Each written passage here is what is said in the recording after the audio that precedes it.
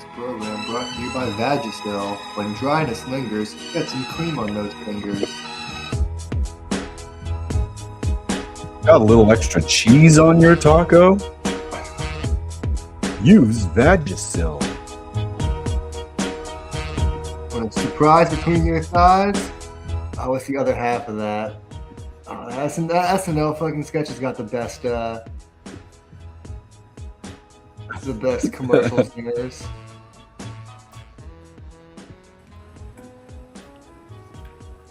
Couple dirt bucks.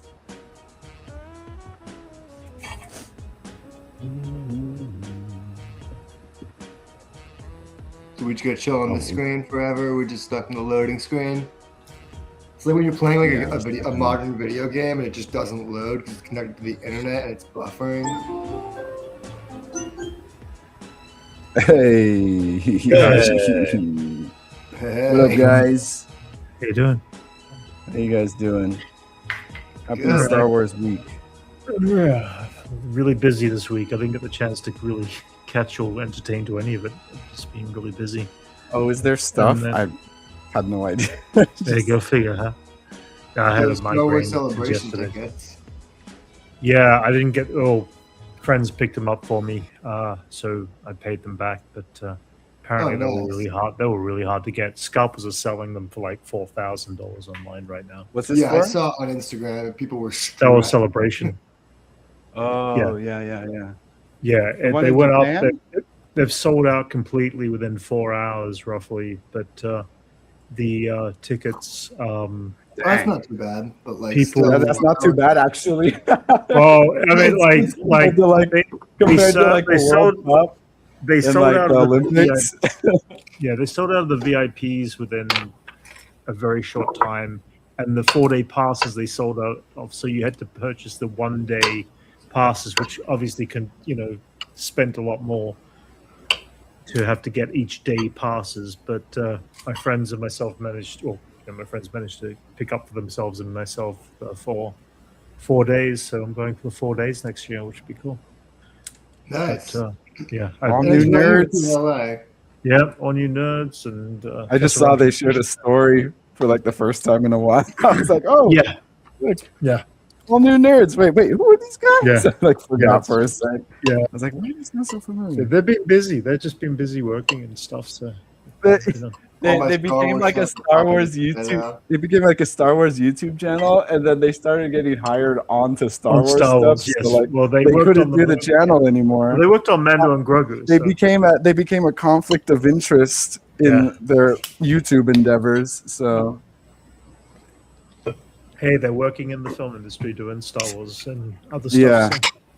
So, it's yeah. good stuff. But did you, Max? Did you catch Maul Shadow Lord this at all? No, I've been watching. It was one of the Daredevil fucking and best, and the Vogu. best packed shows, animated stories they've ever done. And I say, What is it was this? not more What are you guys Shadow talking about? Lord, more Shadow Lord. Oh, Darth Maul. Darth Maul. oh, the It Mark- is. Mark- It is the That's cool. most compressed, solid, no fat on it whatsoever story arcs that they've done, and some of the freaking coolest lightsaber fights you have ever seen, and some They've, gorgeous background plates. they've done a lot of cool stuff with Maul, but I've kind of sworn off the character until they've given him a third lightsaber. Oh, shut up! No, they gave him his third lightsaber. Her name is Swore Devon. off of him. I Um, swore off All I Maul. want is him to hold it out. It goes, Yeah. and there's a short pause, and then a third one comes out. It's actually one of the best animated shows I've Oh. done. What's even better, Max, is you hear the sound or you don't see it anywhere, and you're like, "Wait, what?" And it's better just go straight through him. And you You've just got- never get that answered. It's just like the sound. You're just like, "Where's the third one?" Dude, that's what I would do. If I was And then, a like Star after Wars viewer, I Obi-Wan, would just have it. slices him in half, and he's falling. He's like, "Where's the third one?" Max, trust me, you're missing out if you don't watch this show. This is better than anything they've done before ever. It's for content, Better for than story, for anything they've done before ever. yeah. Well, pretty Who? much. Better than who? Who's done? In the sense can't of be the true. Disney related stuff in animation and Okay, yeah. even most of Okay. live I action. mean, but it's not a Uh, high bar. I mean, they haven't done too many great stuff. Rebels is still my favorite, but this is the best that they've done. This is the Andor of the animated shows. I'll This check is it the out Winter eventually. I keep Soldier seeing it. of the animated shows. You don't It's on my understand list. how good this was. It was the Vader. It's Vader. I mean, Maul goes up against some really cool shit. Just they Is did it Hondo really in it? well. Huh? No, Is Hondo in it? no, he's not. No. It's a Making it a hard sell. Like no Hondo knockout. No Hondo. you got to check it out. Hondo in it. Is Amelia Yeah. Clark's character in it? Kira? Maybe probably season 2. It took it on a journey. There's a beginning and an end of this season, and there's a setup for the next season that was very well played off. Was that So- character the Dryden Raven? Voss. Dryden Voss. Oh, Dryden's in it. What was that? Paul Bettany or someone like that? Some dude. All Bethany. It was Paul Bettany was the character in live action. Yes. Oh, he's not. He's not doing the voice in the animated. Too Unfortunately not. expensive. Maybe not. Charges. They've gotten a lot of big actors. He might have just been too busy to have done the He animation. just does voice. Vision. Wait, who? Oh, they got big actors. Yeah, they've pulled in Ian McDiarmid to do the Emperor in past Yeah. stuff. They've got a lot of major actors who have played their characters in live action. It just depends on their availability. And I guess I think it Paul also Bettany depends was on how not big the available. role is too. I think it's like because it's like with Hayden Christensen could have done the Clone Wars TV show, but it would have taken up so much of his time, and that's when he thought he was going to be like the next Teen Heart, not Teen Heartthrob, but like he thought he was going to be in that, launching his career to the next level. It just didn't do that. Yeah. It was phenomenal. I mean, it was really truly phenomenal stuff. And then the new characters they developed for this show were full on just story. It was about story, Yeah, so there's like a content, and Padawan character. and all, a new and drive. Padawan. When is this take place? It takes place about a year after Order 66. Oh, okay. Probably during the same time as the Bad Batch still was going, kind of thing. But the Bad Batch, in my opinion, had some major flaws in content and strength of story because they kept on going in and out of story arcs and giving us a lot of filler. This had 0 filler episodes, like 0 filler episodes. He's only what, It was 8 episodes, something like that. 10. 10. 10? Yeah, well, And- they used to have like 22 episode seasons where it was like they'd be sitting there like, how do we balance this without Right. filler? Yeah. Oh, there was 16 episode seasons for Bad Batch. Yeah. But there's still so much that they did a lot of stuff with Commander Cody, who came in once and never saw again. We always wanted to know what Rex was going on, on the other side of that, story arc, and we never got any of that.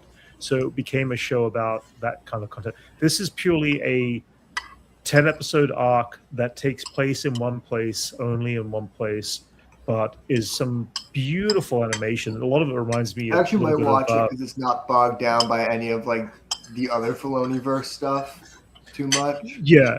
I mean, the animation has got some beautiful, gorgeous backplates. It reminds me of Spider-Verse in a lot of ways, in some of the artwork and style of the background plates. So they've changed up the animation stuff. But some of the cool, the lighting effects from the lightsaber duels that go on in this show are freaking gorgeous. Like, this is one of those shows that you can freeze frame any frame, and it's a gorgeous piece of art. Again, very similar to Spider-Verse kind of stuff. They took their time and care in about 4 years doing this, and then the development of just they did a good job with like characters like Maul, who could just simply look and glance, and what he's thinking by the animation look on the face.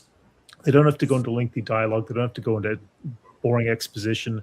It's a moment, it's moments of event situation, observe, and reaction, and they do it so well that it really drives the show along. Yeah, it was It seems like surprising. he's a better protagonist to follow than Boba Fett, ironically. Yeah. Oh yeah, more interesting. But I mean, apart from that, I haven't really been keeping up with any shows the last 4 weeks because I've been now you've 6 been weeks missing straight. Daredevil's been. I've only seen episode 1 of Daredevil, so no spoilers on that. And I've seen up to I think episode 3 or 4 of The Boys, but I've just been too busy and I'm exhausted. So henceforth, I got sick yesterday with a bad migraine that went to my head and temple really badly, and I've been trying to get rid of it all day today. So, but I've got to go back to work tomorrow. I was out of it today from work, so I won't be up late. But yeah, Nice. What else? What have you guys been up to? It's been a while. I haven't been on for a bit, so I've been busy. I picked up a dust collector today. Look at this. Oh, cool. Nice. Oh shit. Oh shit. Collecting for it. I know, right? Dude. Mulch for the Merv 15 filter, guys. Oof. Crazy. What are you gonna do with the mulch? It's You gonna put it in the always garden and use it as garden mulch? Might as well be HIPAA. Yeah, I know. I don't know what to do with all the fucking sawdust thing. But I found this deal on Facebook Marketplace. $250 for this setup. $250 is less than how much that Cyclone costs. $250 is less than how much that filter costs. Mm-hmm. And so I'm like, oh shit, this is a huge find. That's a $100 bucket that the Cyclone's connected to, dude. Yeah. And it's a Delta. Cool. Oh shit. It's probably powerful enough to run through everything, but like to route stuff. But I don't think I want to do that. I want to. Might just keep it mobile. Oh, I don't want to do that. I don't want to buy a bunch of PVC. I don't want things to be fixed in place. Like, I've thought about it. That's just like a lot of money for something like that. That I don't know. This place is constantly in flux and moving around and shit. So I don't think doing stations and routing lines through the whole garage will be the best decision. Seems cool, but I feel like I'd keep that with like just a hose and whatever table saw. Mm-hmm. I could handle now I could get like a planer. Start doing some real woodworking, Hell yeah. But yeah, planer's the next thing after I build the rig for this thing. And yeah, I'm excited about that. But yeah, that's what's going on in the shop right now. Cool. I've been working the last few weeks. For the TikTok shop I've been working at. TikTok shop. We finally we finished the set like a few days ago. We were just doing touch-ups today, but today was the live stream, which is going on right now, and I'm just like half watching it just to see what the stuff is.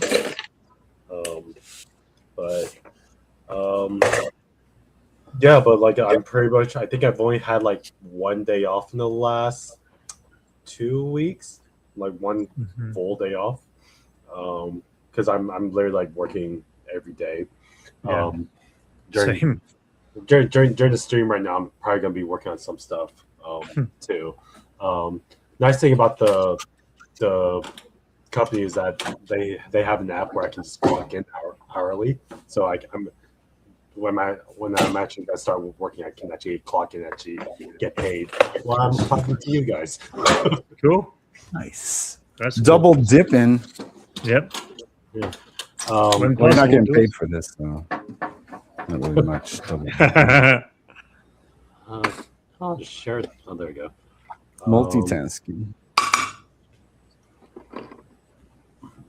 But yeah, I want to share the live stream just to live. It's Should we it's watch like it? you can watch a little bit of it. There's really Like not much. QVC. Yeah, it's QVC. It's definitely like a new thing now. Well, I think that's like half of what TikTok is. Yeah, that's especially overseas. It's much bigger. Oh yeah, I was just Games. on there and I swiped to the left and it's a shop yeah. on It's like TikTok. what now? I was like, ugh. I thought it looked like Temu. I was like, wait, am I on Temu right now? Yeah. I thought I was just watching a TikTok. It's a big business. You get some model to hawk some cheap goods, and people pay exorbitant prices for nothing. I mean the drive for all this is that there's like some sort of sale. I just dropped the link on the chat. But yeah, like this company I work for, like they do like there's like probably at least like 15 different products that they oversee, and like every time I talk to someone about it, like I'll like pull up my TikTok and just go straight to live, and there's like at least one live that's going on from my company. But Jason, if you click on the link in the private chat, this one we were working with them Shark Ninja, like Shark Vacuum and Ninja kitchen appliances, and we just did like a small little kitchen set. That's just very bright and everything. Yeah. It's making me do the human test. Oh, this is what it looks like on. Okay, there you go. No, it was just like triple it. Yeah. I did the LED logo, countertop laminate, the works. But it was also like this is built inside of like an office space. So You went like, to the quarry and pulled that marble. yeah. I had to do some subfloor just because it was on carpet. Just because I don't have a proper build space, we actually built pretty much dedicated one of the rooms to be the cut room. So like that at the moment, that's my office. like all the stuff, all my stuff is locked in there with like a chop saw and table saw and everything.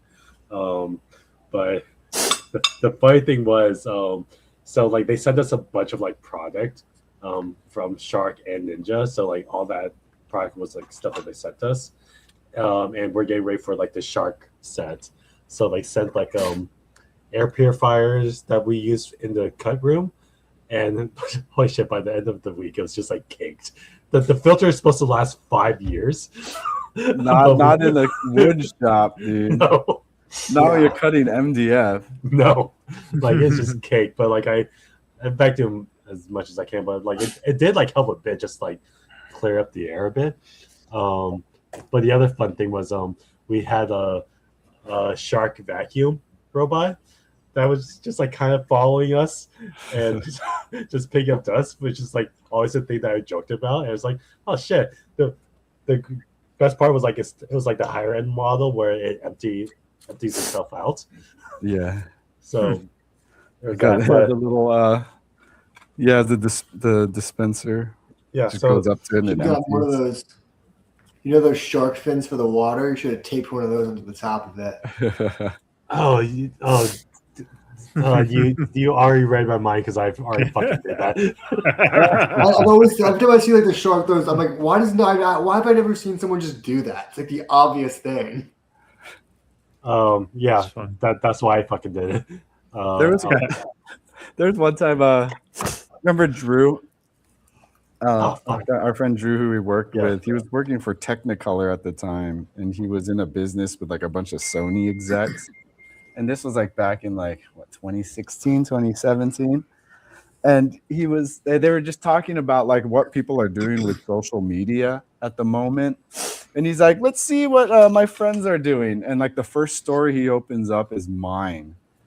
And I'm playing like music off of I did like the DJ Roomba thing with our Roomba. I had like a Bluetooth speaker on it, and I was playing like dubstep music, and I was like, "Oh shit, it's DJ Roomba!" and, like freaking out, and, like zooming in on it and shit, and we're all dancing. And yeah, it was like he was like, "Wow, good example, dude." He's like, "Dude, you really saved my ass. Like, you had an entertaining story when I brought up like what people are doing with technology on social media." And that was me fucking around with technology on social media. And I was like, "Oh man, hey, you're welcome, dude." That's why I do this shit. That's why I do random stuff, because I'm thinking Drew might be in a meeting with Sony execs talking about some social media shit. Line dancing. I also there was also a mishap with the shark vacuum that I left running overnight, and apparently it can crawl over at least a 3/4 inch 1x3, so it can climb over shit. And unfortunately, it climbed into the paint tray. Oh man. Oh, yeah. That's so funny. We got so lucky that it didn't like escape and didn't track any paint on the carpet. So, but pretty much like we were testing this out, but now it's not gonna be camera ready at all anymore. It's just covered in paint underneath. Oh, I was like, okay, that's fine. We got there the next day and it spelled out "Help me." Huh? That's weird. Yeah. Oh yeah, there's the. You guys, Elijah said, make sure you vote for his. Oh yeah. Oh yeah, I've been voting for all his stuff. Yeah, you vote once a day, kind of thing. So yeah. Yeah.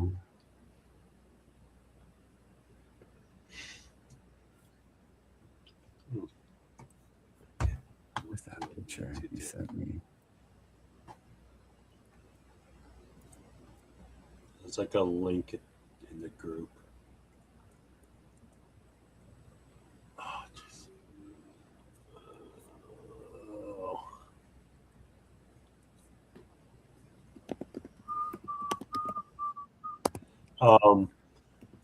I finished Invincible. I'm almost finished with Daredevil. I have only seen one episode of The Boys, and I don't feel.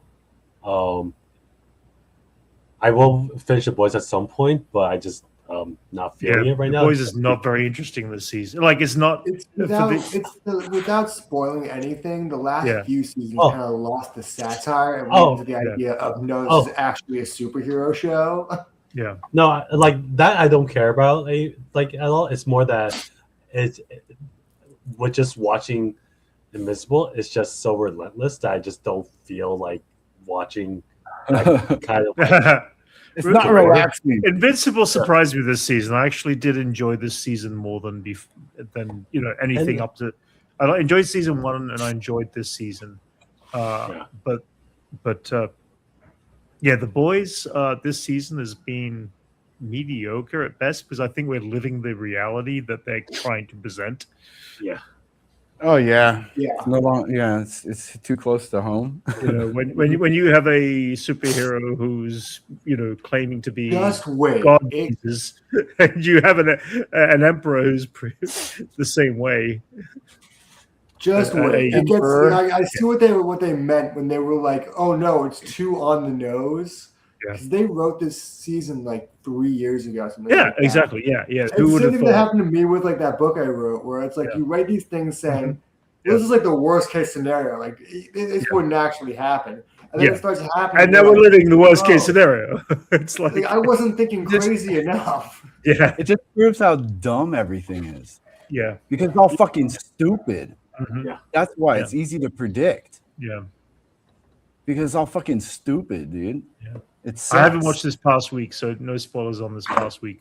I haven't watched any of it, guys. Yeah, it's been good. It's also okay. It's also it feels like just a superhero show in a lot of ways. Where it felt like they're running in circles, doing like a superhero mission type thing throughout the season. It kind of feels like I feel like the show worked best when they were like lampooning the superhero aspect, while the rest of the boys were like the gritty, real people behind it. Yeah, I was expecting more about the final season. Let's put it that way, than what we're getting. Well, it's also like, remember how the Gen V kept teasing like these characters are super important, this plot line's super important. None of it's important. And then Gen V got canceled. I'm like, what was the fucking? I thought like I watched like fucking both seasons, but this is pretty good. Let's see how this ties in. Yeah. We'll see. I mean, it's still a few episodes to go. So there's a few episodes to go. Tease some new characters for the other spinoff they're doing with Soldier Boy. Yeah. Which is funny because now they're calling it the VCU, the Vought Cinematic Universe. Unironically, like it's just become like I feel like that's the problem with it, is that it kind of became the satire. Plus, it's on Amazon, which is like one of the most evil corporations. Yeah. So it's like, well, Max, you either die a parody or you live long enough to become the thing you're satiring.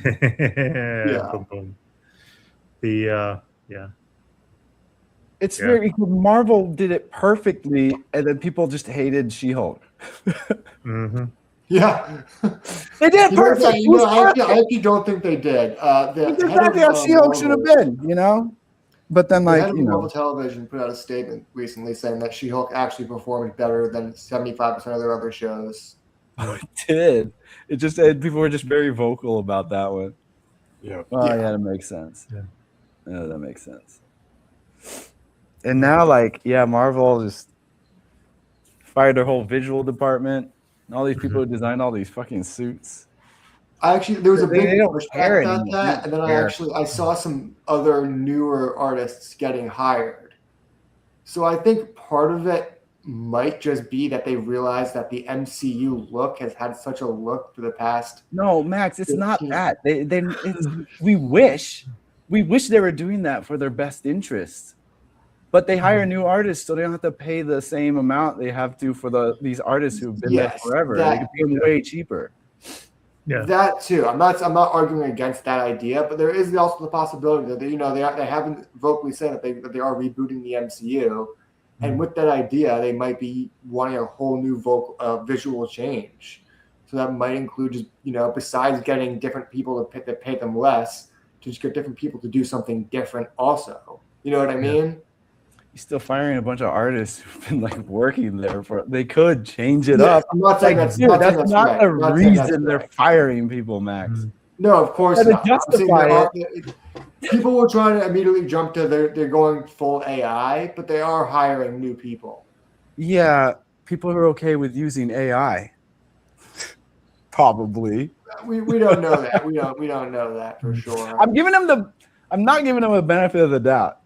I'm just saying they're fucked up, and it sucks for artists these days. That's all. Yeah. Yep. But like, I don't know. I don't see it in any interest other than like money. It's the only thing that motivates any of the studios, anyways.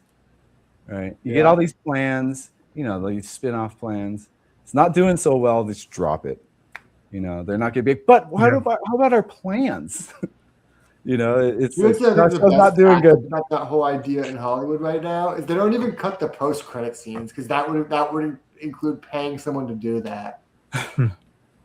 Like in the last Venom movie, there's like a whole post-credit scene. They already decided we're not doing any more of these, but they didn't want to pay someone to be like, "Hey, cut this last post-credit scene because it teases something big that we're not going to be able to ever do." They were just like, "Fuck it, that's how the universe ends.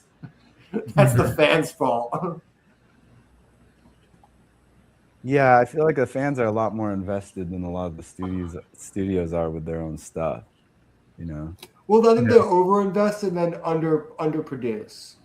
They have all these big ideas that they're like in their head. They're like, we want to make this whole Spider team. We want to do this whole big Spider. Yeah, well, they talk about these plans as if they're still making the money that they were at the moment while they're talking about these plans.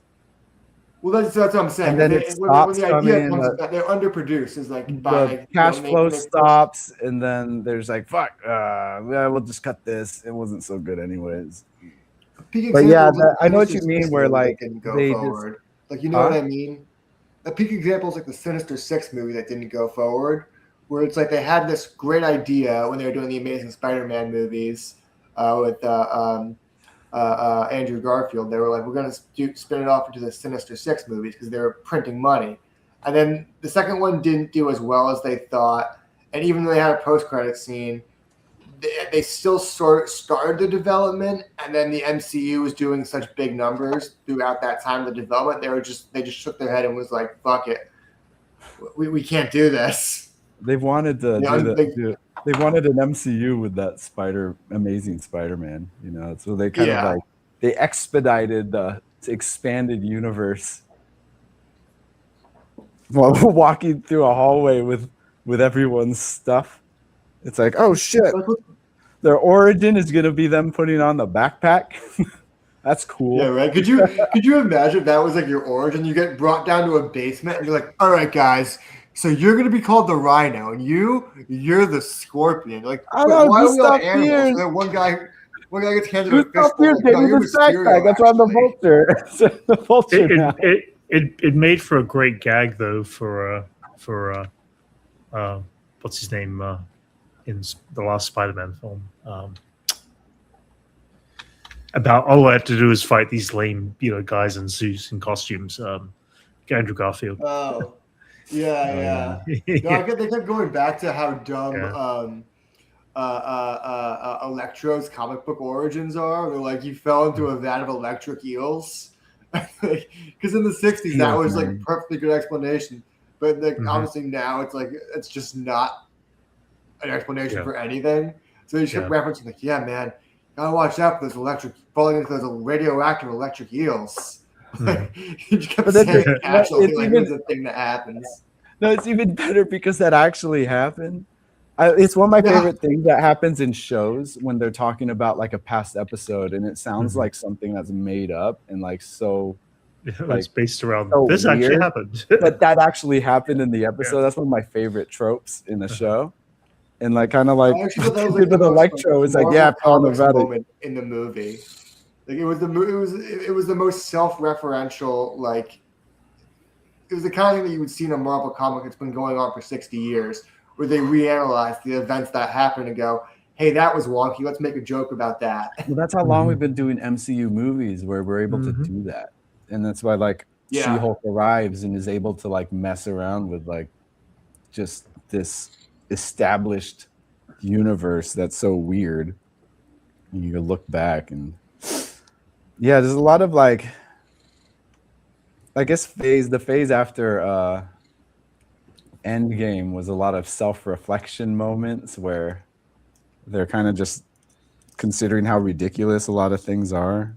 But then like on detriment, I think they went too far with that kind of stuff. But I think they did. I mean, I think I think part of it though isn't that their fault with that, and the real reason is they had so much momentum going through Endgame. They kept moving forward, and every project really did feel like a piece in a puzzle going forward, which made you want to see every project.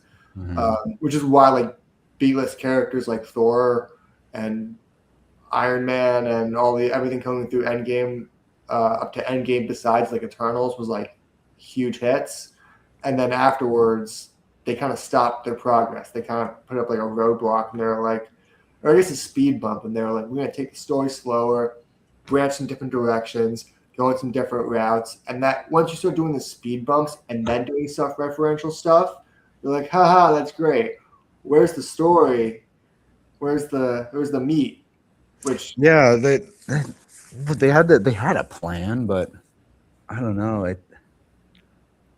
They had some major too much reliance on like the expanded universe. Whereas like as Phase 1 started, they were like from the beginning kind of introducing things, but like I said before, the only connective tissue was the end credit stuff. It wasn't like it wasn't required. It wasn't required reading in Phase 1, whereas like after post Endgame, they were kind of just like anticipating the next thing, where they couldn't just like, can you just make this one nice? You're like, no, we just got to build up to this next big thing, I also think it was they put a lot of weird faith in weird temples. Like instead of trying to build a more traditional Marvel stuff, they were just like, what if Ant-Man and Doctor Strange were our A-listers? And they went with that for like 20 seconds before both movies were kind of like mediocre. Like Ant-Man was like the Quantumania, I mean, was like a weird movie that just wasn't very good and didn't feel like it. I mean, even though it was pushing the whole Kang narrative, by the end of it, even that narrative didn't feel like it was being pushed forward, and Doctor Strange felt a different direction where it didn't feel like it was pushing. The investment in those characters in the MCU kind of warrant their kind of investment in them afterwards, because Ant-Man did play a huge part, being connected to the quantum universe, how he's able to, they were able to do the stuff in Endgame, and how Doctor Strange kind of just orchestrated that. So they were big hitters as far as the context within the movies. So that's probably no, sure. I'm not saying they're not big characters within the universe. I'm saying those aren't your tentpole characters. I just think from a practical standpoint and story standpoint, neither of them are connected to enough outside characters and outside world of the universe to be those tentpole characters. And I think those two movies really showed them, which is why they backed off of that immediately and switched to the Thunderbolt aspect of the universe as their tentpole and building around Val and that whole connective tissue. Was because Doctor Strange. I think they're excited. The Thunderbolts was exciting because they got to do like kind of a team up already, Well, they were built up to that too, which worked really well. Which but we were kind of expecting, but then it happened. I feel that I like that one so much because that felt fluid, that they team up, and we weren't getting that kind of storytelling around that time from anything. It's like that one felt the most solid and like earned compared to everything else, because they were able to do what the magic of Phase 1 Avengers with these characters. And we what was it, that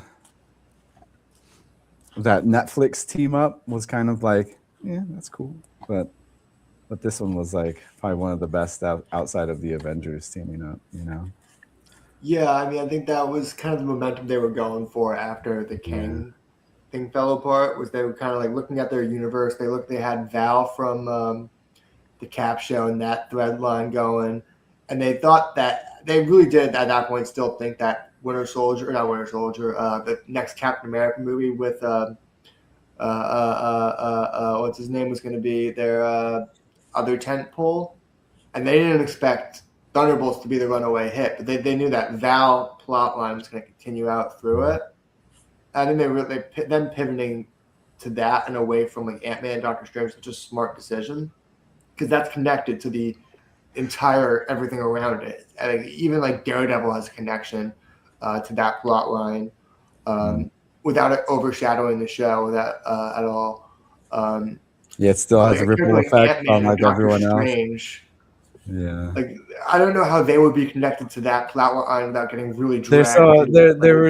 They're literally in their own pockets, I know, that's why I kept saying when they were shifting to that, because Kevin Feige kept saying that Ant-Man and Doctor Strange are their next tentpole. I'm like, those are like, they're not your tentpoles. They don't have that connection to the world. Yeah. They're the guys you go to and you have a super specific problem. They're there. I mean, but like considering like everything else that's out there, it would probably be like the most stuff they'd rely on. Yeah, like Paul Rudd and Benedict Cumberbatch, like huge stars, and that's what they thought about. They thought about star power. I mean, I understand why they'd think that. They just dropped the ball. It could have worked. Everything was there, but for some reason, man, the Multiverse of Madness was I think the biggest shakeup they could have done was Quantum Mania. He goes into the Quantumverse and fights the Fantastic Four. I think if they did that and they didn't tease it beforehand, that movie would have felt like a much bigger deal. Yeah. Or if they went with the original ending, like how him and Wasp get stuck there.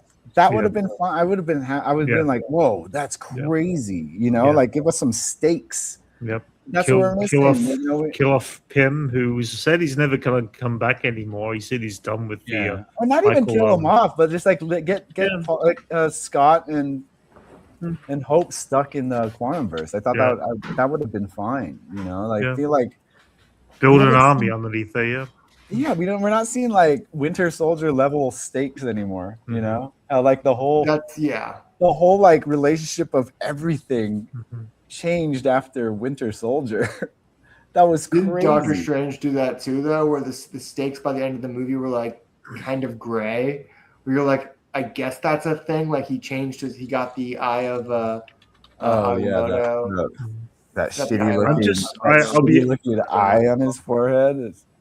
But there was nothing like, it's not like Shield fell, you know? That's what I mean. Was crazy shit, you know? It's stuff those like characters that. Can't have those moments. They're not connected to the universe enough to make you have a mic drop unless they kill someone off, which isn't a great. Even as isolated as Ragnarok was, it was still like huge stakes. Like Asgard was obliterated. The problem with that is they didn't know how to do gore. Yeah, and I'm getting too superhero. I mean, I'm purely just superhero fatigued at this point. I mean, in the moment of watching Superman last year, I enjoyed it, but now it's just a distant memory, and I'm not as enthusiastic for Supergirl, even though I'm sure it's going to be fun and entertaining, and I'll go see it. But I don't see it holding in my mind anymore, like some of those big stakes, you know, superhero films. So it's kind of like. I just, you know, I need to walk away from that for a while. Give us something. I mean, they just need to do more stuff like Thunderbolts, where it's like genuinely intriguing and not just run of the mill. I couldn't get pulled into that. You know, I mean, I'm excited for Masters of the Universe because it is something, and I know it's superheroes, but it's a very different format than say Marvel or DC and all that. So I'm kind of curious to see how He-Man plays out next week, next month when it comes out. See if it could survive the Jared Leto curse. I think it's going to do actually pretty well. At least he's going to be like, you'll see him, you know? Yeah. He's like... His physical face, he's in it as much as Benedict Cumberbatch is in Desolation of Smog, you know? It's like... You're not going to. I don't know. I think Skeletor might be in quite a bit. No, that's what I mean. Like he's like removed from what he looks like. Is what I see what you mean. Yes. Visually. There's a lot of movies coming out. He doesn't look like the actor. Yeah. There's a lot of movies coming out right now that's like crazy. Like there's Devil Wears Prada 2 came out. Then Mortal Kombat's coming out this weekend. Yeah. Masters of the Universe. Yeah. And I think something else after that. It's a lot of movies coming quick. Yeah, just one. And the Odyssey's coming out next month, which is crazy. Supergirl and all that. Anchorman's still throwing links on the chat. I can't even fucking open it, dude. I don't know how many times. Spider-Man's coming out the month after that. Yeah, summer's coming up. Summer movie season. Yep, we're there. We are there. Yep. Was it May? April, May. It's gonna be May. Yeah, it's already May. It's gonna be May. They re-released. Sorry. Go ahead. I was going to say they re-released Speed Racer last week for the 10th anniversary or something, 20th anniversary. I got invited to watch that, but I couldn't make it. I really wanted to watch on screen. I had work. I really wanted to go see it again on the big screen. That's funny. I was thinking about Speed this weekend. I saw a guy who looked like Emil Hirsch at a cafe we were at, a diner. I was like, and I was telling Liz, I was like, I never thought like Emil Hirsch would be a genre of dude. Yeah, but he really isn't. That just was one of the few. Like Elijah, I'd say he's like an Emil Hirsch type. Yeah, Mando and Grogu was out in 2 weeks' time, so that's the other one I was thinking of. Mando and Grogu. I knew there was one more I was missing. A lot of people went to. Sorry. Oh, a lot of people. These movies are going to do fantastic just because they're all coming out at once. Yeah, that's the problem. That's the big problem. A lot of people went to the on the 4th of May. They had the 25-minute free screening. Why would you say it that way? Why would you say it that way? They had. Yeah. Other movies come out around other movies. No, but really, it is one movie a week almost, where you don't get any more than a week for it being in the box office or in the good theaters before it gets moved That's off the to thing. I another was theater. going to mention the Yeah. IMAX theaters are all going to be IMAX theater, only there for a week. Yeah. But Mando and Grogu had a 25-minute screening, and pretty much everyone who went to it said it looks like Star Wars on the big screen. It doesn't feel like TV episode Star Wars on the big screen.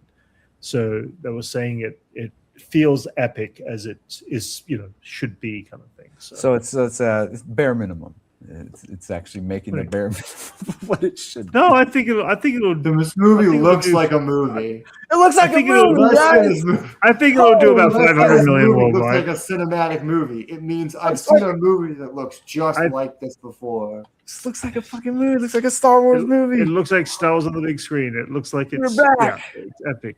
I'm looking for it. Toy Story 5 is out also. Star Wars, Episode 4, A New Hope. This is You're exciting. like, I've seen this before. It's exciting. But when was our last Star Wars movie? 6 years ago, 7 years ago, 6 years What was ago. It was the name that we don't talk of. Oh, that was the last one. The Rise of Haven't Skywalker. done a movie, Yep. huh? Nope. God, destroyed movies and J.J. Abrams' career. Oh wait, was Solo after it? No, wait, no, it wasn't. Yeah. No, it was before it. I wouldn't say it destroyed his that's career. 'Cause J.J. Abrams ended up getting like a huge contract from Warner Brothers to develop nothing. He got paid out the ass to develop nothing, and now his company is like downsizing people. It's like, Yeah. Dude, Well, they've got rid of their Los Angeles branch completely. Not mad. they my developed friend, nothing, took the money, and then fired people. Yeah, that's fucking lame. Godzilla minus one too. One of my dad friends, he worked at Bad Robot forever. Yeah. And, they laid off tons of people. Damn. And so that was like his job for years. I didn't realize Godzilla minus one was the same day as Mando and Grogu. That's a really bad decision of dropping films. Yeah, there's all these movies coming out. Like, not that the Devil's Wears Prada crowd is gonna like interrupt Mando and Grogu and Mortal Kombat, but Mortal Kombat, Mando and Grogu, and Godzilla all have like a shared audience. Yeah, the man-child. Well, Man-child. isn't Man-child's dilemma. it's the minus one is Japanese company, so like and also like it doesn't Japan isn't a fan, or is it China of Star Wars? Huh? China It's isn't a fan of Star Wars. Yeah, okay. Yeah, China's they also don't make Star the China money. Yeah. China loves Transformers and like Jurassic Parks and the Marvel movies. and the Marvels. Yeah. I saw the Iron Man 3. You'll see. And then what's his name? Drinks a Yakult in Ant-Man. So Chinese, dude. The most Chinese. Why is a cop in San Definitely, Francisco drinking a Yakult? Coke. Okay. Yakult. Yakult.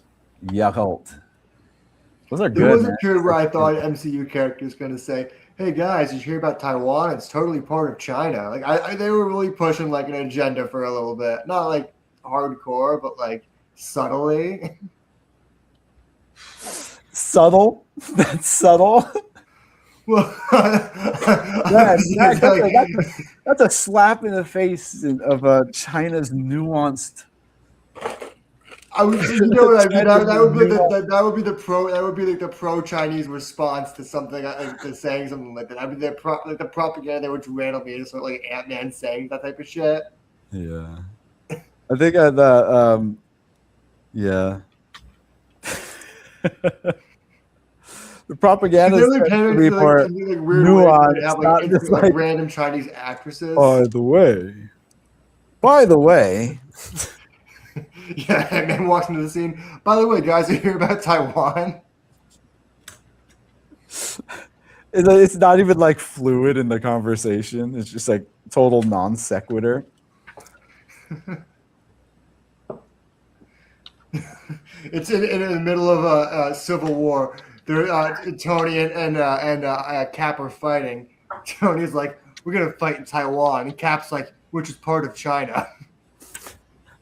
The most heavy-handed propaganda possible. Yeah. It's like around that era too. I don't know, like some referencing like, oh, it's just paper tigers or something like that, you know? Just like nice excerpts Tiananmen from Square is a great place the to hang Red- out. Nothing bad ever happened there. Nothing bad ever happened there. Captain America's leaving his apartment. Oh man, thank God I have my little red book. It just keeps walking. Oh, got my little red book. That would be the funny shit. They just because they inserted different scenes in Chinese cuts of their movies at the time. With like they gave that woman in I think it was Age of Ultron a bigger part in the movie. Like she had more scenes that were filmed. Man, Max, we've been over this. She's Korean. Is that what I'm thinking of? It was Korean. The Chinese misremembering that. The Chinese insert is Iron Man 3. Iron Man Heart 3. Doctor. I keep getting the people mixed. Don't they, do they both play They all look the doctors? same to you, Max? Wait, hold on. Do they both play doctors? Yeah. Maybe that's why I misremember it. But They're doctor blind. That's what it is. yeah, It's, I'm doctorist. they just happen to be both Asian. So it's like, no, it's because they're doctors. That's why. I found a reasoning. Trust me, I found a confident reasoning that is non-political. I'll allow it. Yeah, where I was going with that. It's not up to me. It's up to Anthony, though. I wasn't listening, so sure, it was racist. Max, I'm sorry, dude. Yeah, maybe I'll turn Racist. myself in. Sorry, Max. Racist. I remember I was at a bar mitzvah when I was a kid, and we were playing like blackjack, like not for real money. It was at like a bar mitzvah, but we were all talking shit to each other. And there was this one kid from our grade there, and he's from India, and he had his tie like just like everyone had like ties, but his just like wasn't tied. And we're all talking shit to each other. I made a comment that said, "Yeah, at least I don't look like shit." And he just immediately said, "Why? Because I'm Indian?" And I was like, "Whoa, no!" And I had to like keep backtracking. And he talked me out of the poker table. He kept making me try and make it seem like it was a racist thing. Oh man, that's funny. That's funny. Hey, that's the card we get. And I was like, no. As a non-white, that's the card we get to pull on whites. I know, you're just stuck. There's nothing you can say. You're like backtracking. Like, no, obviously your tie's not on. Like, what do you want me to say? It's just fun watching you guys struggle, dude. I know. He was watching me fucking spiral. And it's like that. It's it's one of those. It's a bad thing to get caught doing. You're just like, no, I'm not. I swear. You're just trying to like immediately prove how liberal you are, but you're 13 years old, so you haven't even voted yet. You're just like, no, trust me, dude. If I could have voted, I would have voted. I would have voted against Bush. I swear. My parents voted for Kerry. Yeah. You're just like both of them too. What my parents voted. Both of them. Come on, I'm Jewish. You pull the Jew card. Yeah, I was like a second away from playing that card. I was like fucking. You're almost there. Almost got there. I had to leave the card table. I was just like, fuck it, man. This guy. So I can't do that out of bar mitzvah. Everyone's Jewish here. Yeah, right. Oh man. Dick, no, dude, I'm just dissing you, not. Yeah, I was like, no, it was a personal. I was dissing the content of your character. I say you're shitty as a person. You look like shit, but as just you, nothing to do with your race, but as your personality. Content of your character is shit. I swear. I was like totally fucked up, like the mood of like not like the evening, but like the vibe of that game, because we were all just like jokingly shitting on each other, and then everyone was just like, "Hey man, like, what are you doing?" Yeah, everyone thought. Oh man, everyone there was like, "Hey, yo, Max, that's fucked up, man." No, they were just like looking at him like, "What do you mean?" Oh, But he was just going at me so hard I had to leave. I was like, I can't do this anymore. you're like, "Oh no, I was like I 13 can't, years old. I have win this. I have to get a Can't win Shirley this one." Temple. I'm so mad. I guess. Nah, Roy Rogers. Oh, sorry, a Hardy Boy. Now, you know what I did love at a bar mitzvah was like what are those called? Like the slushy drinks that are like the boozy slushy drinks. They kind of like the consistency of like a pina colada, but not that. Daiquiris. Daiquiris, like Yeah. a booze-free daiquiri. That when you're 13 years old, that shit hits. The first time you have that, you're like, this is what adults are drinking? What the fuck, man? It's like, dude, I'm gonna be a drunk. Yeah. Yeah. The first time I was on vacation with my parents, and they got me a virgin pina colada, and I was like, these are awesome. When I grew up, I'm only drinking these. No more soda. Pina colada, please. Yeah, I thought the same thing until like when I finally drank them, just realized it's just headache in a glass. Yeah. For me, actually. No, me too. It's the sugar. It's just like all that sugar plus booze. Anthony likes the mixed stuff. I He like likes the ramen cokes. I that's why I grew up drinking, but now I'm a cider guy because I like cider. Cider. Yeah.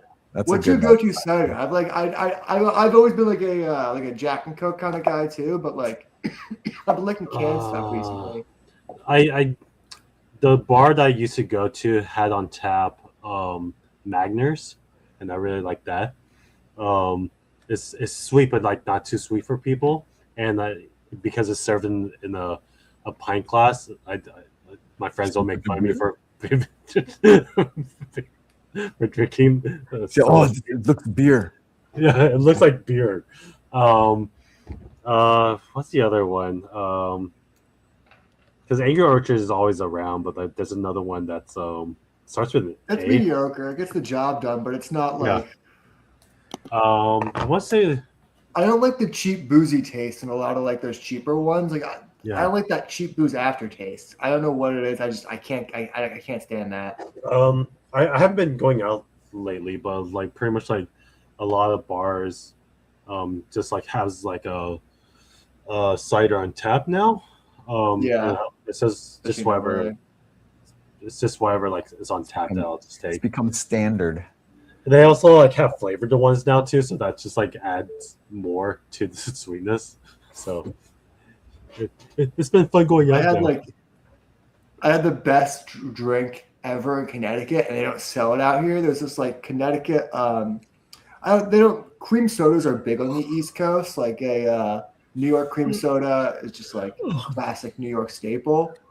There's a company in Connecticut that does a boozy cream soda, and you don't even taste the booze.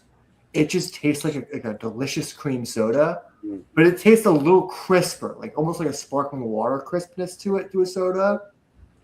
So it's just like, it's so fucking refreshing. My cousin brought them over when I was in Connecticut. I had one and I was like, what the fuck, man? Like, this is like, I would be, if those were out here, I would be a lush, like for real. Aren't you all ready, dude? Just kidding. I haven't had a drink in 4 days, Jason. Oh shit! Dang. You must be sweating, dude. Anyway, guys, I might head off. As I said, I've been getting over a migraine and I need to get some sleep tonight. Go to work tomorrow. So, all right. Good chatting. I should be more free next week, maybe. I'm actually about to start the other commercial line for a third one, so it's going to be jumping on that to the end of the month kind of thing. So just been really busy, exhausting, and kind of fun. Been doing a lot of miniatures. It's been fun. All right, guys. You've been working with Serge, actually? Huh? He was on this shoot, that we've been working on this week, yeah. I think I'm going to text him. You can get me on some of those gigs.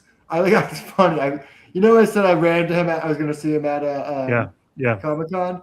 He Yeah. found me before I could even find him. He's like, give me a so huge funny. hug. He's like, yeah, man, you got my number. Come by.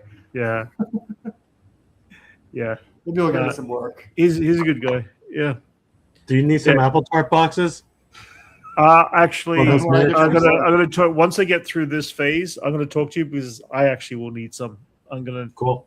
I'm doing a lot more miniature stuff, and I'm realizing how much I need to prop something up, just the size of some of your, boxes. I was Yeah. saying that for concrete. I was saying it's like the perfect No, size for those jobs. No, they Like, I was actually like, are. I mean, years ago. I've been using styrofoam and stuff like that. And it's just like it bounces all over the place. No, Nothing holds. You need something solid. Yeah. There's a bunch of people that are using it just for. Yeah, no. I actually will. Yeah. I mean, I'm getting to the point now where I'm realizing I need to kind of change a couple of things that I normally am used to for larger projects in my mind and miniaturize out, including little cases for all these little prop things. I'm starting to end up with a ton of that I'd reuse over and over again. So I'm going to be doing some little, I'm not breaking away from A to Z, but at the same time, there's stuff that I'm getting paid a little better here right now that I'm at A to Z, and I'm not collecting a ton of sawdust in my chest. So, yeah. All right, guys. I'll catch you all later. All right. All right. Later. Anchorman. What do you think I'm mad at Funny, you? I was like, Ooh. Hold on. There we go. There, look. Sketchbook mode. But Gotta contrast that shit. I know, huh? It's hard to There see. you go. And there's I like see a it. shadow. I see it. You better lighting. I can't see. My eyes are toast. I got softbox that oh here, I'll just angle it so I'm not directly underneath the light. Wait, what are you doing? I don't know, man. No, what's that crank thing that you're fucking Huh? with? You're that thing. Oh, it's this arm. Okay, I was like, because when you cranked it, it moved. I'm like, what the fuck? I need to just put like a separate ball joint on this one. Oh god. God. Oh, and I hate that I could still hear what's happening on here. I can't completely mute it. It won't let me. But Here we go, yo. Here we go, yo. So what's the scenario? here's the scenarios of the week. Ooh, scenarios. Anchorman.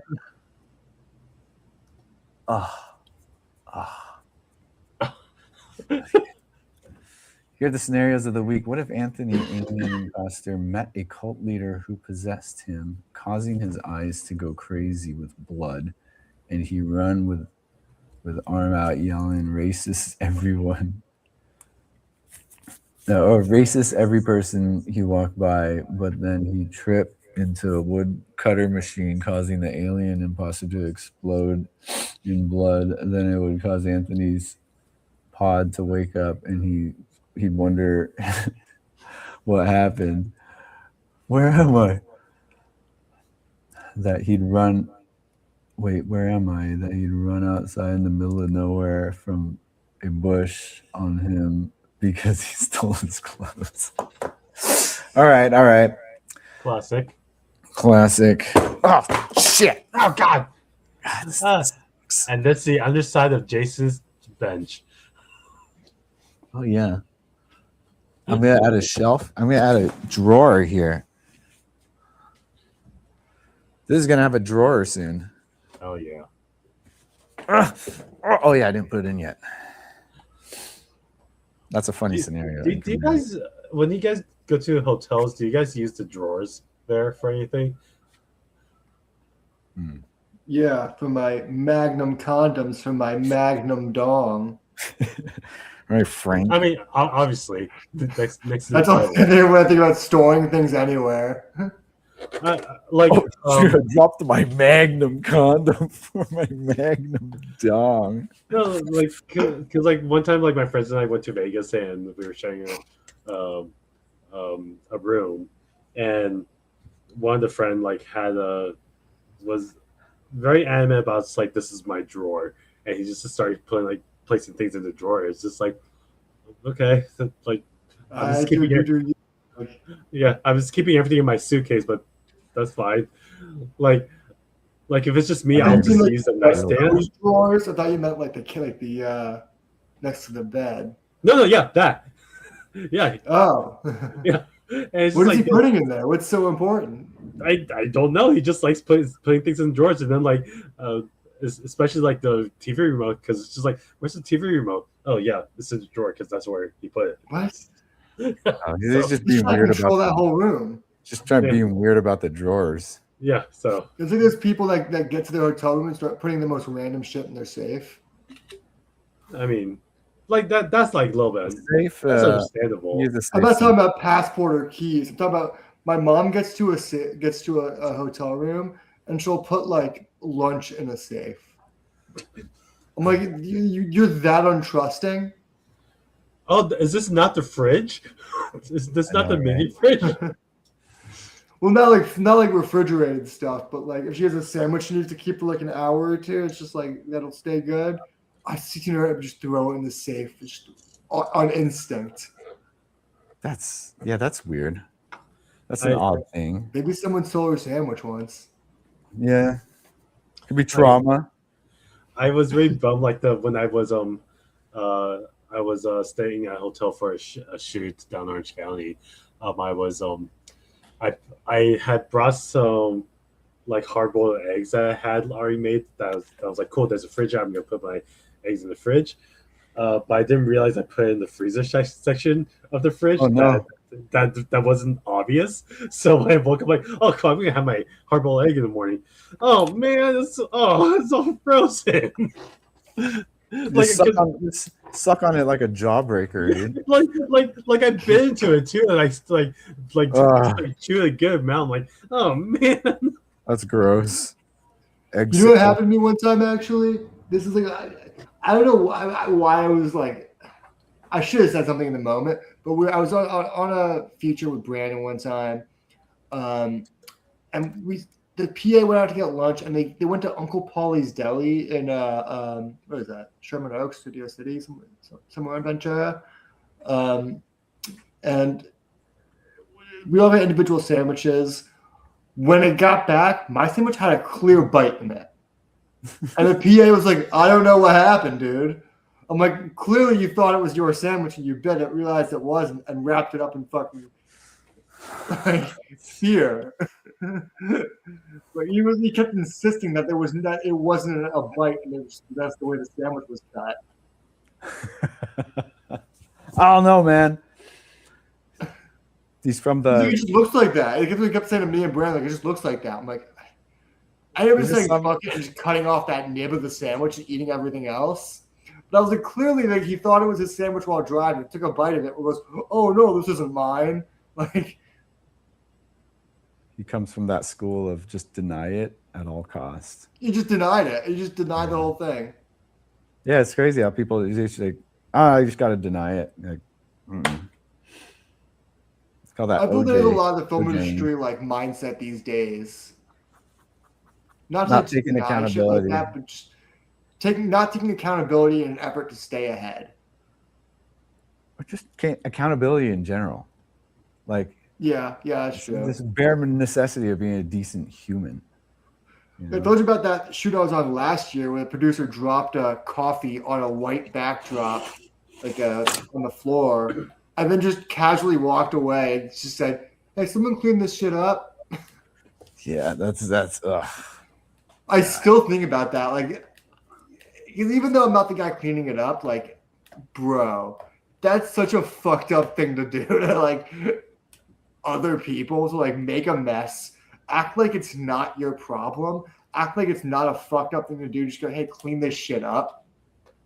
It's just a blatant display of what they constantly do. on Yeah. the administrative levels, you know, like This is the same guy. I'm carrying shit into the building. I'm standing in the doorway. I'm like, I just got to politely go points, and he doesn't move. It looks to me like I'm crazy. And then I'm I like, think that's why you brought I him up. just say, I think you brought it up like, because of that. We were talking about like, yeah. someone just doesn't know what points means on set. You're like, I oh, I just just think said that that. whole day just spoke to his incompetence. I'm like, this guy, I don't know how he got a producing job. He knew someone gave it to him. He's clearly never worked on a set like this. He doesn't know what points means. And if he didn't even get like the connotation to be standing in front of him, like, hey man, large objects in the hands coming through. Yeah, points. Check out I'm gonna walk you guys through my process. So here's an issue I was having with a fucking my charger. I hang it on this fucking big ass power strip here, but like the weight of it was just too like, I don't know.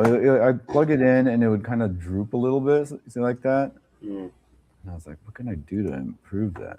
I was like, I hate that. It bugs me so much. Oh, nice. That's not the solution I would have gone the complete opposite way. I would have gone from the bottom. We're going from the bottom, just like I would have gone from the bottom and I would have just found something to stack up against it. Yeah, I would have just said, fuck it. Just kind of crush a can just enough. And then like not even that. I would have just found something random, like a fucking grinder or something, and just slid it under there. It's like, yeah, it's good enough. Yeah, the grind. Yeah, thick ass. Actually, almost. Just yeah. Maybe a grinder and like 3 saltines. You're working. You slowly hear a saltine cracking. You're like, what is that? It's like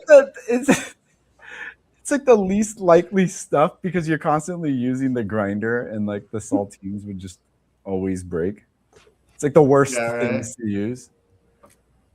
Other than like a stack of Nat Geos or something, but you're not at your grandpa's house. Who has Nat Geos anymore? I walk by this. It's like a what do you call it? What are those shops that just have bullshit called? Like it's not even like an antique store. It's just like it just has bullshit. Tchotchkes. It's not. Tchotchkes and other. They have a big stack outside of like kind of old National Geographics, but not that old. Yeah. And it's just like I don't know who's buying those. Yeah, it's weird how like the kind of the Nat Geo distribution system, how it just happens. People just have them. You subscribe like, and then 5 years later you're still getting them. I went home to my house in Connecticut, my parents' house in Connecticut, not my house, and I was looking through my closet. And I was like, "What are these stack of magazines?" Thinking they were comics. It was a year supply of Maxim my uncle gave me when I was 14, thinking it was a funny joke. That's pretty funny. That's such a 2000 thing.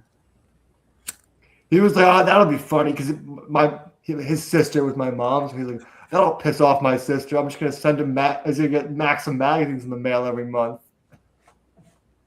Do you remember he was on any of those covers? No, I don't think I ever really even opened. I think I just threw them in my closets. This was the era there was already online pornography. There was no need for a Maxim magazine or like a Sports Illustrated. Like that was it. But you're saving electricity. Yeah, in case the power went out. Maxim was exclusively for vice signaling. Put on your coffee table. It's like, yeah, it's a man's house. Yeah, you know what I mean? That whole idea, it was just, that was the connotation of that era of those magazines where it was just like dude bro nonsense stuff that just ended up in my closet. You just rejected that. You're just like, no, I'm no dude bro. Save it for the man show. It was just a dumb gift. I was just like, this is all right, Adam Carolla. Waste of your money. Let's see, what was I gonna do? The sketches for the sawdust catcher for the chop saw. All I really did was just draw my chop saw and then a shark. But it's got a smiley face on it. It's just when I do the chops, he has to be like.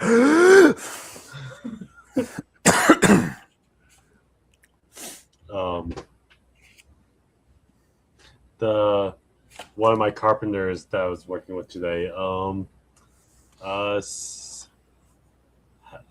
did a job where he was rushing and he told the PA to get another battery powder staple gun, narrow crown, and What do you bring back? oh no. He went to go get a Brad nailer battery power, but he came back with a narrow crown staple gun, the DeWalt one, and he just held on to it and to return it later, but he never got around to it.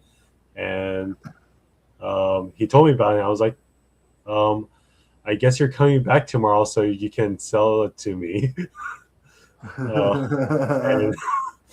Because like he was selling it for $150, and those goes for like $250 or something like that. Nice. Yeah. So it's like now I have a battery powered staple gun. Oh shit! But literally, it was just the like days of like I wasn't I playing. was a PA being sent on like tasks like that, having no idea, being like, here's a random tool we need you to get, or a random thing we need you to get. And having, it was always art too. It was you always guys were never prepared. But yeah. Yeah, I don't know how to respond to that because it's he's right though. Yeah, he is. it's true.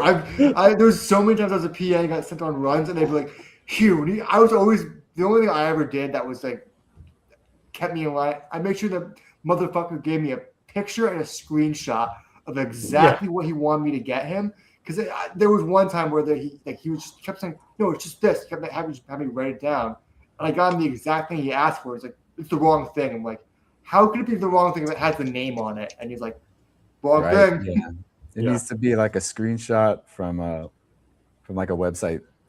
Yeah, like the I mean, website. in I guess in this kid's defense with this DeWalt staple gun, both the Brad nailer and the staple gun looks exactly the same, and the boxes got the script. Yeah.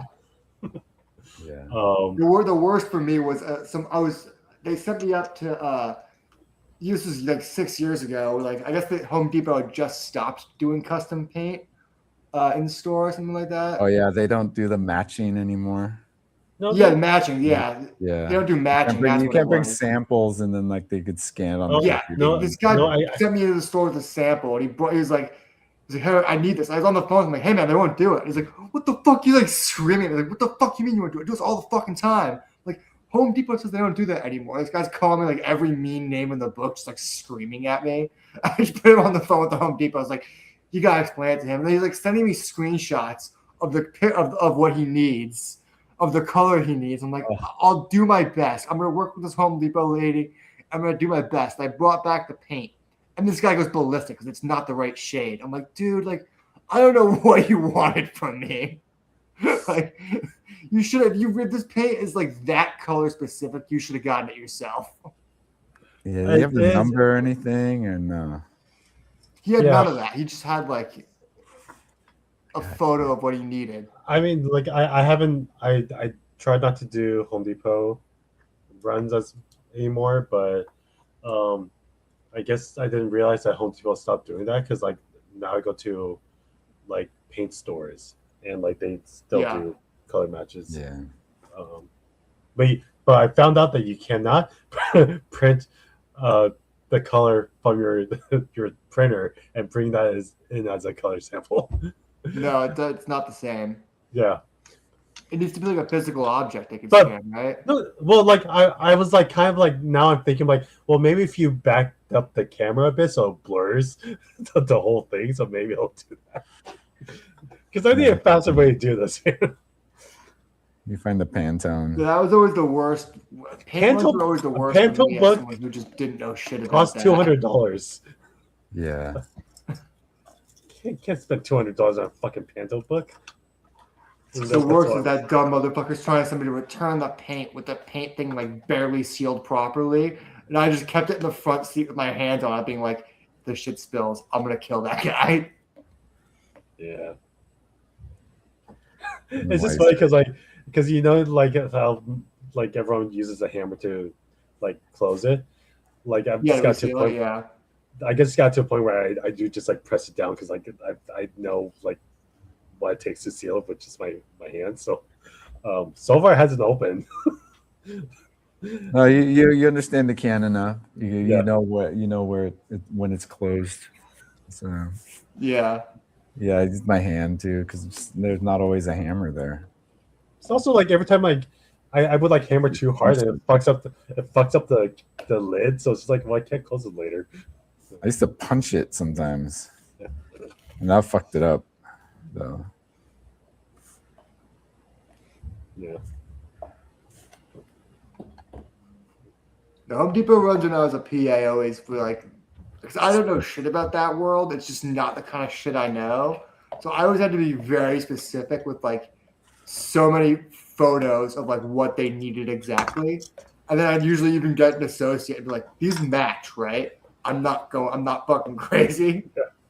yeah, sometimes the packaging might be outdated on the photo or something, and then it's just like the Yeah, they have updated like, the new packaging, and you're like, packaging, oh shit, and you're not clear on what like the numbers to look at. Dude, I don't know why it was always like it was always me it would happen to where they send me to the store, something that they would just it would be like discontinued, and the guy'd be like, no, I need that. Like, we have one, we need to match it. It's like they don't have it though. Like I don't know what you need from me, and they would just be like, I need you to figure it out. And I remember this one art dude always say like, all right, you're good PAs, figure it out. I'm like, I can get you something close to it, but we both know it's not going to be the same, and you're going to yell at me. Yeah, when PAs are good, like they're doing above their pay grade usually, but like I don't know, I've run into I think there's been some competent PAs where you're kind of impressed. I'm like, oh shit, but then they're like, oh, my dad's a contractor, so it's like, oh, see, there it is. Yeah. You know, like you see like them like, shine at that specific knowledge that they've kind of just inherited. You're like, oh, look, this guy's good at this. I was That's like a too beat. competent at PA where like concrete still doesn't really hire me for like main grip jobs. They don't like the high they like to like reserve like breakdowns and shit with Brandon because they still want to think of me as a PA because I did so much bullshit for them. They want to still get the handle out of me, but they don't pay me enough. You still want that authoritative disparity over you. Yes, that's really what it is. They want. That's why, like, I want to talk to Serge about it recently, or just because it's like, not that I really want to get back into working for concrete like full time again, but like, I don't like how they still treat me like a PA, like this. Like, I don't think I've PA'd for them in maybe 5 years, but they still will like ask me to do shit, like PA type shit for them. I'm like, no, I don't really do that anymore. But I was too good at that shit. Like I knew they had like a one. I think he's has a new position now. He was the AD on like every shoot I was on with them. And I knew his favorite fucking cake flavor. And I remembered his fucking his favorite cake flavor on his birthday when they were trying to figure out what to do for it. I was like, oh, he loves fucking what was it? Devil's food cake or whatever. I was like, I'll go grab a bunch of cupcakes of that. And they were like, fucking brilliant. And he was like, oh, it's the best birthday ever. And they were like, now you're going to be our PA forever. We're never going to advance you. You shined. That's your know. skill. Remembering desserts, what people like. I think they also didn't like that. I said no to a lot of shit based on safety. Because they asked me to do a bunch of unsafe shit. And I'd be like, no, I'm not going to risk my life for that. Fight this bum. Well, that wasn't concrete. That was on a feature. So I'm like, I don't even know if it was even like a production. It was just some dudes I was working with. It's like, hey Max, can you throw hands? I was the PA. They were like, hey, they needed the homeless people away from the set. And they're like, take care of it. And then they started chanting me to fight him. When I got near the guy, because I think this guy thought we were on the same page with that, and we were not on the same page with that. Again, that's crazy that they were on that page. Like, that's a weird think, page yeah. to be on. To be like, I yeah, think that's you got to just, like, take bitch care of about it. this. Fight the hobo, dude. It's like, what? LA people that self-finance their own features. You know what I mean? Yeah, they think they're So rogues. that and was just shit. the help. They're mavericks in the Sarah Palin sense. Mavericks. We play by our own rules. We get things done, dude. Is that what they'd say? Stuff like that. Just gotta do what we gotta do to get it done, man. That was like that kind of type of shit they would say. I thought on that same shoot we were going on a roof that was like just like not stable and You're just like risking our the lives? shingles were falling off when you'd step. What does their finished product look like? It looked good. The DP fucking sick. I'll be honest, that shit looked tight. It did? Story was ass, but the look of that movie, that shit looked tight. God damn. See, this is why they're able to like continue doing this shit, is because they know their shit looks tight. Kind of sucks when that like was the day asshole. I realized like It sucks when you find out they're being an asshole and then they're like they actually deliver something kind of decent. You're just like, no, the story was ass, asshole. but like, so like it just looked good. Like, you know what I mean? Like the look of the movie, the DP was fire. Like he Like nailed the fucking cinematography and all that. Like a lot of stuff I've been a part of. It looks fucking sick, but it's kind of still just mediocre. It's That's like, like you know a what? It lot of the looks, features I've gripped on where it's like, too with good. George Rob, it looks good. The plot, I don't even need to fucking worry about that, but this shit looks good. I know. They might be saying some bullshit in this scene, but it looks fucking decent. Yeah, it's crazy. It's like, dude, is this supposed to be a comedy? Why does it look like This Is Us? Like, The it looks I ever get like dramatic. annoyed with because I usually don't care what we're filming. But once I ever get annoyed with like dialogue, if it's bad comedy, I'm just like, please, you couldn't get anyone else to do this fucking shit. This is horrible. There's been times when like I've worked on comedies and then I'll watch the thing and I'll be like, oh, they chose that one, you know, because I was there to see like all the other takes. It's like, oh, that was a good one. And then Me and you Brandon see were the in one this they actually comedy. choose. You're just like, I would have chosen that. We were working this pilot called, it was a first show that didn't go forward, surprise, called Married Life. And the big plot in the first episode, the big argument between the husband and the wife, she keeps tripping over his shoes every time he walks into the door. And there's just no funny way to film that. Like, she'd walk in, she'd kick his shoes, kind of stumble, and go, oh! Like, that was their big comedy beat they thought of. That's what they.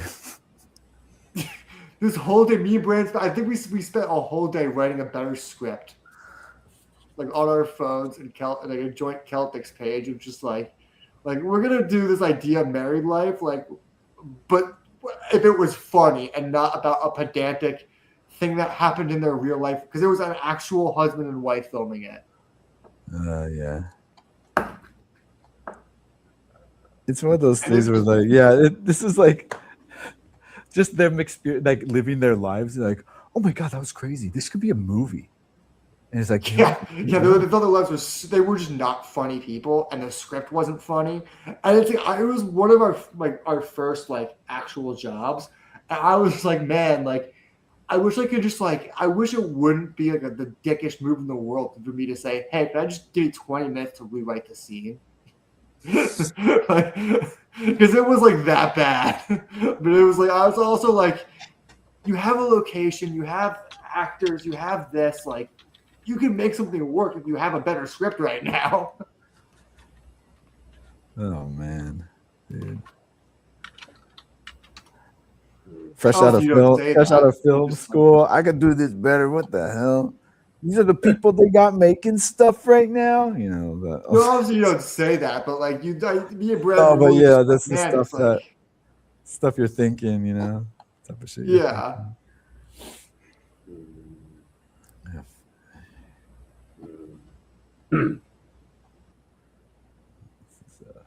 I just see Devil's Wears Prada 2 this last Oh yeah, how weekend. was it? How was it? I just rewatched the first one.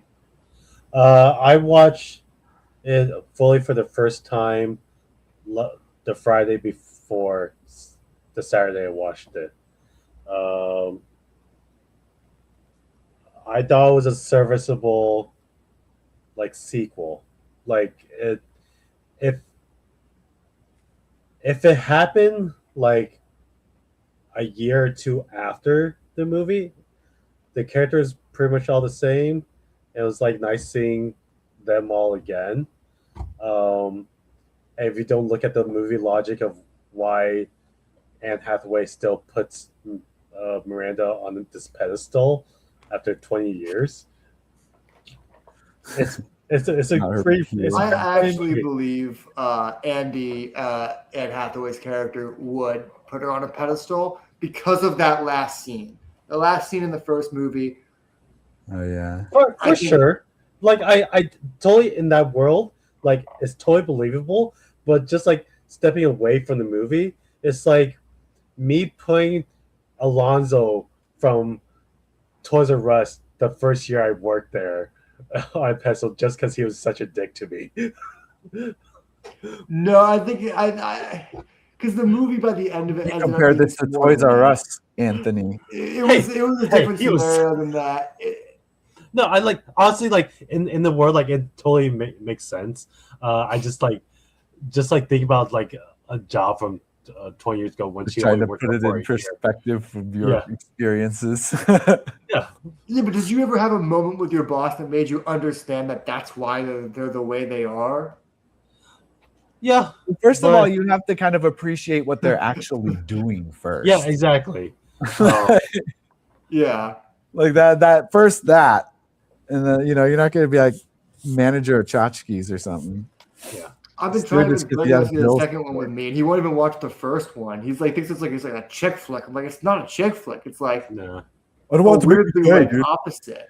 Wait, who said that, or who are you talking about? Brandon, he won't watch the Brandon. first one. He thinks it's a chick flick. I'm like, just because it has the word Prada in it doesn't mean it's not like No. about like a thing with substance. Like Kind like of an essential movie, dude. yeah, like Yeah. like the It's referenced a lot. like the reason why, like one of the reason why like I didn't like watch it right away was because I'm a straight guy who grew up in Orange County, and it is like a like demasculating type movie.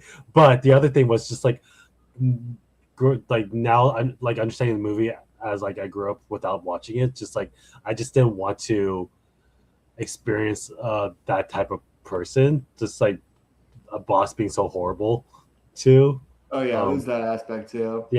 But like just like the one scene like from the first one that like did turn me around was like when she was talking about the sweater, the blue sweater. I don't know, I forgot the color. The Aubergine or whatever it is. no, it's No, aubergine's a fruit. What is it? Aubergine's Sanguine. eggplant. it's an eggplant. Cerulean. Really? Cerulean, and it was Yeah. yes. Cerulean. I will spoil a cameo, mainly because the podcast I listened to, We Could Plan It, like talked about this one moment. There's a scene where they go to the Hamptons, and it's Meredith Miranda like inviting a bunch of her like celebrities and friends and everything, and it's just a bunch of like fashion people that I don't recognize, like Mason Yeah, the sports Hamptons people. party. It's what's making fun Yeah. of. There's a few big celebrity parties in the Hamptons, but Yeah. there's- yeah. But then Ronnie Chen shows up, and I was like, oh, that's cool. But then like Nick Mason from Wicked Pan was like, okay, so he shows up, which pretty much says that Miranda is a really big fan of his comedy bit where he cleans his dick in the sink.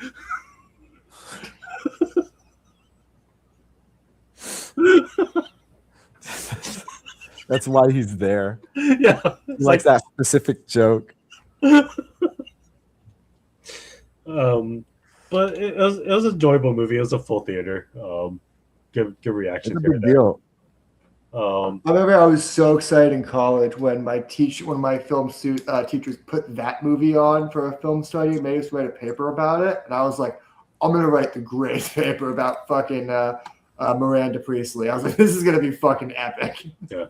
I just got so high. I was like, I'm going to deconstruct this bitch. Like, she's just broken all around.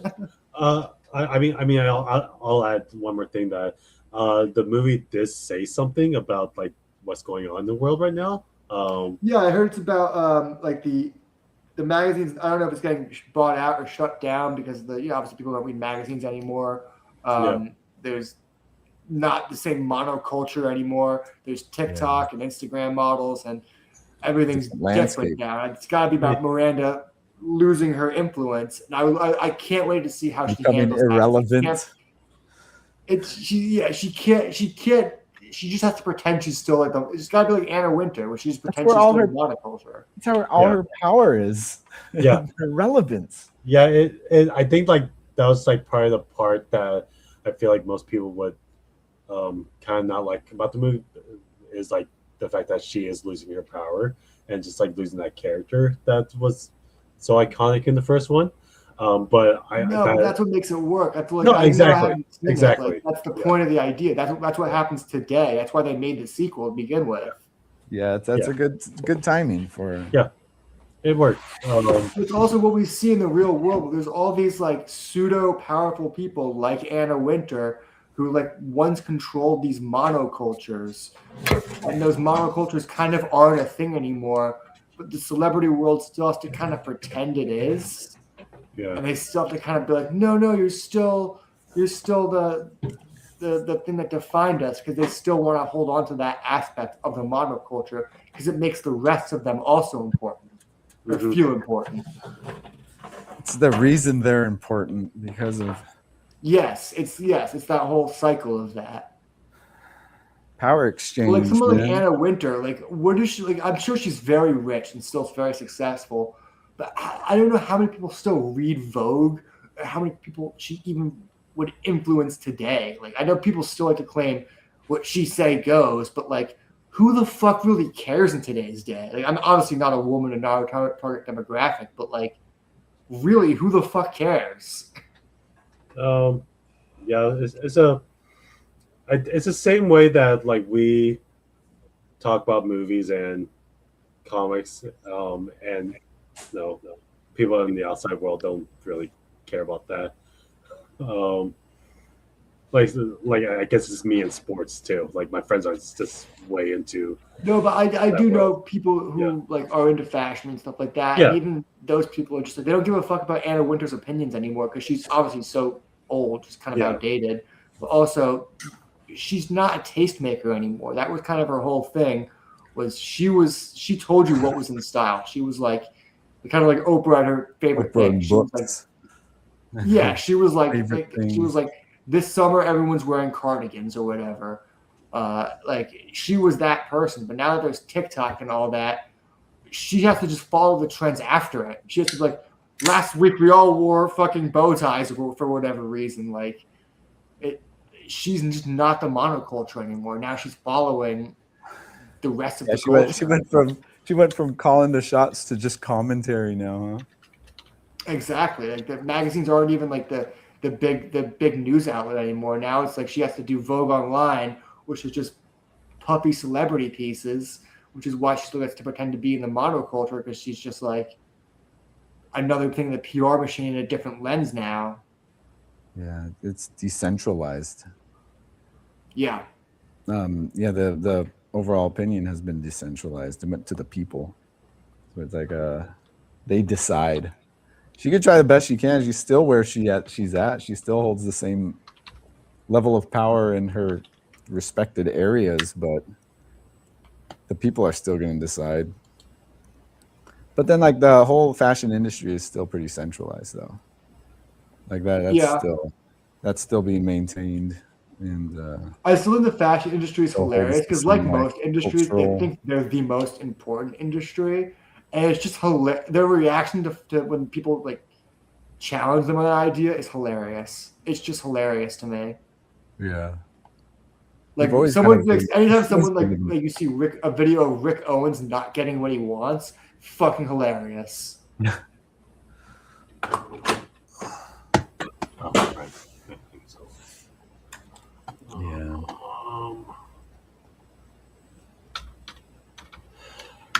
Was that like I think the Met Gala was an example of a just kind of fallout with a celebrity culture.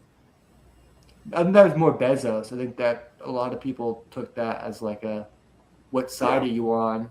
Yeah. Which is weird because a lot of like people who I were like thought would totally not go, like that skater. What's her name? Elisa Liu. Oh, yeah. I would never have thought she would go to a Bezos Met Gala. Dude, she just became a celebrity. She's like she's how old is she? Like what, 20, something like that? Yeah, she's 19? like 20. She fucking go to the Met Gala, dude. You kidding Yeah. me? Yeah, give it to Pass her. that Like, up, dude. I was in Oakland like last month. There's already like murals of her. I was about to say there's probably murals of her everywhere, yeah. Oakland is proud. I'm gonna go visit my brother like next month. Oh yeah. July, up there. Yeah. Where are they? In like Lake Merritt. Downtown Oakland. Oh nice. Yeah. Oakland's popping, dude. Yeah, because they I had a nice tour of the nightlife when I was there. And yeah, it's popping, dude. There's like this electronic music party that happens at the lake like once a week. It's illegal, and they say they're trying to shut it down, but it just still happens once a week. We just like drove past it, just a bunch of people out there. It's just a big party out in public. It's nice. But they're still holding it down culturally. But it's like the shit that we used to be in San Francisco. It's like now it's all in like Oakland, I guess. From what I've seen. I just made a sad face because I just checked my wallet and I don't have enough money for the ice cream man that's driving by right now. He doesn't take Venmo? I know, right? I know what? I honestly don't know. Probably got but like the scan there. Of course, they got to. They're not going to pass that up. It's easy. I'm gonna be By everything. just. He seems very old fashioned. Yeah. Oh, yeah. Especially since Actually, speaking of ice cream, I went to, obviously you guys know Handel's ice cream in LA. So their sizes are crazy. I mean, so their pricing is crazy. So You go to the it's new really one? expensive. You went to the new one? No, there's one in the Burbank near Warner Brothers. There's one But in it's like so a small is like regular. $6, whatever it is. A pint is like 11. Why would you not just get the pint? Like I was like, what are we doing here? Like, Because you why got is to bring the- it back home. Are you going to eat the whole thing? yeah. It's just like it's like the Jewish mind is like, why am I paying $6 for a small when the pint is 11? But Those then things you're aren't gonna comparable. I could get Yeah, but Max, you can eat it all. eventually. Yeah, but but now you have to go home. It's a major inconvenience. But Yeah, you're paying that extra for the You think convenience. I'm going? You think I'm not popping the lid and grabbing a spoon and diving in? Yeah. Who do you think But, you're like- talking to? I But it's know, just like but you get older and you can't just do that all the time. Like I mean, you're a jittery person, so your metabolism is probably like you're gonna be You think like, I wasn't on the toilet shaking last night after eating that whole pint? yeah. See, that's what I'm talking about. Was it worth it? You still paid more, and you It's just pretty. shit on It's, I know it. Handles is like it's not the best ice cream, but it's like a lot of it's pretty good. Yeah. There's one in Culver City that I just drove by today. Oh, there is. Yeah. There's one that there's one that in Silver Lake around the cusp of Los Feliz, and there was that coffee shop that I used to go to called Camel, and I guess they got a cease and desist for like the coffee shop that they were copying from Korea, and so they changed their name to Handles. Right next, like a block away from Handles ice cream. It's so weird. That's so weird. I went there and I was like, I saw the stickers and they already like rebranded everything. And I was like, you got any Camel stickers left? He was just like, no, we can't talk about that, dude. Nope. I'm like, whoa, dude. I'm joking, dude. This is like tangentially related. But you ever have like a breakfast or a meal that like ruins your whole day? Yeah. Like I went to this new cafe in NoHo called I'm going to call them out because it was so disappointing. It's called Excellent Cafe. So it was like the breakfast sandwich. I got their everything breakfast sandwich, the one the guy that recommended me. I get. It's $11 for the sandwich, not too bad. Nice. The coffee, $8. That's where they get you. And it was small. It was like under 10 ounces. Free refill? It's not a diner? No.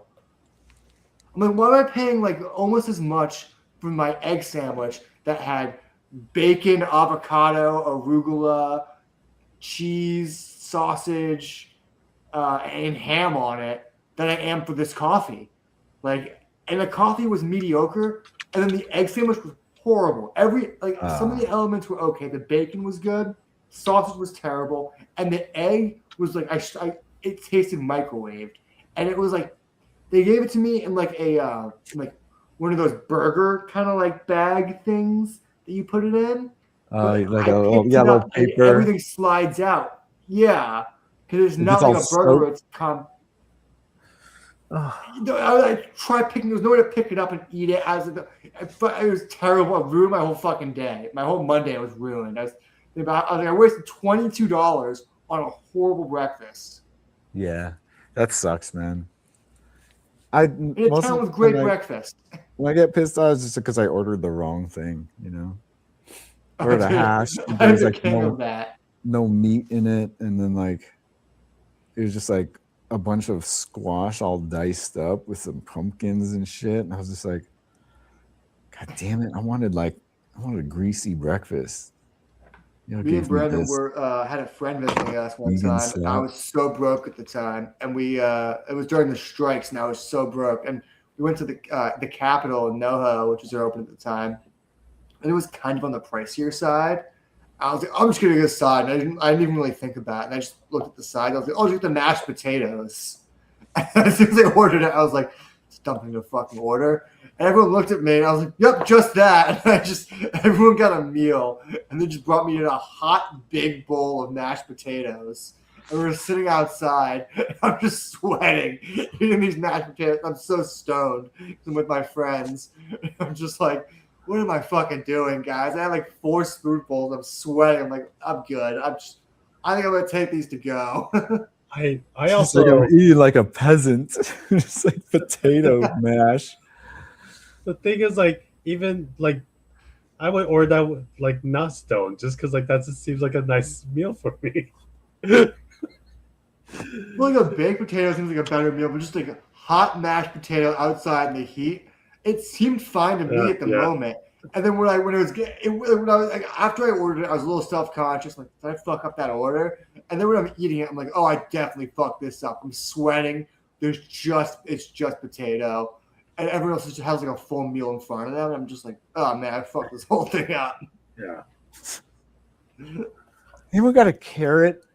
Like, can I get like just a sliced, fresh raw carrot? I just need something to bring. You guys cutting the fat off your meat? You can throw that in my potatoes. Grizzle. I do love some gristle. Got some gristle. Any type of texture will do. I'm always gonna choose that does like when they're like my family would do like steaks. I choose the fattiest steak with the most gristle on it. Yeah, it's because you need the calories, Max. I just like it's that fatty like almost like cartilaginess at the end. Your Oh, I love body that. will like crave the thing that your body needs. So you Especially need when it's steak. like burnt, when it's like it's still burnt Dude, at the end. that's the best. But what you're talking about, that is like the best cuts, the fatty pieces. It's Dude. funny because everyone else cuts that off. My mom just never did. Just like that's the best fucking part. Are you eating their fat? Are you like, hey, give me that? No, my family, we all eat the fat. My whole That's family pretty eats the fat. nasty. I power through My it, but mom, it's delicious, you know. But like, no, my mom will she'll always burn that fat a little bit, burn that gristle on the end. yeah, you got it. You got to. If the fat's there, you can let that shit burn. Share it with the rest of the steak, you know. Yeah, it's always my last bite. It's that last bite of goodness. Dude, today for With dinner I some made. steak sauce on it. There's a sirloin, like a sous vide sirloin at Trader Joe's that you could get. You know, like the already prepped meats, like the cooked meats section. Oh yeah. And that one is just like salt and pepper and like basic seasoning, so you can do whatever you want with it. It's in the oven. You cook it in the microwave oven, or like I pan sear You it. can microwave those. Damn. Yeah, there's microwave directions on it. I thought you had to like reverse sear it and then throw it in the oven or some shit like that. No, they're already there. Well, it's like sliced really thin and it kind of compressed together. All right, yeah, that makes sense. So Yeah. it's best to do. I did tacos with it the other week, but today I did kind of like this version of a Filipino recipe where you would marinate the meat in like calamansi juice. It's like this citrus from the Philippines and like a bunch of soy sauce, sugar, and stuff like that. And I do a version of it where I just throw the onions in, cook those, take them out, throw in the meat, like heat it up, and then I just dump a bunch of like soy sauce and was that the yuzu soy sauce? So it has like that citrus on it too. So it kind of like makes up the yuzu. the yuzu. So I just do this yuzu sauce and it's like perfect. It's got like this tang and saltiness to it. It's nice. And the onions, that's where the sugar's at. And so you got this nice, well-balanced thing you should eat with rice and a vegetable. Do soy sauce and tomatoes. I went to the But yeah, solid dinner tonight. Erewhon Studio. What are you What'd saying? Sorry, What'd you get at Erewhon, dude? I got just fucking one of those the pre-made things. Oh yeah, I yeah. don't know. I walked in I there. got everyone beet salad. Wait, something with garbanzo beans. It was just like it had like the steak and whatever came with it. Yeah. The accoutrement, one of those plate things. I felt like I did not belong in there. People giving me looks. I felt like people were looking at me weird. I don't know why.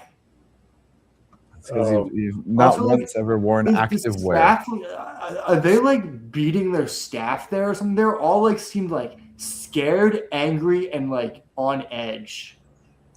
It's because the people they have to deal with. Think of the clientele. I know, but I was being so nice, and this lady was being. I was like trying to help her out, I was like, "What's good here?" And they were being so short, like everything's good. Like, damn, is this a diner in New York? Like, what the fuck, man?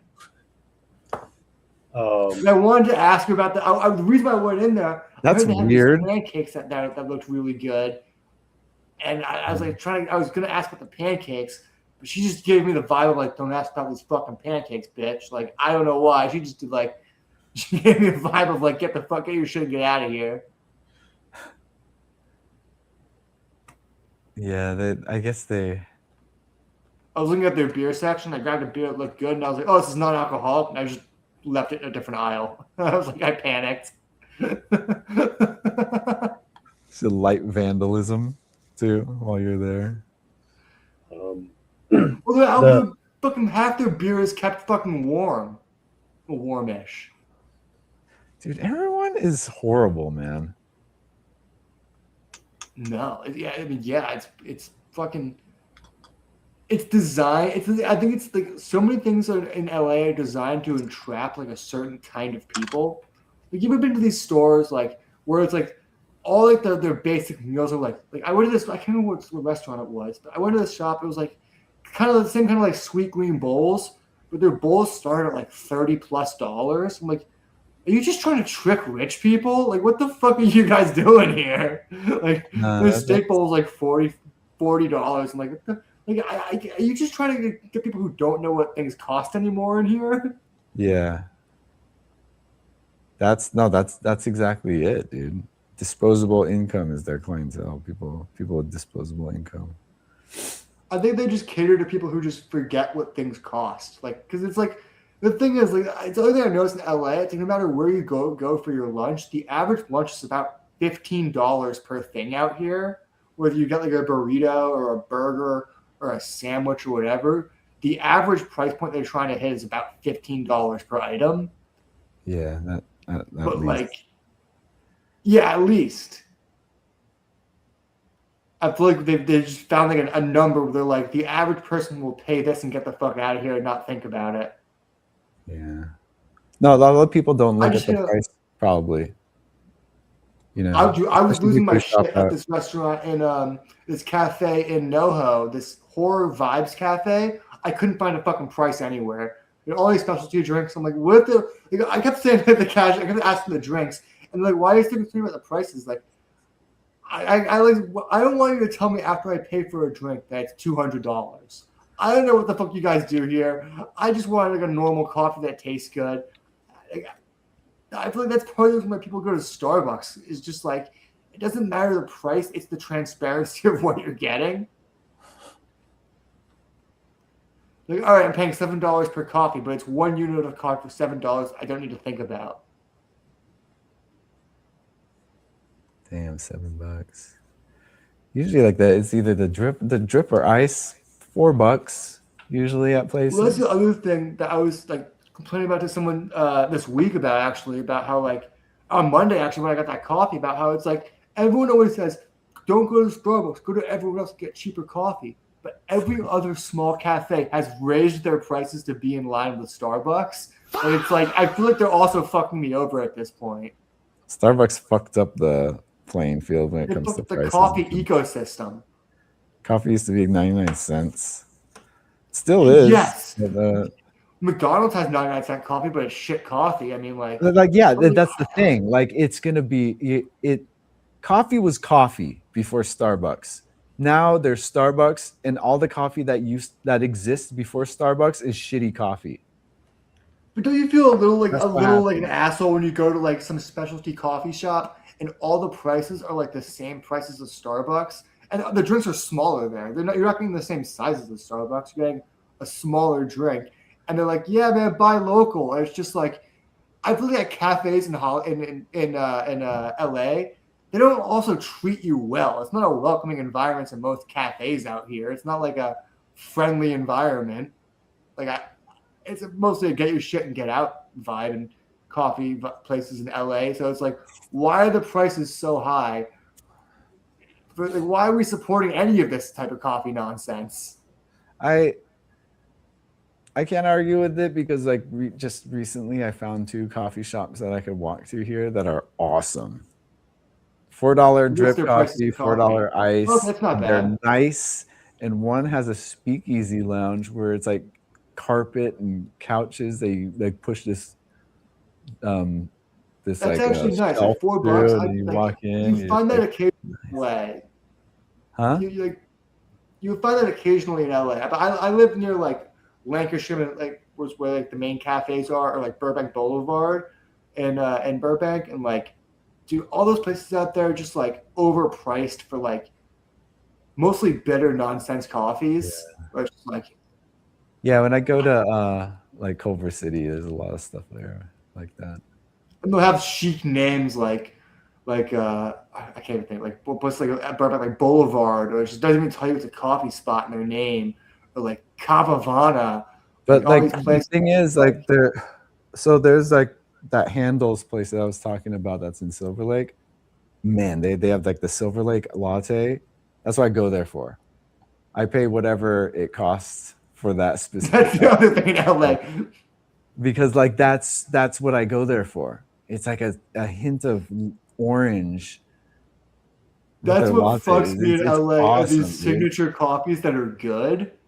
It's really good. And like if you get the right thing Yeah. at like whatever coffee shop is out there, dude, that's people go there for that one. You know, they have This things that girl they're took me known to for. a That's just you gotta do your Beverly homework Hills. before you're going to these cafes, Max. They have things to offer. Sometimes you just But drive like, by. but yeah, Well, it's like I the want to price try point them. is high because like rent is also high. Everything is expensive now. This You girl know, took me to a coffee shop in Beverly Hills. The specialty coffee. She told me to get this coffee. It was like $12. I'm like, that's fucking insane. It was a large coffee with candy bars in it. And when I tell you this shit tasted like no other thing I've ever had, I was like, fuck, man. If I didn't mind driving and parking in Beverly Hills, I'd be here every day for this $12 bullshit coffee. that's the thing. I used to talk shit about Erewhon's smoothies until I fucking had one $20 fucking smoothie. One of the best smoothies I've Yeah. ever had. And I hate myself for that. You know, I hate that I My love it mom so came back and much. she wanted to you find know? those $40 strawberries. Oh yeah, those Japanese strawberries. We find They didn't $20 have them ones if when we we go to were little in. Tokyo or like There was go to the do they have? Nijiya, Don't get other stores $20. sell them out here? Like a not Ranch 99, but like another No, you store can go like to that. Sells Nijiya them out here. Market or Mitsuya or something like that. Or Yeah. Murakai. Tokyo Central. Yeah. But Tokyo my Central's brother was moving into Pasadena. There's an Erewhon right there. My mom took a side quest. We didn't get anything in the Erewhon. We just like gawked at the prices. Like $7 for a bottle of water, just like gawking at everything in there. But she did want to see if she kept saying if they had the strawberries, she would have bought those for us to try. But they didn't even have them. You got Japanese Yeah. market, yeah. That's the one thing she knew about. She was like, if I find those and those exist, like she had to try it. She's like never been in an Erewhon, and she was like, they can't be worth it, but she had to know because we are like a Honeycrisp apple family, which is like a more expensive apple, but we'll die on the hill that it's worth it. Dude, I don't understand like if we get we're Pink Lady house. Pink Ladies are alright. I like Pink Ladies. I'm a fan of the Cosmic Crisp. Those are I haven't had good. those. Those are pretty good, man. You should give them a try. But like, yeah, apples are fucking expensive, but some of them are worth it. Yeah. Or galas. I don't know. They're all the same these days, the price, because I get them all at Trader Joe's and they have a pretty good apple variety. At least 4 different types. 4 different types that look identical to each other. But we always get the Pink Ladies. Remember Grapples? Grapples? Did you guys never have those? Little apples? Oh, no, it's a grape apple. It's an apple that they crossbred with a grape or some shit like that. Oh shit! I've heard about it, but I never had it. I remember my friend bought them once on like an impulse. I remember like losing it was like $9 for like 4 apple grapples. That's fucking expensive. So it's a abomination, dude. Maybe it wasn't $9, but it was a couple. We were all like, "This is a splurge fruit. We're gonna try and see what it tastes like." Oh, you had those cotton candy grapes? No, I never had those.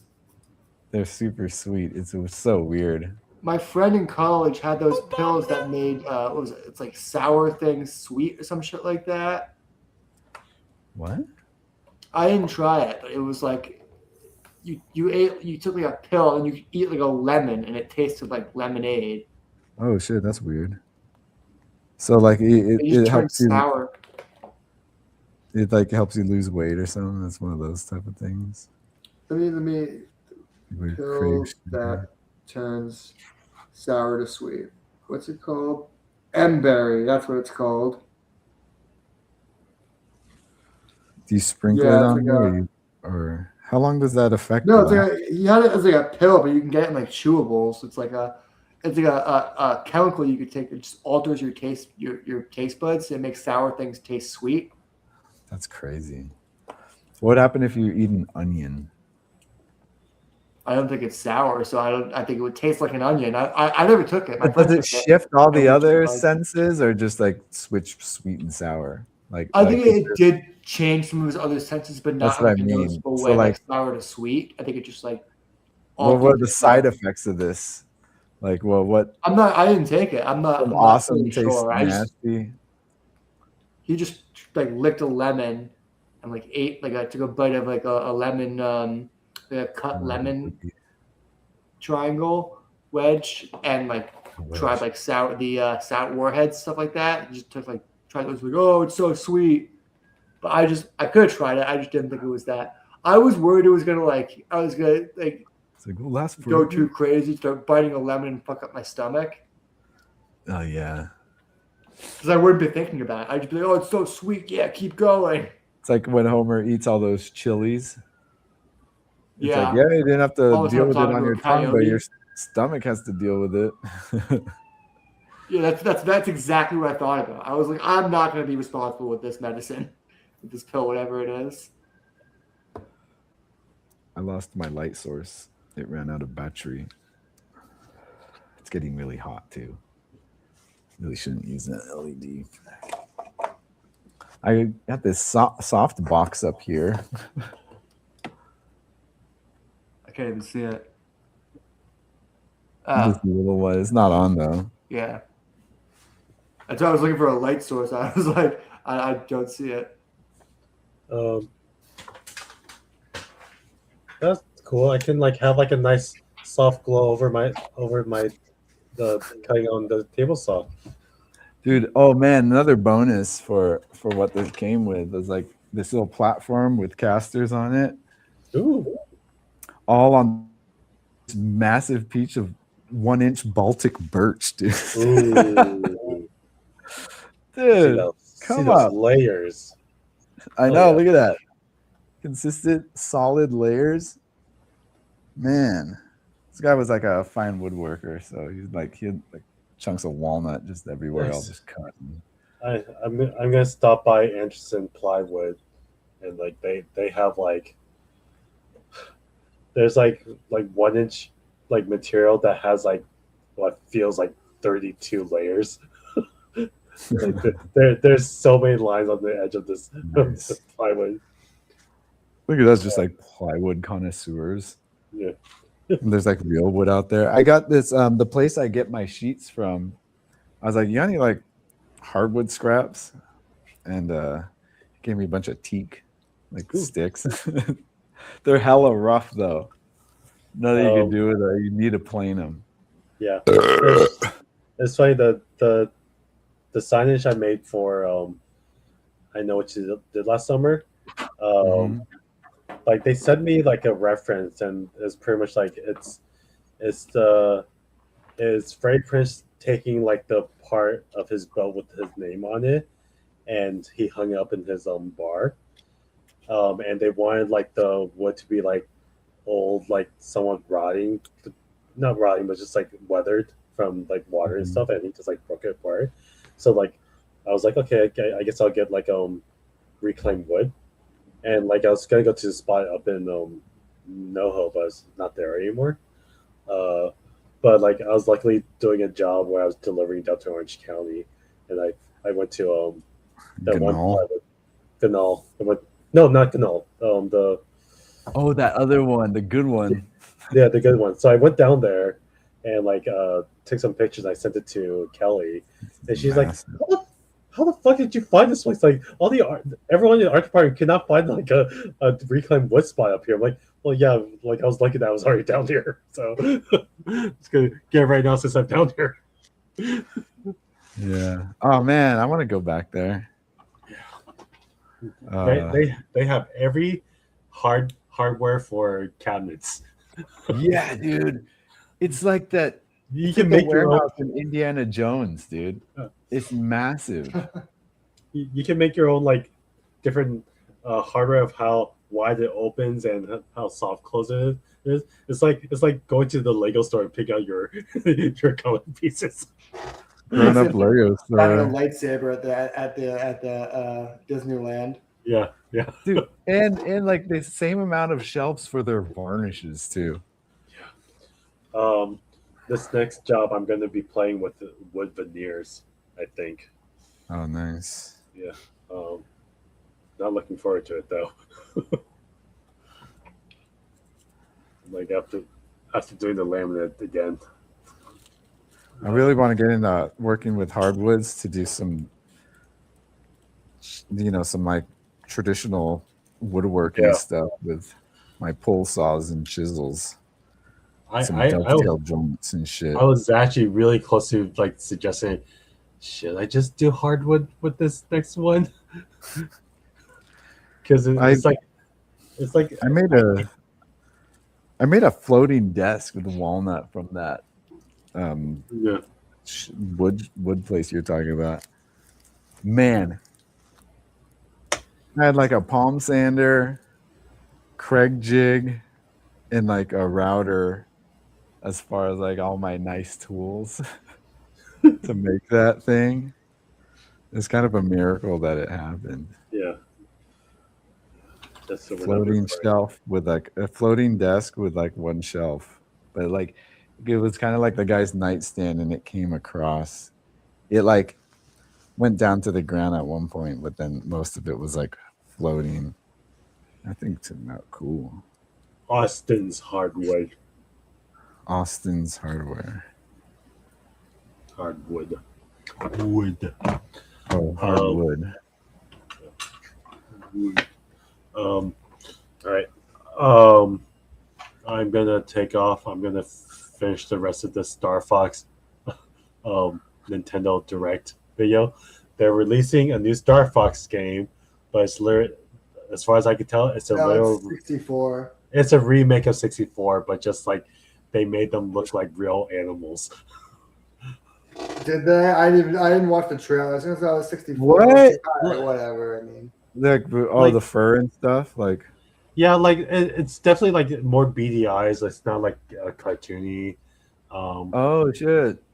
It looks cool, but like I kind of wish that they kind of stuck with the stylized and just like somehow made it like more cool looking. But like pretty much like literally just like they just took every asset in Star Fox 64 and just like added more polygons to it. Yeah.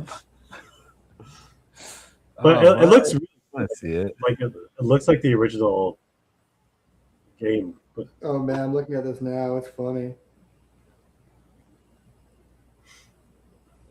Wait here. But like Peppy Fox like Man, looks too Flipper's much like funny a in like fully rendered 3D. yeah. Same with Falco. Falco looks weird, man. Yeah. Yeah, I was wondering Like- what Falco looked like. Like he looks like a well, he Like a looks bird. like a There's falcon. way more bird like than he Yeah. used to. Wait, So is like this it's definitely It used to be Yeah, a little that's it. stylized. like Okay. it's not stylized at all. Like Oh, so you can see this. yeah. So you can look Yeah, at like that's they still kind of like yeah. I thought you meant they look real. They just got the textures. I mean look at the Star Fox like next like that photo next to it. Because Yeah, it's that's kind of like like chibified. Yeah. because that's like the actual style of more Yeah, like that's more They Oh, used yeah, to look a that's little. They got like Wait, the they used to be a little more whiskers and specific. everything. yeah. Yeah. Actually the one right below that is like a good rendering of the whole team. Yeah. Like I kind of wish that they stuck with this. It's more. like what Lightyear did to like Buzz's design, Yeah. you know? Like- They Buzz Lightyeared it. Yeah. Like they're doing they're like a remaster version, but like they're also adding cutscenes to make it like more of a campaign story. A thing. fleshed out story because the Yeah. 64 was That's just kind of like cool. things are happening. Star Fox, you must do a barrel roll. These things won't happen. Like there's that scene.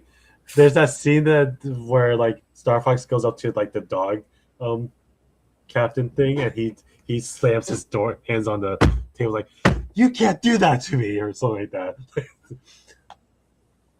That's So cool. they make it very It's dramatic. it's a good alternative of doing like a gritty, like doing a Yeah. movie, you know?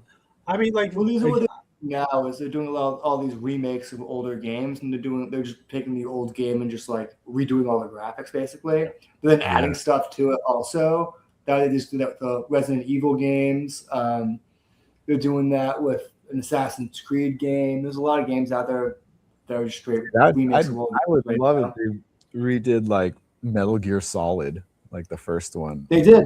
They just did. Yeah, Oh, they they did. just did Snake Eater actually. Oh shit. Yeah, those have been remade completely. You know, I'm sitting on Well, a I think- Switch. I'm sitting on a Switch too with Cyberpunk and Stray and like some nice games, and I'd never play it. So, guess I'm just not a game person anymore, man. This month later, the James Bond game comes out, and you guys need to get this game. This shit looks insane. I didn't grow up with I didn't watch a lot of James Bond. I only played GoldenEye as my thing. But I still have been sitting on Indiana Jones and have not started that game yet. Oh, that game is so good too. I was gonna ask if you guys played that yet. Three people has told me just start the game. Like, I can't. I want to sit down and focus when I'm not working. I'm gonna give you so the opening mission is very standalone and it acts like an intro to the game, like a tutorial intro. Just play the intro and you'll lose your fucking mind. That's all I'll say. You'll just be like, this is the best game I've ever played. Yeah, but I want to keep playing it at that point. I can't. I don't want to do it hour by hour. I want to do like 6 hour days of 10 hours at a time. Yeah. It's a little bigger. No, but James Bond looks fucking awesome. The first games I ever the first console I ever got was an N64, and the first game my dad got me was GoldenEye because he didn't know what the ratings meant. He was just like, "This looks tight. Let's get this for my 8-year-old son." It wasn't that violent. No. Back then, I mean, M games were just like they couldn't. It was basically impossible for it to be really that bad. But they did have Yeah. At the time it's the most realistic because they had that what's that where they could just texture map photographs, people's faces. That's what they had. That's what the "Oh, faces man, it were looks in so GoldenEye, real. basically. Looks just like them. Look, it's odd. I was big to James Bond as a kid. I was like, I don't know what it was. I loved those old James Bond movies, like Dr. No, Man with the Golden Gun. Because he was like, Moonraker. I loved. It's like the same reason I like the Fonz, because it's like the coolest thing I have reference to, It's like That's also part of it. It's like James Bond. That's what cool is, right? That and Commando and Dutch. You had these pillars of what represents cool to you, or even characters. My post is completely different, but James Bond was definitely up there. Yeah. Well, Frank Castle was up there too, along with those guys when I was a kid. Whoa. Sorry. And that's why I had the Punisher logo on my car. Sorry, I'm still watching this Nintendo Direct. There's gonna be a prologue with Star Fox's dad. And, Oh, what? and he's showing the clip of it now. It's just like old James McCloud with his old team. It's coming out in June. I'm excited, but I have to get it switched We're to gonna make a now. Star Fox movie. I mean, after the Mario, they should. I mean, From what what they're I doing heard with is this is the closest thing you get so far. Yeah. What I've heard is that they were going back and forth between Donkey Kong and Star Fox, and the thing is, it's like they know Donkey Kong's a bigger name and an easier sell, but a less story. There's not he's had stories, but all those Donkey Kong stories are pretty dumb, and there's not much interesting lore to really grab. No, that's the thing, Max. The IP is what matters. The story, you can get. Well, the story. that's what they're going back and forth You on. can Is get the story. You know? Well, that's the idea of going back and forth. They're saying we could do Donkey Kong and just rewrite everything in, like they did with the last Mario movie and just make their own lore and just do whatever. Or they could grab Star Fox and do a hyper stylized Star Fox movie Yeah. because they know that's I think also another good sell. Star Fox would be. I would watch a Star Fox movie in that style that they did in the Mario movie. Just That's the thing. So they knew they had something there that's more easier to grab onto than a Donkey Kong stylization. Mhm. So it's Was like it- I've heard Nintendo's going back and forth. That's like, what do we do? Which direction do we go in? ¿Por qué no los dos? Why not do both? I mean, I think I would like both. I also think they should have just done a Luigi's Mansion movie in between the first Mario movie and the second one. I think that's the project I would like more than any other spin-off is a Luigi Mansion movie. I just think I love Charlie in that role. Luigi Solo. There's Luigi Mangione name drop during the press tour. Yeah. That was pretty funny. Yeah. I remember Luigi's Mansion a big deal because it was just like, whoa, a Luigi game without Mario. It was like I remember that being a thing. It changed the gameplay. It was like a different thing. And it Yeah, sold really well. I mean, there's sequels. Yeah. You know, I was talking about this brand because there's a new Resident Evil movie coming out. When I was a very little kid and I was like, I got my GameCube, my mom made like a deal with me about something or other. Where it was like, if you do this all year, at the end of the year, I'll buy you Resident Evil. And it's like Resident Evil 1. I was like, yeah, the first one. And I was like under 10 years old. I could not figure this game out as a kid. I didn't have the heart to tell my mom I couldn't play it. I was stuck in that opening level looking for the first clue, but I didn't even know it was a puzzle game. I was so young. I thought it was just like a zombie killing game. Yeah, it's pretty grown up for that. Yeah, it was too grown up in the aspect of like it was a confusing game to play. I didn't play it till college in earnest of like, oh, this is how you like solve all the puzzles to get through the game. I was just like as a kid, like I played it. I had to lie to my mom and say it was too scary, and that's why I wasn't playing it because I didn't want to tell her I was too dumb to figure it out. Like, you know what? I'd rather be dumb than a pussy, or I'd rather be pussy than dumb. It starts you in that opening room of the house, and you can choose Claire or Chris. I kept choosing. I didn't know who to choose. I kept starting a new game and choosing someone different, saying, "Well, it'll be easier with the other person." And I just didn't know what to do. I'd get to that first typewriter, I'd save and be like, "All right, now what?" And just never figured out anything past that when I was a kid. You're stuck in a room. Yeah, I stuck in like the first two rooms. Like didn't know how to open doors or something. You have to. So Resident Evil is a puzzle game. You got to get all these clues and assemble them to move through the levels and all that. Yeah.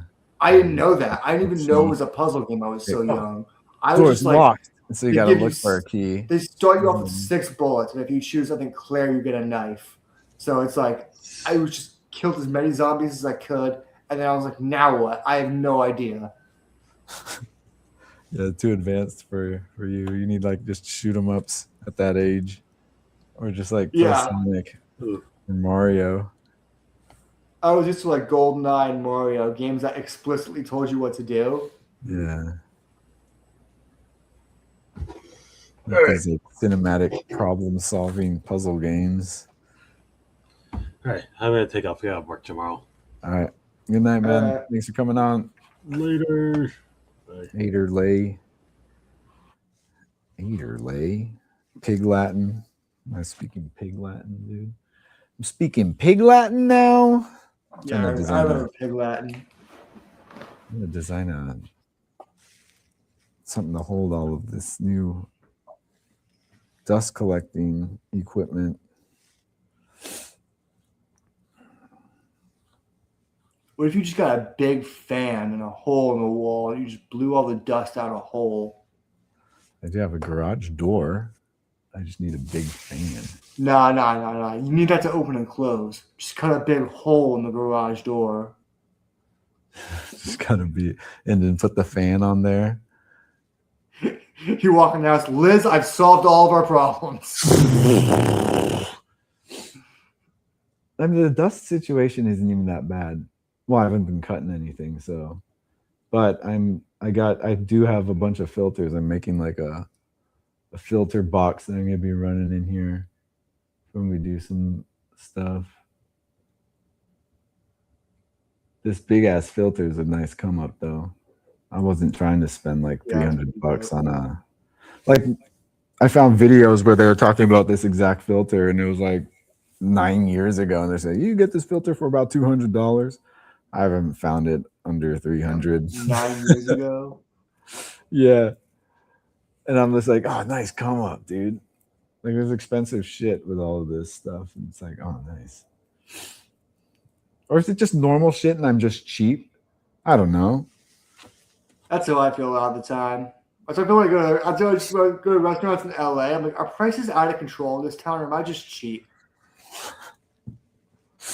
I was like you that go to for some a of long these sandwich time. spots in like Burbank or Ventura, and it's like $22 for just a sandwich, and then they're trying to upsell you on just like a bag of standard prepackaged chips they didn't make, and like a soda, a bottled soda for like, yeah, if you get the combo, it's another $8. Like, what? It's like $3 worth of things. Damn. There's a good sandwich spot here in Culver City on Washington called Monroe Place. $16 sandwiches, really good though. That's like Friendly average out here. style. Like $16 sandwiches. Yeah. Like, I feel like sandwiches. That's the problem I get with sandwiches nowadays, where it's like, do I want to pay $16 for a sandwich or $20 for a pizza? You know what I mean? It's like the prices on food now. It's like you gotta think economical. Yeah. Same with like when I go to like Urban Cafe or something like that, I end up paying like $20 for a bowl.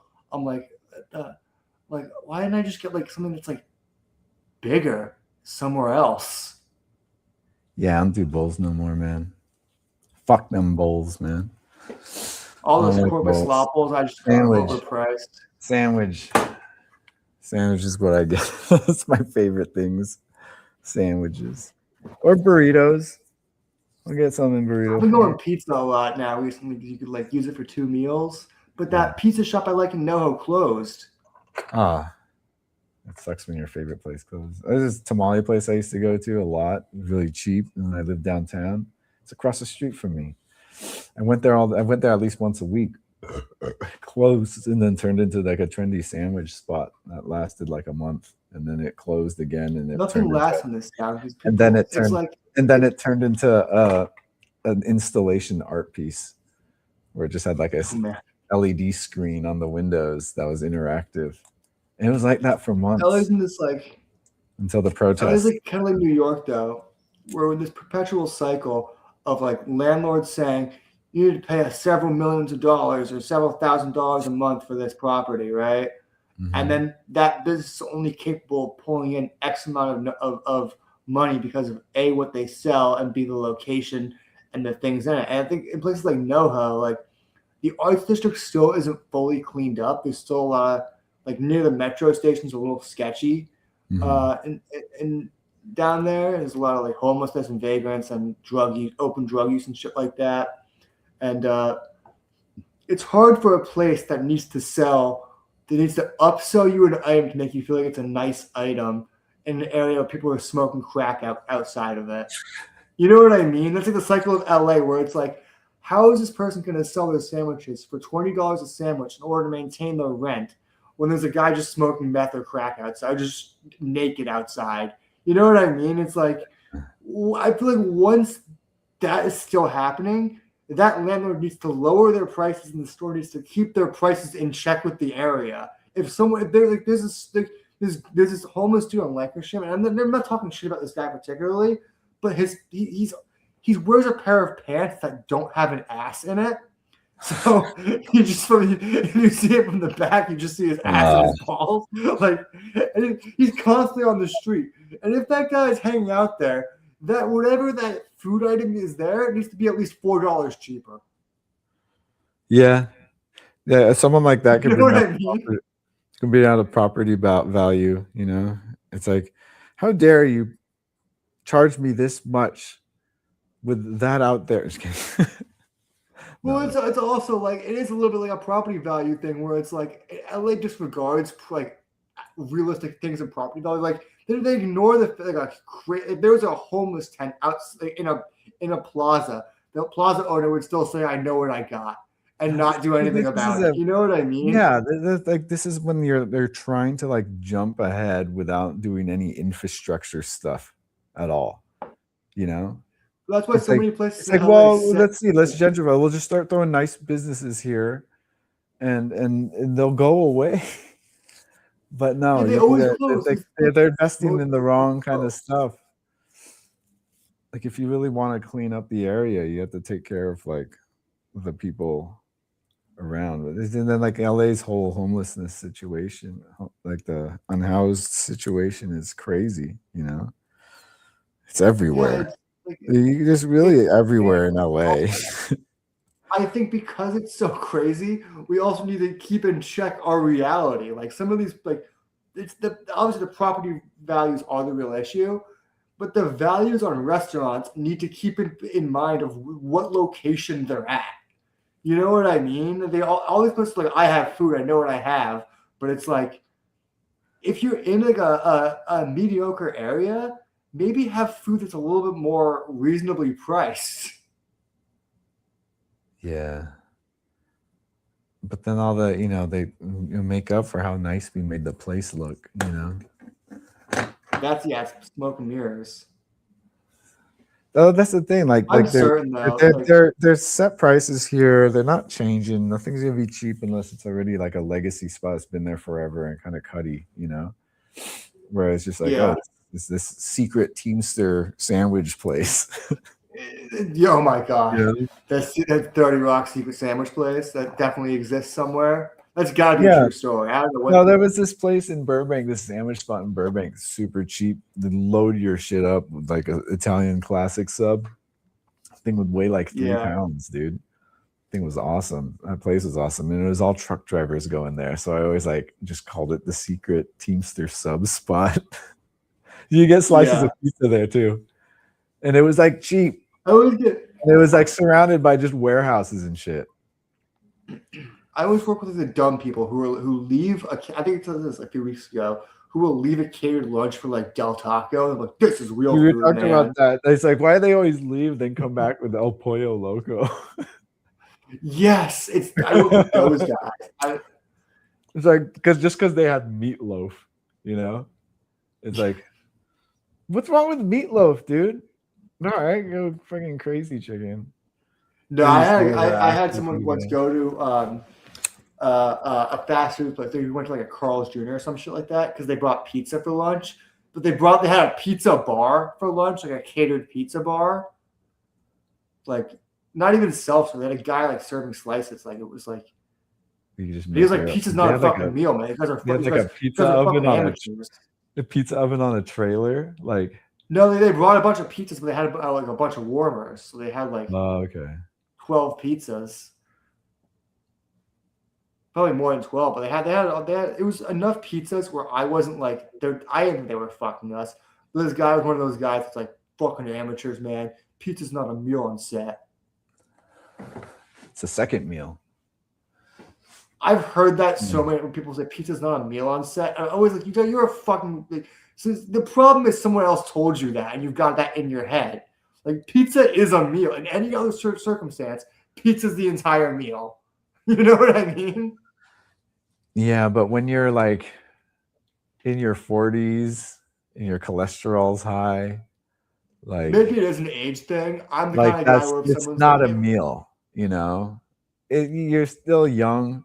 Like, yeah, I consider it not a decent meal, dude. No problem. But I can see why people don't, I just think it's one of those things that someone started on set where they were like, "Yeah, man, pizza's not a fucking meal. It doesn't count because you don't get sides or anything like that." They should. I think They should have like the salad. They always usually do the salad on the they side. usually do. But no one gets those pizza store salads. Like no one eats them. Yeah, or they do like the big like aluminum tray of like a Caesar or like Yeah, dude.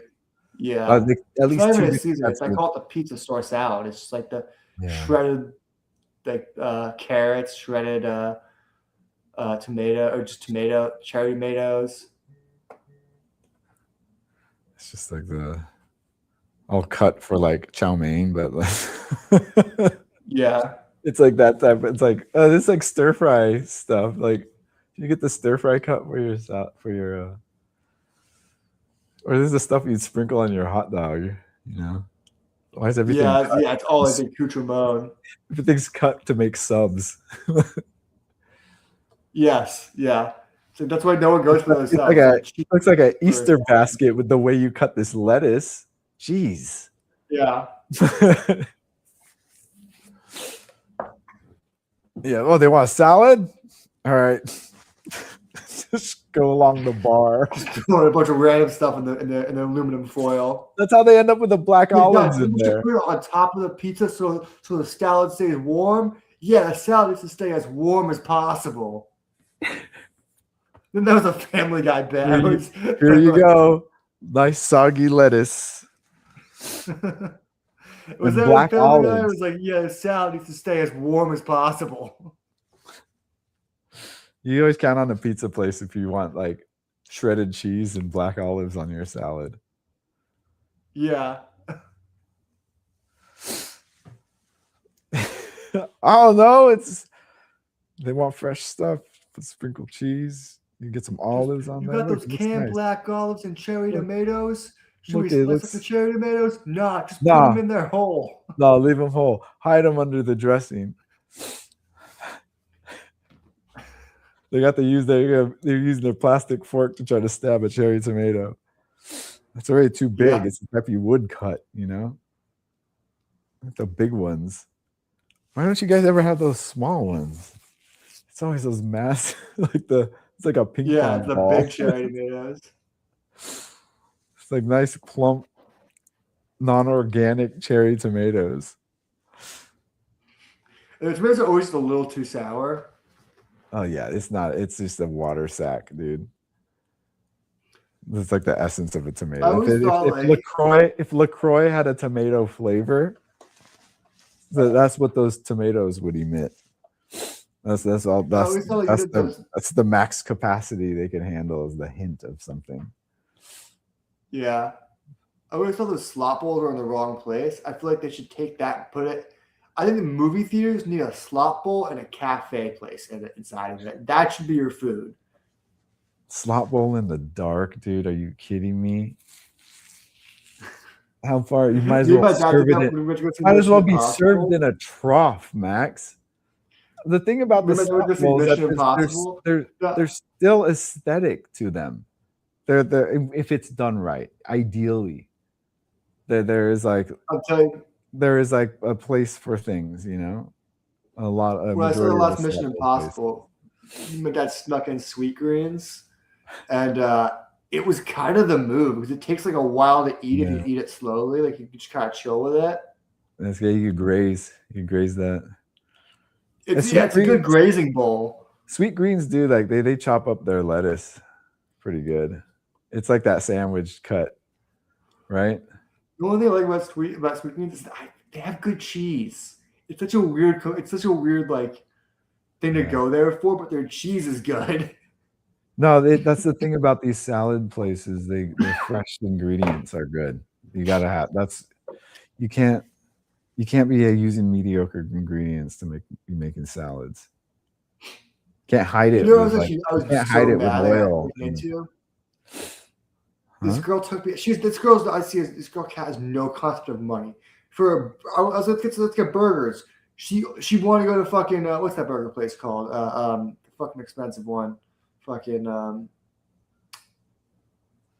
what's that? Father's Oh, office. No, it's like a chain restaurant, but it's fucking like $20 for a burger. Umami No, or worse. stout. Fucking Five Guys. Oh, Five Guys. Five Guys? That's what you're calling oh yeah, it gets pretty expensive. You add Dude. add-ons. 2 burgers, $45 without drinks. Without drinks? Without drinks. You didn't get drinks? No, we had drinks from elsewhere that we brought in. Oh. Yeah, man, it's been a while. I remember those adding up though. Yeah, those add-ons, Like dude. $22 burgers. Like fucking I was like, this is a ridiculous amount of pay for a burger. Like I'm sorry, but it just is. Like, it's like a fast food burger. It's a good burger. It tastes fine. It's not like I'm not mad eating the burger, but the price of this burger, it's like we could have gone to like an actual like restaurant and we could have gotten like a meal. Yeah. Yeah, I could have had Branzino. And Also, it Five took Guys. a while for these because it's fast food that's made to order. So even though it's supposed to be fast, you're sitting there for like 15 minutes waiting for your burger, eating Yeah, peanuts. because they had to grill all those onions you ordered. What did you add to your burger? You get fries? Yeah, we got small fries to share because they just dump a bunch in the bag.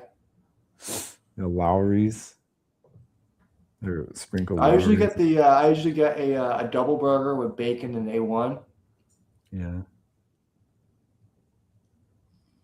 A1, like the steak sauce. Yeah, that shit hits when you get like bacon on. You get like 2 meats on a burger, like a bacon on a burger. You put A1 on that shit. It hits differently. Yeah. Yeah, it got like a tang. It's a good sauce. It's my go-to at Five Guys, but like they also do a combo now, which is like $8. You can get their smallest burger and their smallest drink. You have a regular order and you're complaining about the price. Guys, it's so expensive every time you go there. I feel fucking ripped off. Damn it, $22 for a burger. Yeah, that's crazy. For like something I consider a fast food spot.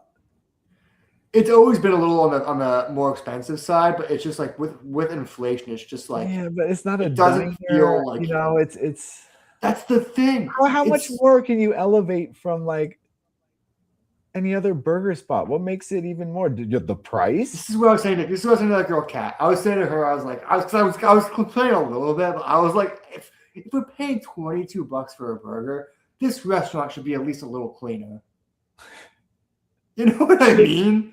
At least try to sell us a luxury. Don't try to give us this vibe of like old school dirty burger place, but also you're paying premium prices. I'm paying premium prices, and I have to put my stuff in the trash. You know, we're already on Ventura in Studio City. We could go up to like Home State or one of these like mediocre these like mid-level restaurants. Gotten like a sit down meal for $20 a plate anyway. Yeah.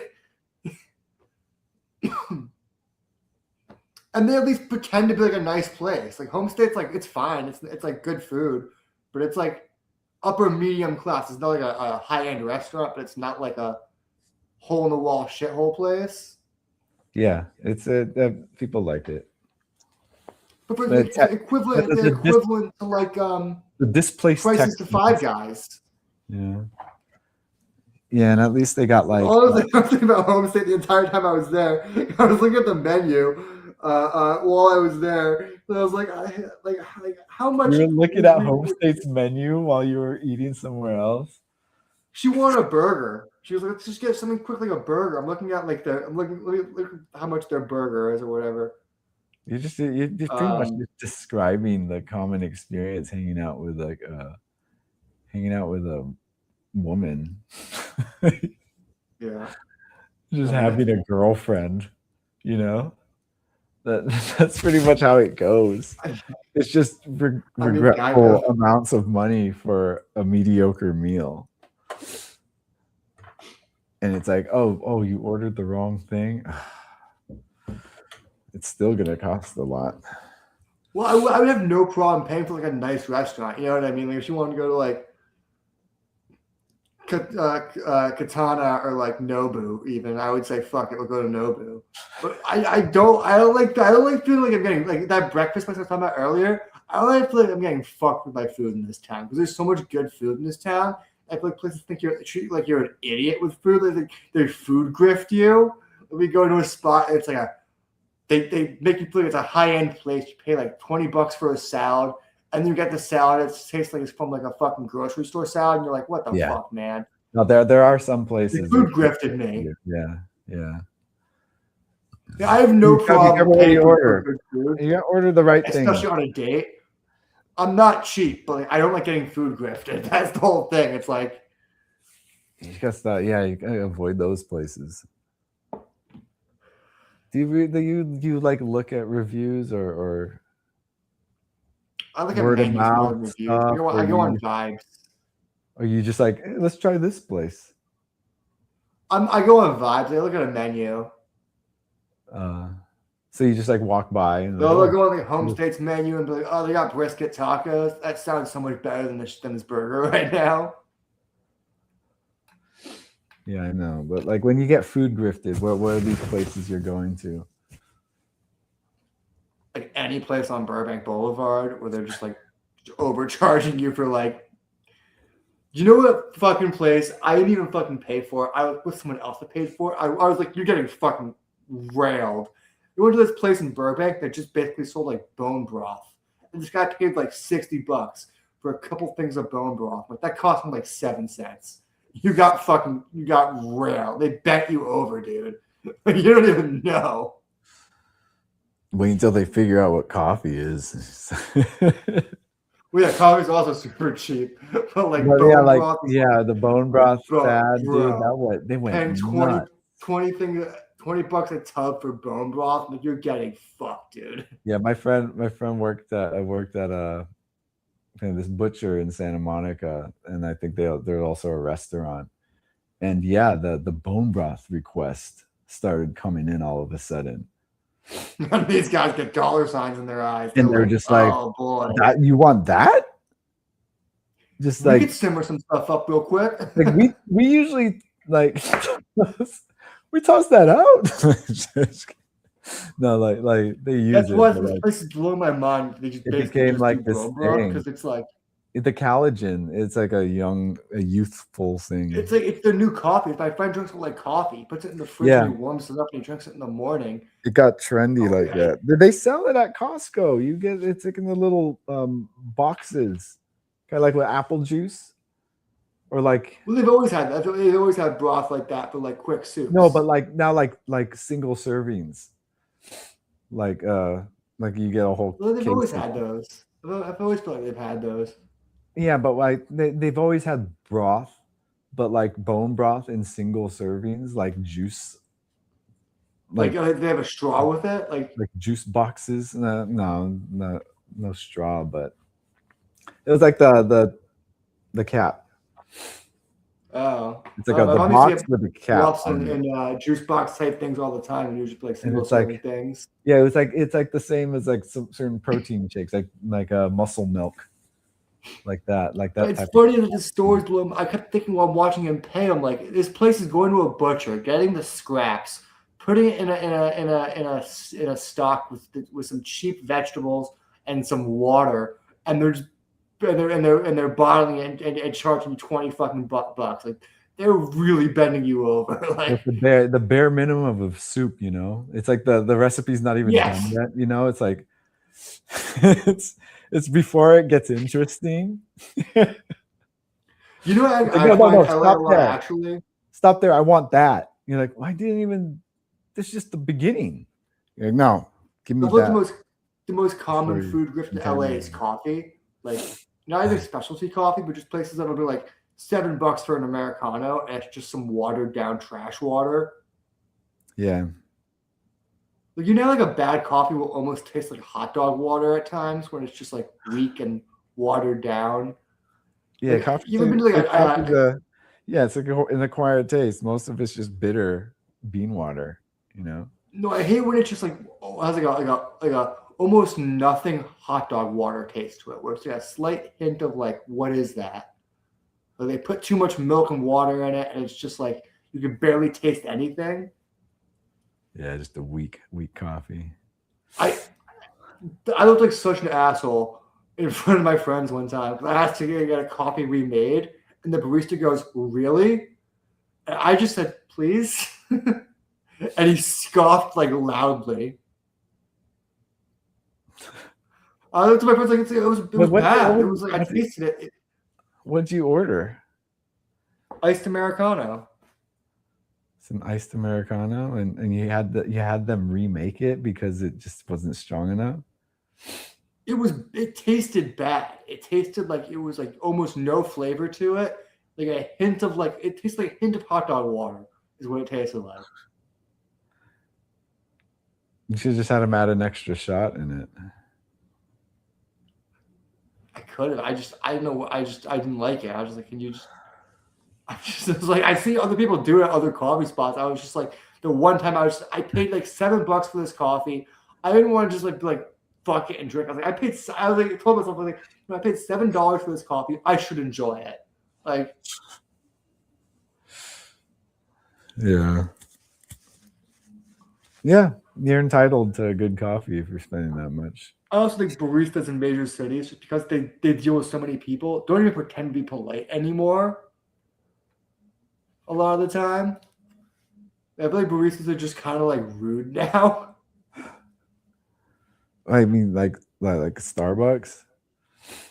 Everywhere, I don't even go to Starbucks anymore. I'm just like everywhere. Like there's this one fucking place I go to, La Roche Patisserie in NoHo, and dude, I waited 25 minutes for a coffee. After like 15 minutes, I just kind of reminded. I was like, "Hey, did you guys call a coffee for Max yet?" And they were like, "We'll call you when it's ready." And I was like, "Okay." Another 5 minutes go by. I'm like, "Hey, I'm actually kind of in a rush. Could you just check on that coffee for Max?" And they're like, "Sir, we'll let you know when it's ready." 25 minutes go by. They put the coffee down. They go, "Max, I get there," and they were like, "Was that quick enough for you?" I really wanted to be like, "My parking expired twice, bitch." Like, what do you think? Like, Max is what Yelp is for. That's where you. I'm there all the time. Usually they're pretty fast, but they weren't even like slammed. That sounds kind of like unreasonable. That's a long time, and they're being dicks. I was polite about it too. You're entitled to you're entitled to Yelp that. That's Yelp worthy behavior.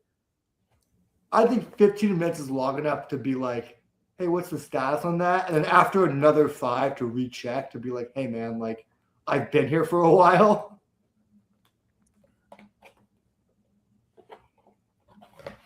I don't know. Maybe I'm an asshole for that, but who cares? Unless you're, maybe 5 minutes goes by and you're just very impatient. No, I wouldn't. No, I would be at least time dilation. Maybe feels like it was 20. My rule I always do is 15 minutes, and that includes like if you've been to a restaurant where like you place an order and they'll say like 20 minutes, and you get there with like maybe a little after 20 minutes, and you get there and they say like 20 minutes again. Yeah, does that ever happen to you where it's like yeah, what I've learned is just like, I don't know, things aren't on time ever, really. Me and my family one time actually a year and a half ago when I was home like a while ago, we had to cancel an order. We placed like not like a big order, but like a family order at like this Chinese restaurant in the town next to us. And I guess my mom says they were kind of busy, but she went down there like, I guess like right as like at the time they told us we'd be ready at. And they get down there, they said eventually they told us like I think 25 minutes or whatever it is. I think like mom gets there, they're like, yeah, it's gonna be about another 5 minutes. My mom waits a half hour polite without saying anything.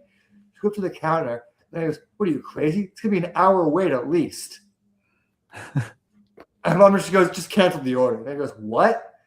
He said, we had that ticket. He goes, we had that ticket in more than an hour, or we had that ticket like an hour ago. And I was like, "Yeah, exactly. Just like cancel the order. We'll go somewhere else." Dang. So we're not waiting 2 hours for takeaway. I just felt ridiculous. Yeah, that's a long time. Yeah, so you did the right thing. Go somewhere else. There's other places. Yeah. We went to a different Chinese spot down the street. 15-minute wait for all of our food. We got Yeah. basically the same thing. That's usually how it goes. You get sick of all like the popular spots, and they're just like so swamped, or there's like take so We're a small long, town, and, yeah. then- and There's, then you like, go to like literally a 3 Chinese spots. restaurant, everything works like clockwork, and you get your stuff. There's literally like just like 2 Chinese spots in the Time Expo. There's Szechuan Cafe and like Hong Kong Palace or something, like whatever it's called. Yeah, that's yeah. Got the Chinese restaurants. I always like the Szechuan Cafe a little more because they had a daughter my age. And I took Chinese in high school, and I'd always whiz her up in Chinese when I was there. Nice, dude. I walk in there so calm, like ni hao ma, and you look up and see a white guy, I'm like, oh ni hao ma ni hao. It's just like the most basic. Hello. I know, I say how. I knew more back then. My Chinese wasn't good, but I knew enough to like converse a little. Yeah, bit. you get to go beyond ni hao You're like, ma. hey, how's your like, more than like, hey, how's it going? Yeah. You could respond and say something and tell them how you are. And Yeah, then, like mama, head how, like, you know, good, everything's going great. what's this? My mom got burger bun fetish. That's weird, Anchor Man. That's weird, man. I don't know how you found out about that, but that's a horrible thing to walk in on. That's the thing. Yeah, that's the thing. It's like, all right, why do you know this, Your man? dad walks in, you're like, what are you doing with those buns? I On know her you- buns. Obtaining the knowledge of this also came with trauma. I guarantee. My friend how are you decided doing? to surprise his parents when he was in college. He said, I'm going to drive home for the weekend because he went to school in New Haven, which is like 45 minutes from home. And that's how he found out his parents were swingers. Oh man, dad in the cuck chair. No, massive multi-person orgy. Oh, nice. Multiple families of people in town. Dang. All the And she just planning. opened the door into her living room, and she said she has not been able to sit on her couch since. Didn't put no towels down or nothing. Just like no. Just like imagine a bunch of old people in their 50s just all over your living room doing the worst things you could think of. Dang. Yeah, it's one thing walking in on a couple doing it, but then a whole orgy. That A must whole have been orgy of like crazy.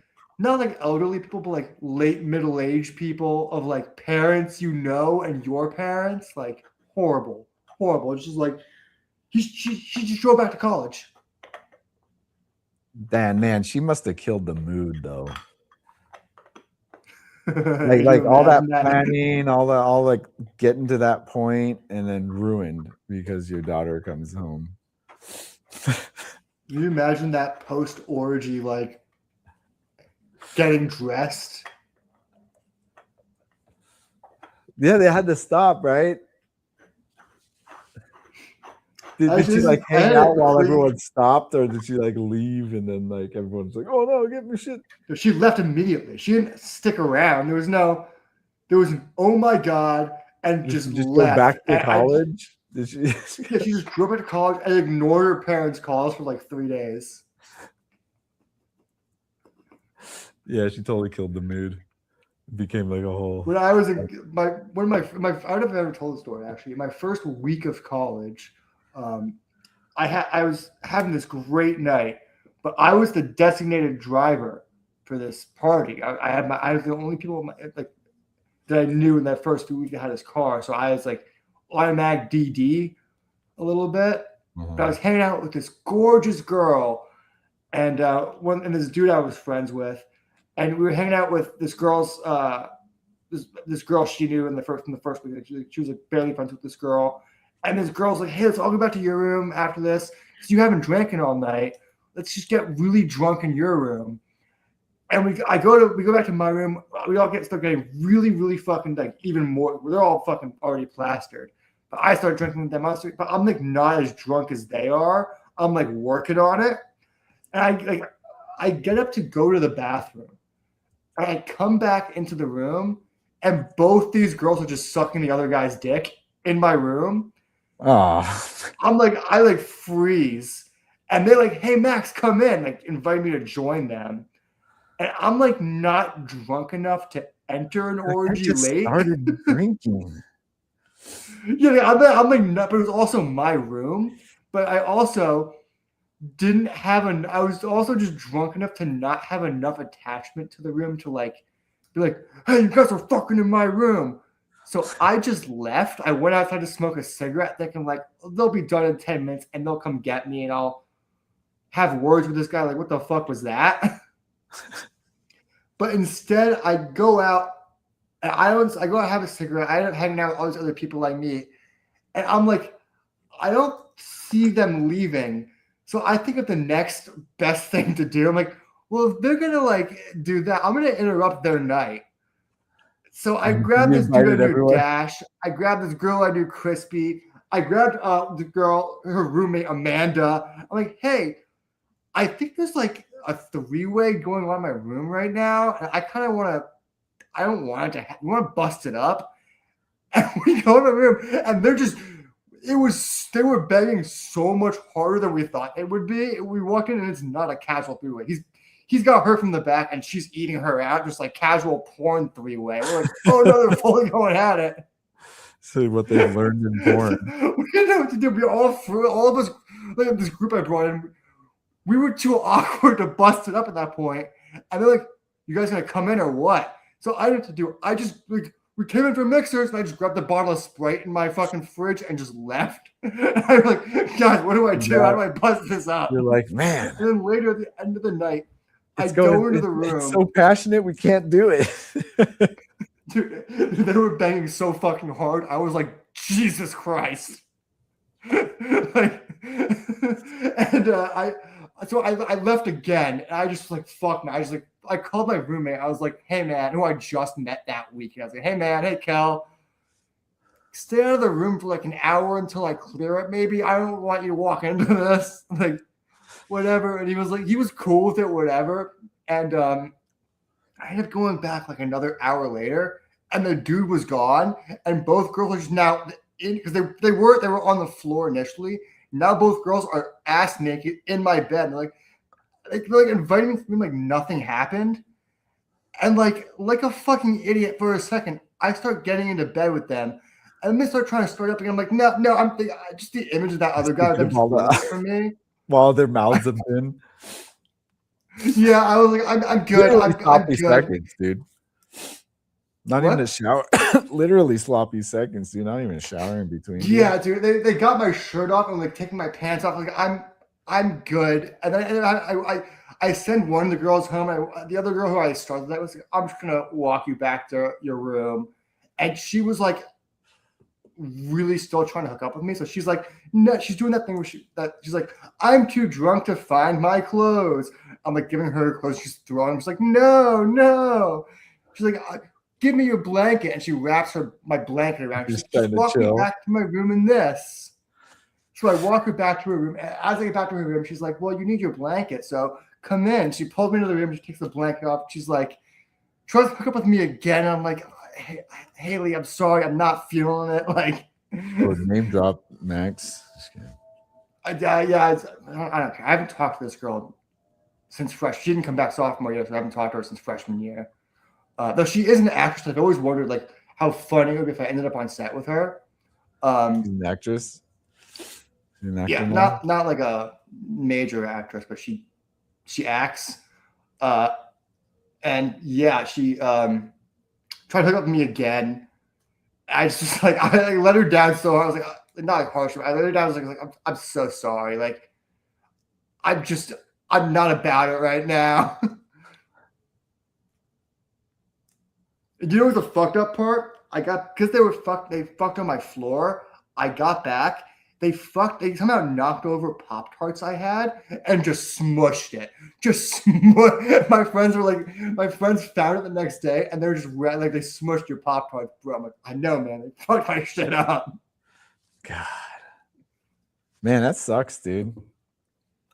That's a really shitty time, dude. I know. So I wanted, that was like the first week of school and I was like, you almost feel like a loser, but not really when you have two beautiful women in your dorm, just like completely naked, trying to hook up with you. You're like, no, you ruined it for me. I'm good. Yeah, you're drunk enough. Yeah, that was that. I went to go to the bathroom, You were like, and they were like, dude.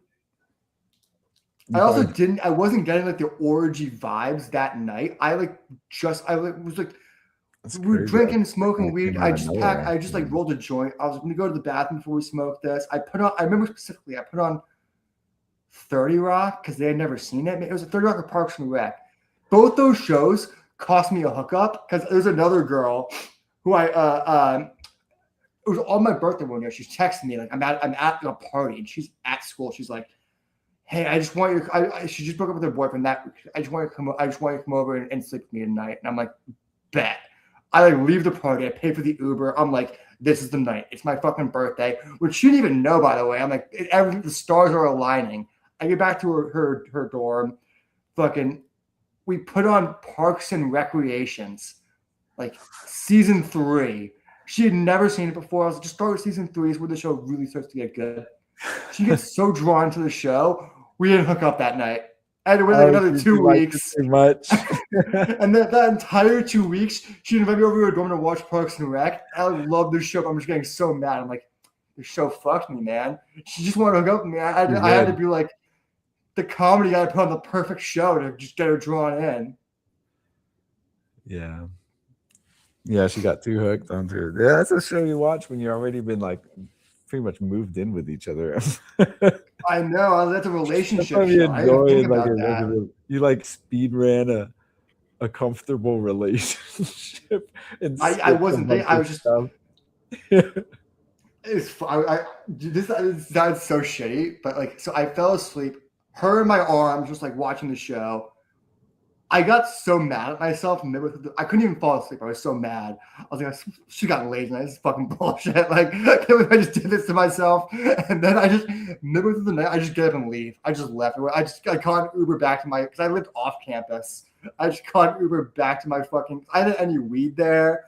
I was like, I want to go outside, smoke a cigarette. I want to go back and come back in. I was just like, fuck it. I'm going home. It was like 3 o'clock in the morning. I called him Uber. The Uber driver was like, damn, dude, what are you doing out here? I was like, I didn't get laid tonight, man. That's what I'm doing. So what I'm not doing. Yeah, right. That's why I'm leaving. And so now when you ever watch Parks and Rec, you're just all resentful. God damn it. And this was like, I built gold. up. This girl had like the biggest crush on me. She would like pull me into bathrooms at parties to hook up with me. But I never like slept with her. But she'd be like, she would always just like pull me into random spaces to make out. I was like, oh man, this is like a sure thing. And then one night it's like, you couldn't seal the deal with like just hanging out. Oh, did she just that show's too good, huh? It was just that the one time where I was in her dorm. We already had this like make out relationship. I probably had a bunch of other times where I couldn't. You know, I had this realization. I was talking to Brandon after college. I was like, do you think she pulled me into those bathrooms to have sex with me, Brandon? Oh. Because her move when she pulled me into a bathroom, it's like, let's smoke a cig in here and start making out. We always smoke cigs. But like, looking back on it, there might have been a hint I was missing. Yeah. There was.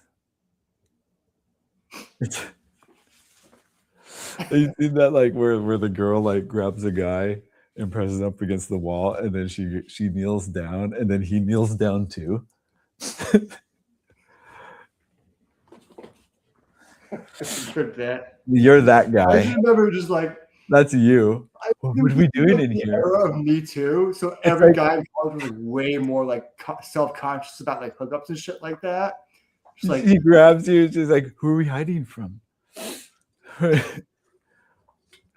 just remember her You just- sitting on the sink and wrapping her legs around me, and me thinking like, do I kiss her? Because it was like the era of like we're both drunk. I don't want her to like run out of this bathroom saying I did something to her.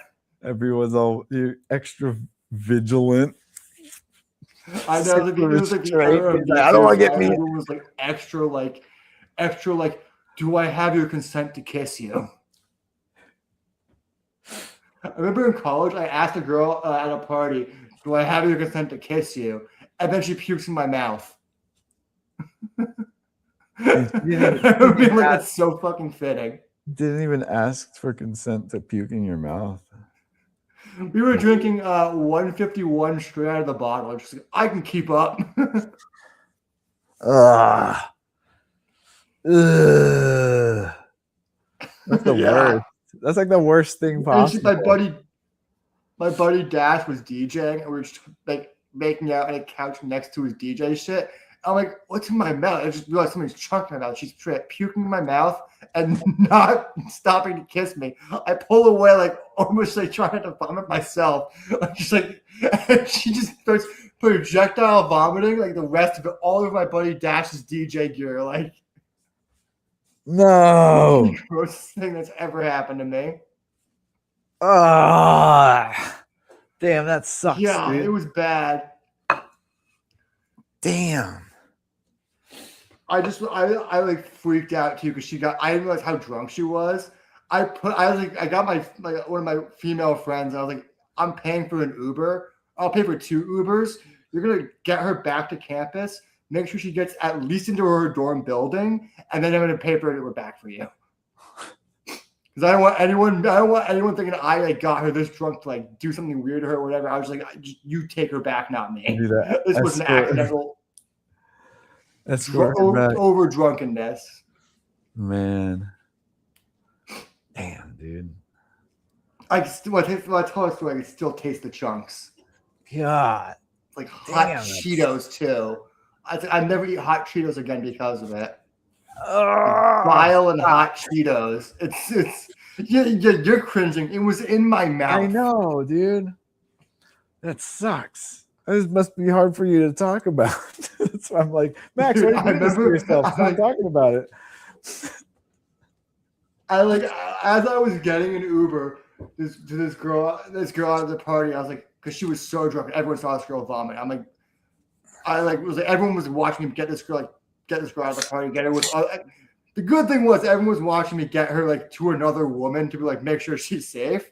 But my buddy Lyle, it was his frat. He was the president of Delta Sig at that time. It was like he was standing on my back and goes, Max, you guys good? You need anything? You got this under control? I was like, toothbrush. Do you have an extra toothbrush? That's pretty funny. There's just enough information to be like, why does he need it? Yeah, Tic Tac. Lyle, when I was a freshman, another puke story is he didn't get me drunk. My friend Cameron was visiting me and she got me drunk off this really cheap vodka. And then I was at this dude Lyle's dorm when he was just like some winners newer to the frat. I think he was a sophomore or a junior, probably sophomore at the time. And he starts feeding me shots of tequila, which did not interact well with shots of vodka. And I like start to puke, but I caught it in my hat while these like frat dudes were throwing me into a bathroom by my sweatshirt. But he was like trying to stop them from throwing, like grabbing me because he saw I was catching it in my hat. He's like, no, wait, he's a legend. But then he ends up, I was like, no, I'm just going back to my dorm. And he's like, he like left his own party to walk me back to my dorm. But I lost my hat in his apartment, and he's like washed my hat for me, and like found me later that week and was like, dude, you're a fucking legend. You caught all that shit. Not a drop out of my floor. He's trying to recruit you too. Yeah, but I enjoyed Delta Sig because they had a reputation that I didn't like. Oh yeah, they all do.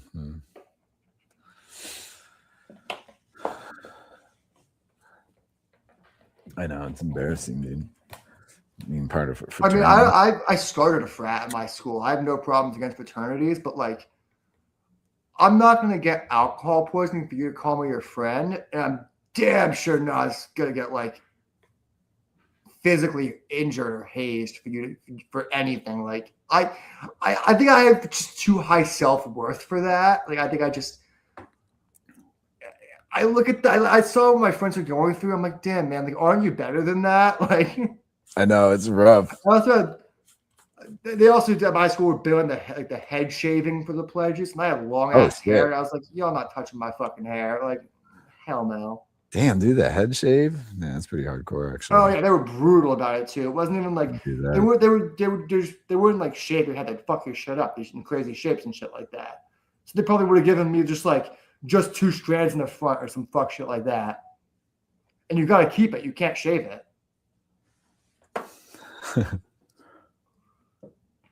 My buddy had just a ring, just like that, in the middle, like a reverse. They call it the reverse mohawk, where it was just going like that.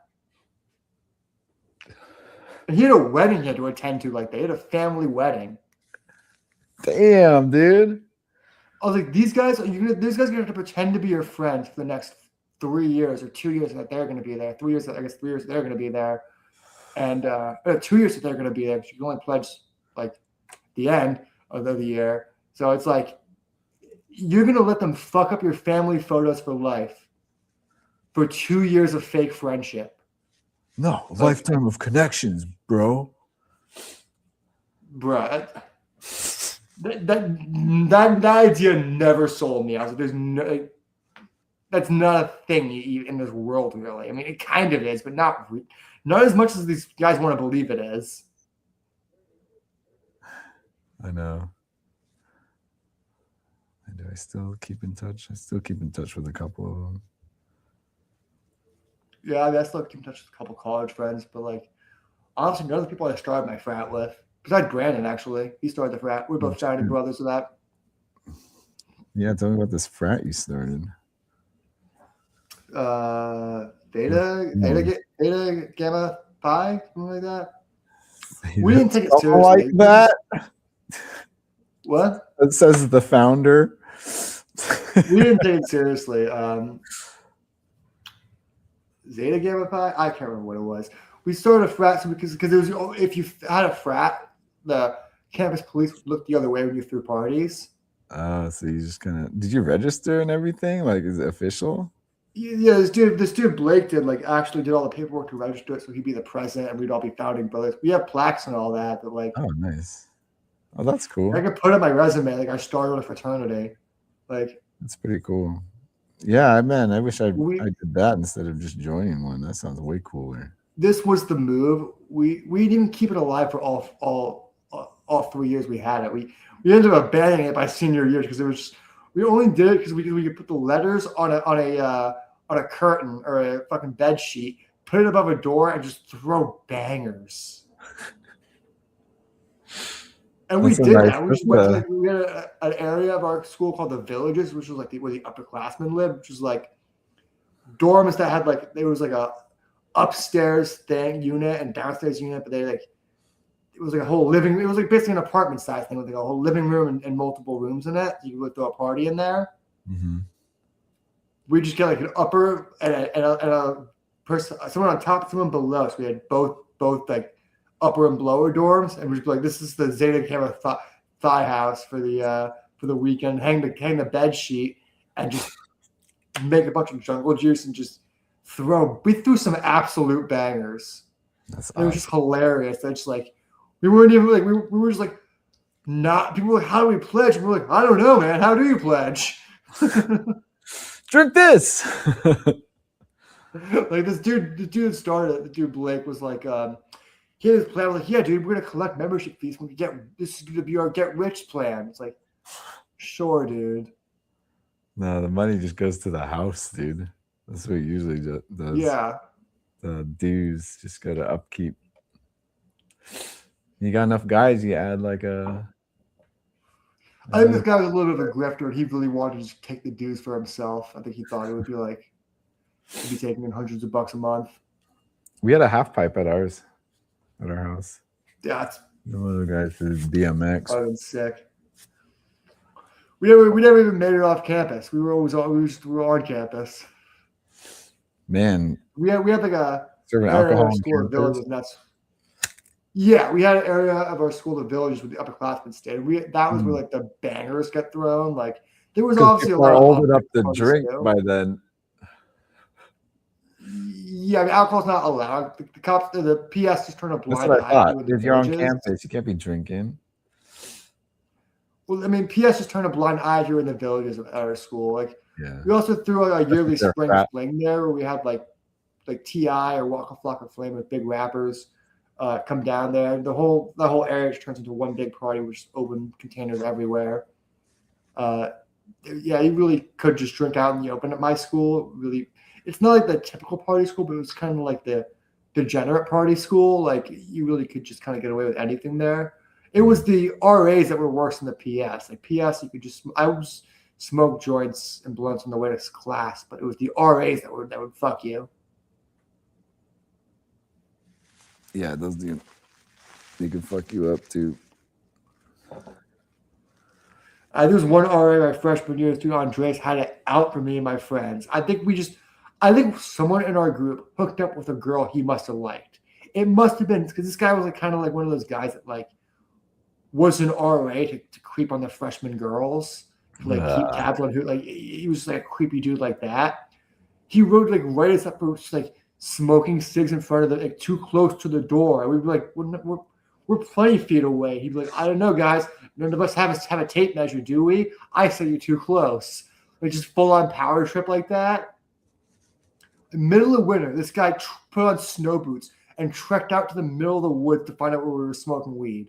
And we were like, damn, bro. We were respectful and took it outside. Like He like followed you out. Like, dude, yeah, you followed our tracks in the snow. I was like, I fucking caught you. Like, yeah, dude, you caught us in the middle of winter smoking weed outside. Like, oh man. ooh. I know, right? Prove it. I remember he said some like fucked up shit to me at a party like sophomore year. And he was like, I should have written you guys up more. I was like, hey man, you know what just like we know you smoke weed too, but we don't threaten to get you kicked out of school for it. Like, education's not cheap. You were like really threatening to fuck us over for like pot. So we're fucking college students, dude. Yeah, and he smokes weed too. So it's like it was like hypocritical as hell. Pothead code. He wasn't even my RA. He was just the RA at the place that our friend group hung out at. Don't respect the code, man. My RA was chill as fuck. My RAs let us like smoke cigs and weed in our dorm. And we had the coolest. I remember like, so our RAs come into our room one time like, hey man, we got a call from someone. They say you guys were smoking weed, so can you guys just like stay away from the window when you guys smoke? Like shit like that. Like, they were just like didn't give a fuck. I think I said this before. We had PS come into our room once, and they were just like, "Hey man, we got to call." Our fire alarm was going off. Like, we got to call the fire alarm off. Like we just got to stop it. And then he stops it, showed us how to like stop it in the future, and then just like smoked a cig in our dorm with us. Like took a break with us.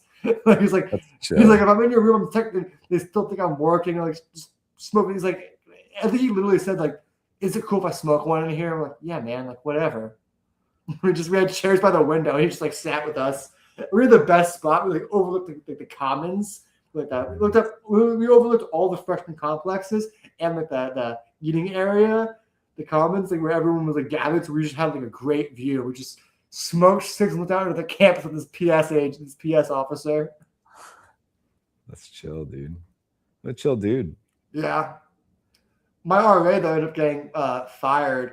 He lost his RA ship. There's nothing he could do because he got super drunk at an on-campus party, got naked, went streaking, had his clothes stolen, and then because he didn't have his clothes, didn't have his ID card, so couldn't swipe into the building, and passed out by the steps of our building naked.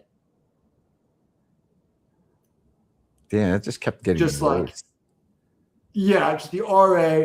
He got back to the dorm naked and was like, oh shit, don't have my key card, and I guess passed out before anyone could make it. Man. to open the door if anyone was going in or out.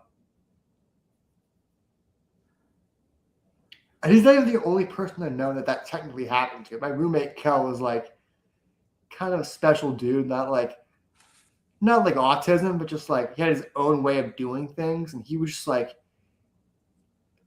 during the middle of winter, even though we smoked cigs in our room, I was like, I'm gonna go out for a cig, naked with my just he wanted the fresh air, but he just didn't want to put on clothes, so he wrapped his blanket around himself and was just completely naked, and then got locked outside without his ID card. Oh god. And this was at night too, and just passed out on a bench, just only covered by a blanket. And a girl he knew was like, saw him asleep on the bed and was like, "Oh, I'm just gonna wake up Kel." And woke up Kel, went to go put the blanket on her too, and took the blanket off of his crotch, only to realize he was completely naked. He was like woke up and he was like, "Oh my god!" And just like, "Oh, Kel, let's get you back to my dorm and take care of you." Damn, It was dude. a situation you had to take care of him, and it was hilarious. God. Good you have a blanket. Yeah, this dude was special. He's like he was such a funny dude to hang out with because everything he did was interesting, and like this dude, like in the first week of school, he's smoking weed in the dorm, and he's sitting in bed, like not even near the window. I was like, "Hey man," like, it was the first week of school, so like, "Hey, you mind smoking that like a little closer to the window?" And he starts waving his cigarette. And he goes, "No, man, if I wave it around, there's no smell." Yeah, oh yeah. No logic, huh? I was like, "Hell yeah, dude, do you, man? Whatever." You're like, it's crazy, man.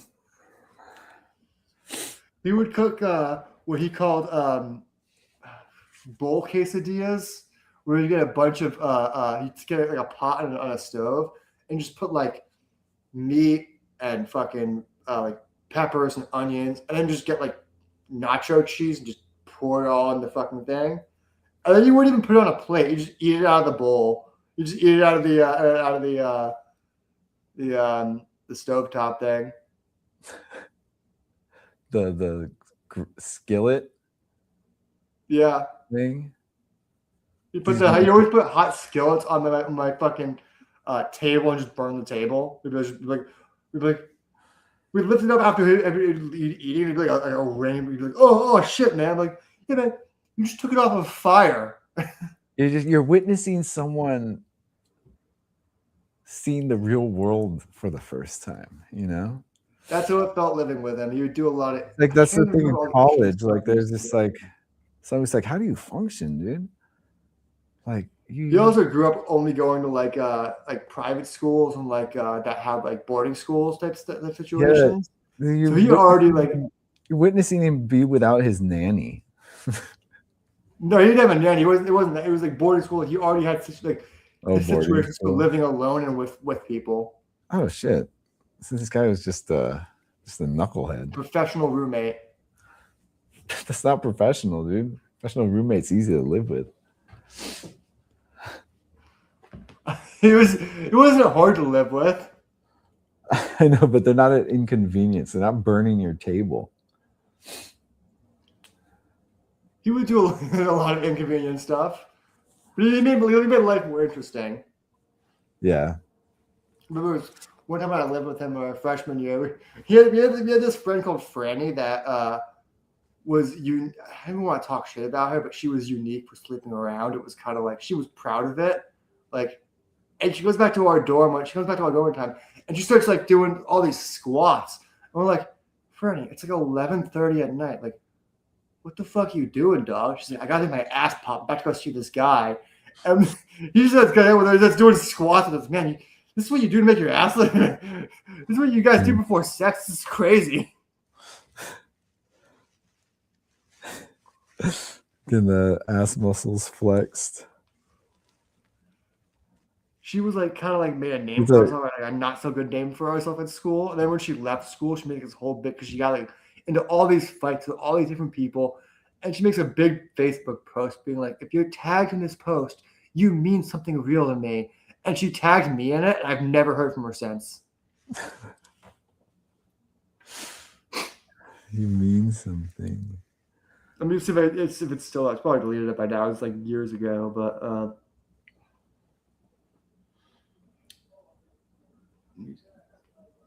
oh yeah, it's gone now. But That's it was crazy, like, if I man. tagged you in this post, you You'll mean have something to me. you'll have like Facebook at such a young age, and it's all still like a lot of it stayed there. You know, when I was your age, Yeah, it was everything like that kind of post. everything that I was on when I was that age was all on MySpace, and that's all gone. Thank God. No, we were Facebook and Instagram. Instagram, because I didn't make an Instagram until I was in college. And that was because my girlfriend at the time begged me to make Instagram so she could tag me and stuff in photos. Yeah. She thought it was sketchy that I didn't have an Instagram. If it's not the norm, when someone doesn't have social media, it's like most people do, you know? So That's why I don't delete it, just because it's like, I get like people on Tinder will be like, that's like people the way on, they like, look dating at. apps, that's how they get. Yeah, that's how they make sure you're not you're a real person. Yeah, that's how they gauge you. It's weird because like my Instagram's all drawings, anyways. So I stopped posting. I haven't found a reason. I only post because of contest. The comic book store is like, you could win something if you post. I'm like, then I'll post. It's like me posting. There's nothing in it for me. I don't care about likes or vanity. And if I post about my comics, no one cares. we were at this convention because like my sister was doing like this dance performance there, and it was like a travel convention, and Enzo saw this truck. They're this like model of a Land Rover, all decked out with like, you know, Road Warrior shit on it, little trap camping shit. It was pretty decked out. Yeah. And he's like, "Oh, I want that." And then the lady is like, "Oh, it's a contest. If you like sign up here and tag us in a post, or you know, share us in the story, you could you win, like, you know, be put in the raffle to win it." And we're like, and so Liz did it, you know, just because it didn't really cost anything. And then he won, and they sent the Jeep and everything. It was a little card like signed by the lady, and we don't even remember. Oh, the thought you meant it was a full size car. But I'd be like, holy shit. It's a nice like model Jeep, dude. Yeah, that's cool. I'm like, wow, that is. But now he's gonna think every contest he's enters, he's gonna win. He's like gonna have that mentality. Well, I think it's just because no one else signed up. Yeah, I've been in contests like that. That's what we're thinking, or just lucky. There was a comic store I was at that was doing a contest for one day where they're like, "Yeah, man, you spend $20, you get put in the raffle." And I was there late in the day, and they were giving away multiple gift cards. And they were like, the guy there was like, "Hey, man, if you just buy $20 for anything, I'll just give you the gift cards. We don't have enough people in the raffle. We don't have enough entries as we have winners. Like, they needed enough people to give away all the gift cards. So they were like, "Hey, man, if you just buy anything, like, you'll get it." I was like, "Oh, thanks, Kevin."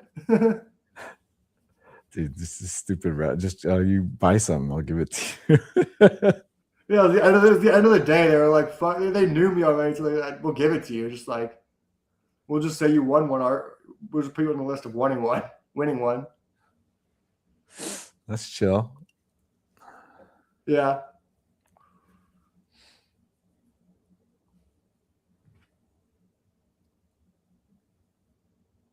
I do think some of these contests that like some of these places do, no one actually wins. Like, I'm certain of it. Because it's like, I didn't see no winner.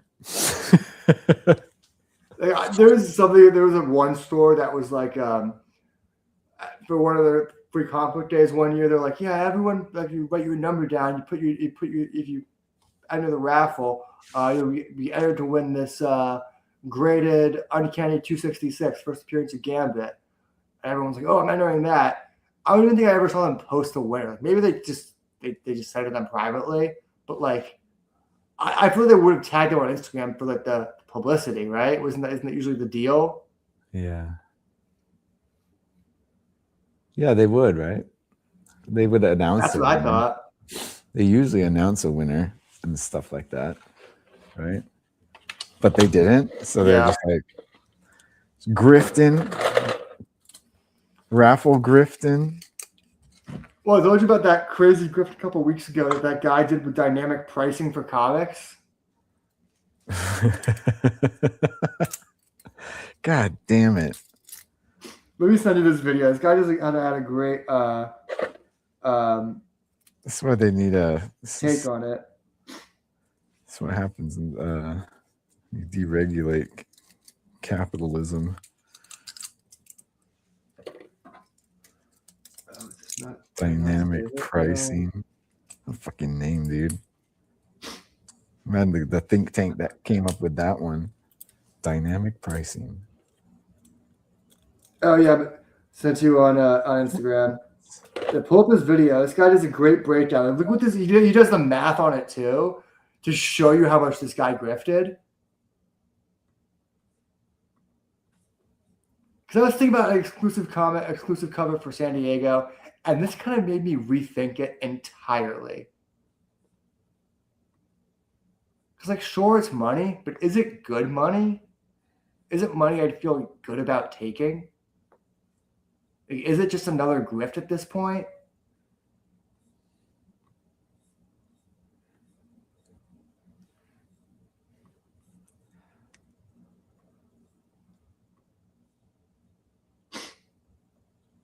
Swift moment, which is definitely a sentence I never thought I would say. The recent bungled release of Absolute Batman number 19 Dan Quintana variant has brought us into the Ticketmasterization era of comic books. Here's the quick breakdown. A couple of weeks ago, Heavy Mental Comics released their Dan Quintana Absolute Batman 19 variant, but things almost immediately went off the rails. They said they were going to release 2,000 copies of this book at $25 a piece, but they only sold 25 copies before they shifted to a dynamic pricing strategy. This is the Ticketmaster model. It's raising prices in real time based on demand. They shifted over to Whatnot, where copies were auctioned off for as high as $1,500. The crazy thing is they were kind of wildly transparent about it. They saw the price peak, said, sorry, no more drops, and went over to Whatnot and auctioned off the rest. And like many quality scandals, the response is often worse than the initial issue. Quintana hops on Instagram, basically says, sorry, not sorry, and characterizes the items as luxury items for art buyers, not your typical comic book. I'm all for artists getting what they deserve, but this doesn't feel great. I think in a lot of ways, it sort of redefines what MSRP on a new comic book actually means. Despite the fact that the whole thing felt kind of gross to a lot of people and the reaction wasn't great, people still opened up their wallets, which sadly means it's probably going to happen again. So I guess we need to talk about Dropgate, because the comic book market just... I guess there's another video where he does the math on it, because he does the option of, like, he shows them if they sold 2,000 comics at $25 a piece, what is that, $10,000? $50,000. I don't know why I said 10. It's $50,000. It's a fair chunk of change for 2,000 comics. You know what I mean? That's like a good salary for a lot of people for just for one issue, right? But then they saw how much they were going for on eBay, and they're like, we can't sell it for $25. And we were going over to Whatnot, and we're starting to charge like up to, as I said, up to $1,500 for what started off as a $25 book that same day. So then they made like a $250,000. Damn. They're just moving but it. Not like even selling all of them. It's like a crypto. It's like crypto, dude. Yeah, it's the same kind of. He's calling it the ticket masterization of it, which is the idea of like buying everything because people told you it's going to resell for whatever. Yeah, the resale. You're catching it on the third resale for such a high price. And the response is also hilarious. He's like, no, trust me. My books are special books because they're made by me. Yeah. Well, so, I mean, if he probably believes that, you know. I'm sure he does, but I think the thing is, he's a fine artist. I'm not going to say he's a bad artist. He's a fine artist. But there's also a lot of fine artists in comics who do fine art, like Bill Sienkiewicz, Alex Ross, Clayton Crane. There's a lot of these like high-end guys that do niche stuff, and even though they have that air of pretense around them, they don't go around saying, well, my cover's automatically worth other people's covers because it's fine. It's not for the average person. It's not for the everyday comic goer. This is for the the astute money line to pocket elite comic goers, comic readers. My It's just such a audience. bullshit. This is for people who want to make money off of The this. really interesting thing is this is for people who want to line my pockets. This is the people who Yeah. it's the same with like crypto coin. It's people who say this is for people who want to spend, who want to treat their money differently. It's like, those are the people who want to give you money. Treat their money differently. You know what I mean? There's that whole push around crypto around that time about how it was a safer, different investment in the future. Like treat your money smartly. It's a smarter way to invest. And it's like, no, it's not. It's just getting someone else your money. Just pump and dump. Yeah. Pump and dump. You can still make away That's with what a this lot is. It's as not- someone who's pumping and dumping. Like this guy could have made he could have made a great amount of money, $50K, and then done the same thing for the next book. You know what I mean? This type of that's the thing. It's like the thing that I hate about this is this type of thing, the type of people who this attracts, who have like entered the game. You know, it's a comic books have gotten to this. The artists have. I don't want to talk shit about artists. I'm not an artist myself. I'm a writer, but the artists have gotten griftier, and that's not me exaggerating. Like if you look at this, isn't the only example like this. It's like artists will say, "No, my art's more limited and better than other artists, so I'm going to charge more for it."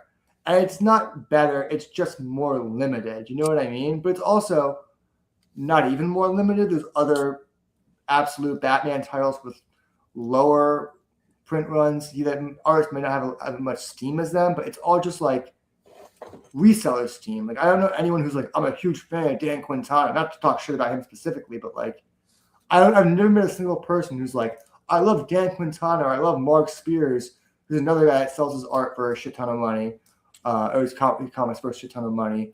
And it's just like, it's just reseller market and other retailers trading these books. There's no actual people holding these things. Yeah, it's kind of like a fabricated value. It's a grift. It's a grift from the artist who does one cover and goes, no, trust me, this is better than everyone else's, so it's worth more. Then they pump it up into the FOMO market. The FOMO market pumps it up.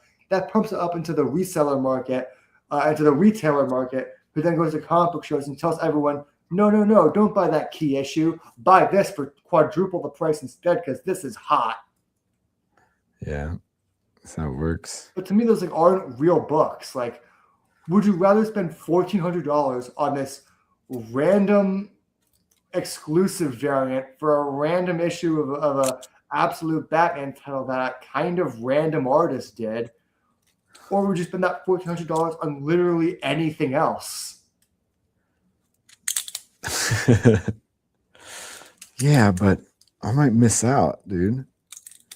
That's the idea. What People if think I they're gonna miss out? and it's like, What if I miss out on I it? couldn't. So here's another example of how FOMO and grifting has ruined comics. Because it's also reselling has turned into grifting. This past weekend was Free Comic Book Day. You know, it's usually not hard to get the free comics on Free Comic Book Day. They're usually pretty plentiful.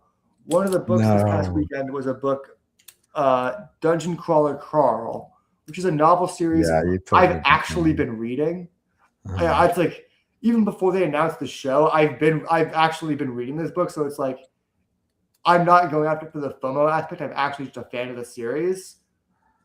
It became the speculation book of the week. I was at my shop like 15 minutes after it opened, and someone had grabbed every single copy when they came back. Man, it's like those on eBay for like. It's like those guys who grab all the Pokemon cards. Yeah, they've infiltrated comics, and they were selling them on eBay for like 10 to 30 to $50. This is the problem when something like that holds value or that potential of holding value is going to attract all these fucking. And it's like it's such an unwinnable situation because the store felt bad because you can't reserve the free comic book day books. You have to show up and grab them. But they let and like an actual. They don't limit the. They turned around because there's so many people in the store that the store was packed. Even when I was like 2 minutes later, the store was packed, so it was probably even more packed at opening. I imagine someone turned their back to help someone out, and someone just sniped all of them. And that's not the only store that happened to. I was at We Could Be Heroes in Chatsworth, and basically the same thing happened to them. Damn, dude. I hate that shit. And it's like this happens a lot in comics now, where it's like shit. Just like the big trend now with indie books is Image Comics. The people who've been publishing at Image Comics have realized if you underprint your book and you sell out first day and you make it hard to see on shelves, people just want it more. The FOMO increases. There's like a book, White Sky. There's a few other books going around like this, but the one up top of my head is White Sky. You need that. It was actually another book that came out first. It's a scarcity. It's like people. I heard the book's not even that great. I heard a lot of people are dropping it now, which is hurting stores because they have to pre-order books months in advance. I heard that they underprint the first book, so then it goes back for a second and third printing. They keep underprinting it, and people keep having that FOMO of missing it in stores, and they want it, and they miss that first print, so they go back to the second print, and it's that illusion of scarcity that makes people picking up these books now.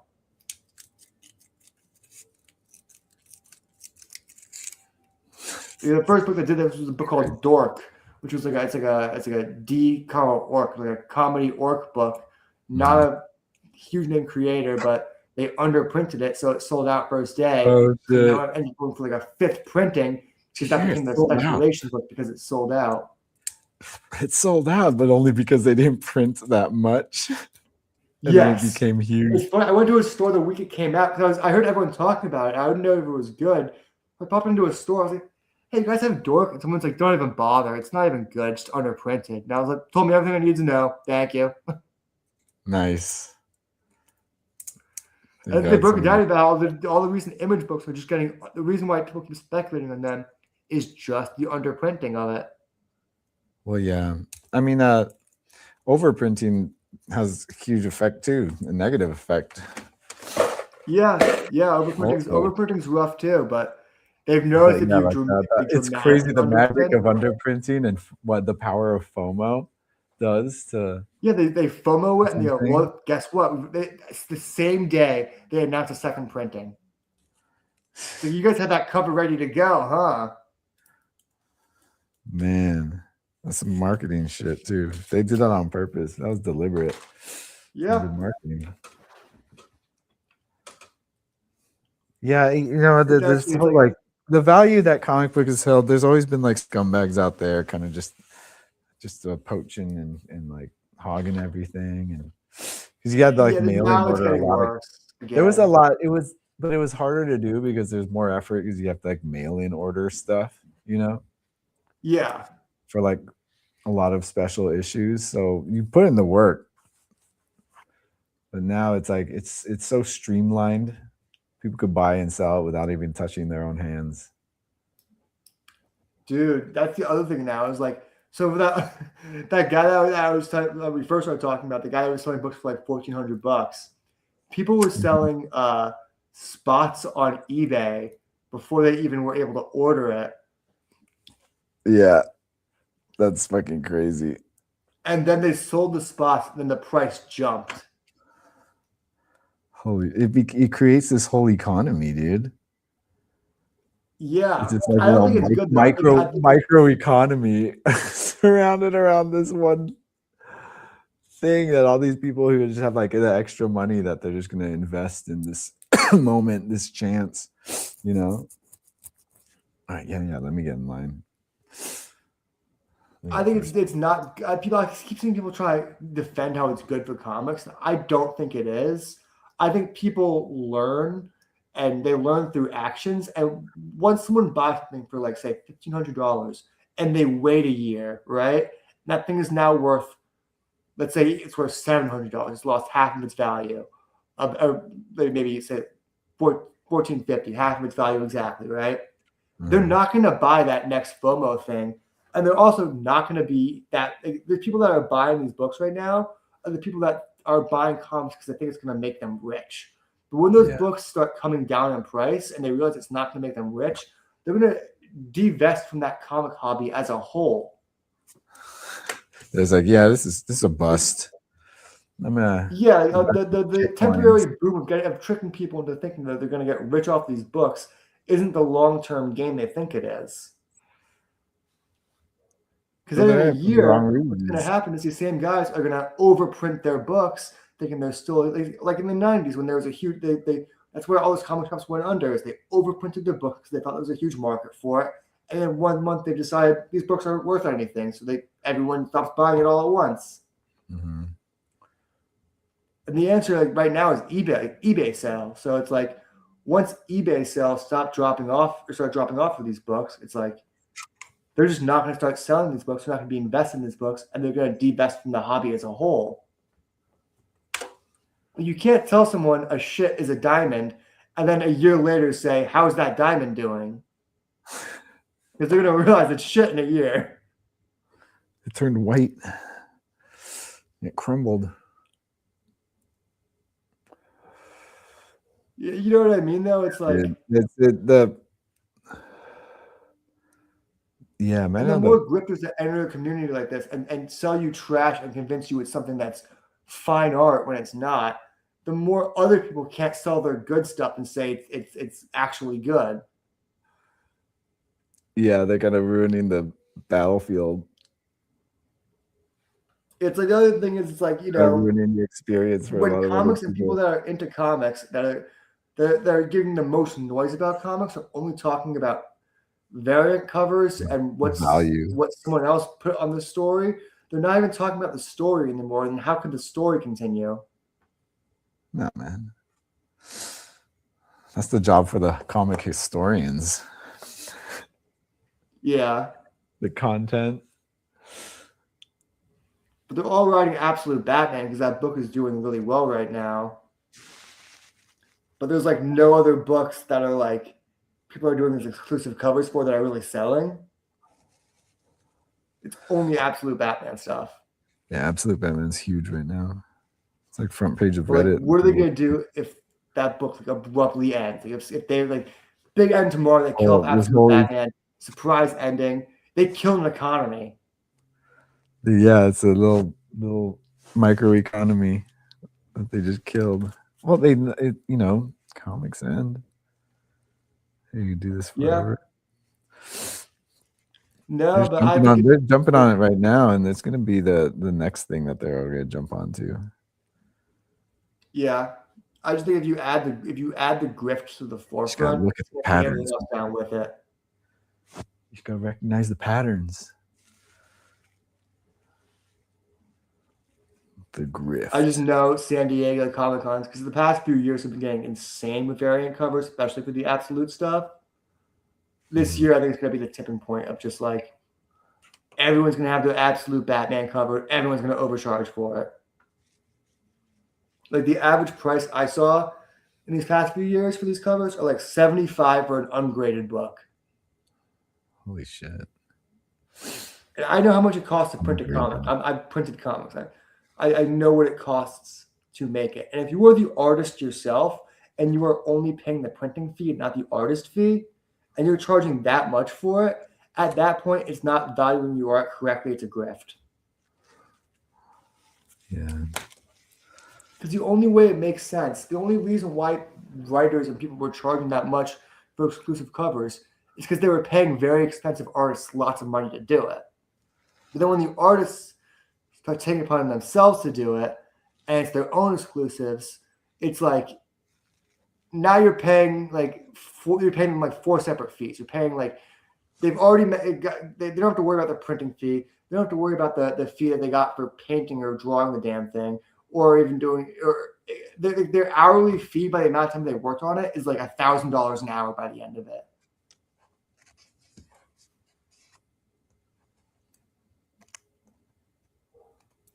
Yeah, they want that. So then they just jacking up the price will just simulate value too, That's what goes on though. That's why everyone's it's like art is a hard thing, but like this is a product, it's a. Here's the thing. I think pricing art is hard, but pricing comics isn't. Yeah, it's still a comic at the end of the day. You know, That's the other thing that bugs me so much is that guys like Dan Quintana go treat it like it's not a comic anymore. They go, no, it's a fine art piece now.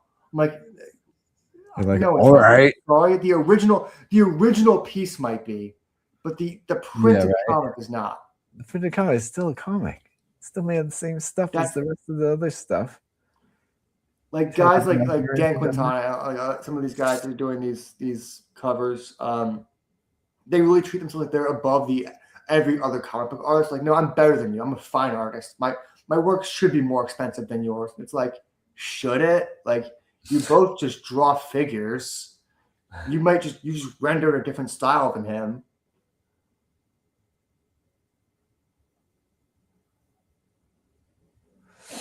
Yeah, man.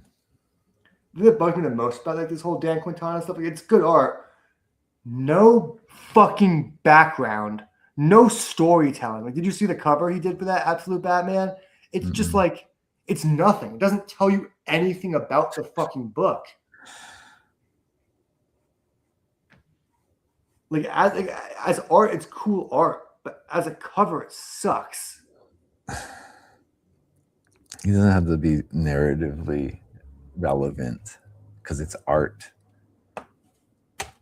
It's its own. No, but like it's not. It's when you look at the other covers of this book, it's not doing anything differently than the other covers. Like, here's an ungraded copy selling for $700 and an ungraded copy selling for $12.50. It's like it's just nonsense at this point. And then you add even more FOMO on top of it because he's like, I'll add special signatures if you pay me even more money. And then after he started doing the book, he's like, now this will be my last time signing with this type of marker. So if you want me to sign with this type of marker, buy it now. What the fuck? Yeah, he just tweeted that this week. He's like, I'm not signing anymore with paint tip markers because they take too long to dry. So now I'm only going Sharpies. There's going to be different value for the paint ones. Yeah, this one would be more affordable.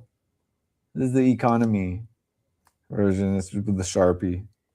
It's not the paint marker. Then what he's going to do, he's going to have his own copy. He's going to give it to his friend to put on eBay and take a cut of it. Yep, and then like just jack up that price, and then that would like start the wave of people paying top dollar. I think it's like when you create this FOMO piece, you create the market, and you could do with that as you will, for good and bad. Yeah, he's being a scumbag about it. Yeah, working, isn't it? And it sucks because there's all these people that like really do love the comic book industry that want to work fairly in the comic book industry and do shit like the right way. Like there was an artist who's a very big artist, Mike Choi. He's been in the industry for 20 years. Does these beautiful painted covers as well as interior art. And he's very transparent.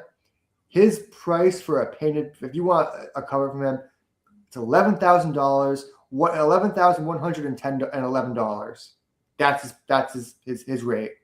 If you have that money, he will do a cover for you. If not, that's it. But he's not going to change his rate depending on what the project is. He's transparent. That's how much it costs to get him on his art. That's because he knows he's valuing his art at a point he feels comfortable valuing that. You know what I mean? Like, he knows this is my time, my money. If it takes me a couple 3 or 4 days doing this like completely straight, that's the amount of time that's what he wants to get paid for it. And a lot of other artists are like, no, I'm better than that. My art is, even though the art might not be better or worse, it's just they just want to value themselves differently. And they go, no, I'm gonna charge $20,000 for like an indie cover. I'm gonna tell Marvel $50K because I know they won't pay it. And then he'll have that as his quote to tell other indie people that's what he tries to charge. And it's just like all these people, I feel like they don't like comics. They just get into it to grift because it's popular at the moment. Mm-hmm. And I think it's artists that could do anything. And they're like, I'm just going to bilk people. You know what I mean? It's like, it's probably it's easier than having a gallery becoming like a storyboard artists or anything competitive. They're just like, I'm just gonna scam people. I'm just gonna create this fake hype around. Like Mark Spears is another guy who did it. He's like a painting looks. So he paints similar to Alex Ross, but his paintings look like they have no life to it. Mm-hmm. And he's like, he got popular for a bit, and as soon as he got popular, he started writing the mystery bag wave, where he's like, "Yeah, guys, pay $15 for a comic that could be worth $5, or it could be worth thousands." Like A loot crate. yeah, that's the other way people were writing for a while, is the mystery bag. Oh man. But he also does the same thing at cons, where he's like, "Yeah, my covers are worth hundreds of dollars." Like he sells like if you want a graded copy of signed of this regular cover that costs $5 in the street at convention, it's gonna cost you $495, like $495. Like that's how much these guys are charging for like books, and they're the ones telling them it's worth it. And the people are buying it and putting it on eBay for more. Trying to, it's like the spiral effect of like no one's actually buying it to have it; they're just buying it because they've been told it's worth money. Mm-hmm. So I don't know. I think this is a horrible state to be in, of just grifting each other, telling each other, no, these things are worth money. Trust me. And these books aren't printed on any nicer paper than anything else. And what bugs me is like when I printed my issues, when I printed the first issue of Something Honest Dice, I got printing down to about $2 a page, including shipping, with 2,000 issues. And Dan Quintana printed 2,000 issues. I know what it costs to put $2,000 issues. At the high price point, he's paying maybe $4 to $5 if he goes all out with all the options they have, like glow in the dark, foil embossing. Like if you go all out, he's paying like $5 an issue. Foil embossed on every page. That's what I'm saying. It's like I know what it costs to print these issues. It's like it's fine if you want to value your time a certain way as an artist, but your books aren't worth more than other people because you say it, because you magically say they are. I think there needs to be a cap to this like level of exclusive cover.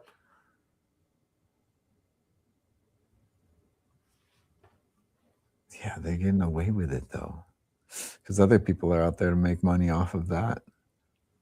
And I kept thinking, like, I want to do it. I kept telling myself, I want to do an exclusive cover for San Diego. I was doing the math. Like, say I print 200 issues and I sell them for $25 a piece. That's still like, what, 10? How much is that? I'm so bad at math. That's still $5,000. Damn, that's expensive, dude. Damn, self-publishing, dude. No, I mean if I sell 200 of them at $25 a piece, that's $5,000. Mm-hmm. You know what I mean? Like it's not bad money, but it's the grift of like we're gonna cut our margins by just it's like 10 timesing our return.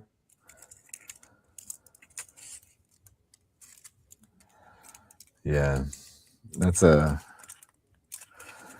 5K, $25 a pop. It would cost me like for 200 bucks. It would cost me maybe a couple $100 to print that.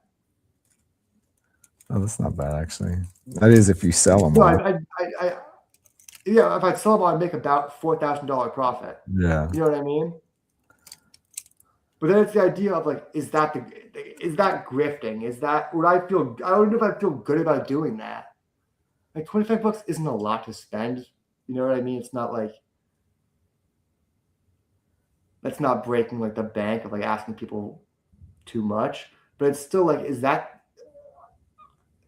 too much to ask? Like if I know it's grifting, I know it's scummy. Is that a terrible thing to do?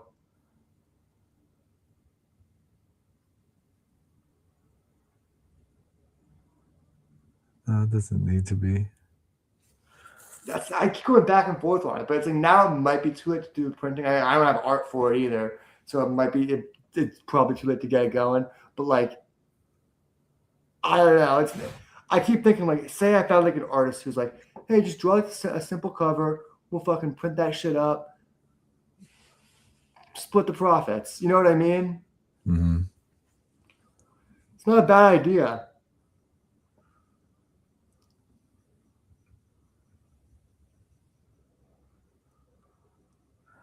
No, it's not. I just like. I've been talking to someone about. So I asked someone about like if I have a couple that would be willing to carry exclusive books if I did them. Mm-hmm. But I don't know how good I'd feel about it.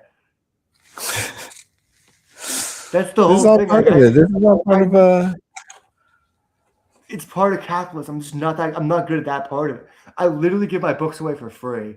I'm not good at capitalism. Yeah, it's an issue that artists have is not being able to value your own stuff. And you see someone who does it in a way where you're just like, ugh, gives you the ick, you know?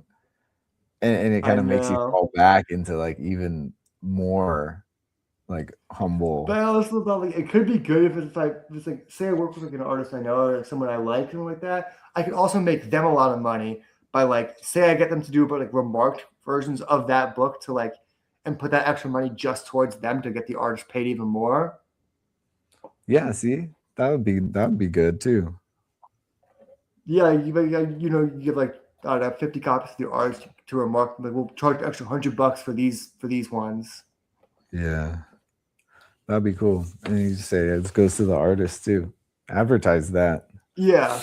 Yeah. That should be up forward. That should be like the point, and like that would explain the value of it, you know. Being like, yes, that's what I was thinking. Worth it. Like a price point where it's not grifty, but you also get something original. Mm-hmm. Yeah, that would be a good way of sell it that way. Don't be like all boosting your own egos. It was worth it because it's me, it's mine, it's special. I know I don't have the ego to do that. I literally just don't even have the vanity in me to be like. So it's like I kept saying like it's $25. Like, I know it's not a lot of money in today's day, but is that too much to ask people? Like, well, people pay that much for a sandwich, you know. That's what I'm saying. It's like, and it's an exclusive item, not for normal comic book buyers. It's a premium item. Premium item, dude. And then we'll throw one on eBay. Like I bought a couple of exclusive covers, and they never felt like, even though they've been like $20 to $40, they never felt like exclusive items. Just like something I like. Like whether it's like one of the ones I bought was like Deadpool holding Wolf. It's a Lion King homage where it's done in a Disney style, like Deadpool holding up Wolverine, like Simba and the Lion King standing on the edge of the cliff. Yeah, and that was like I think $25, but I was like, that's funny. I'll buy that. Yeah, it's Deadpool too. Yeah, Deadpool variant.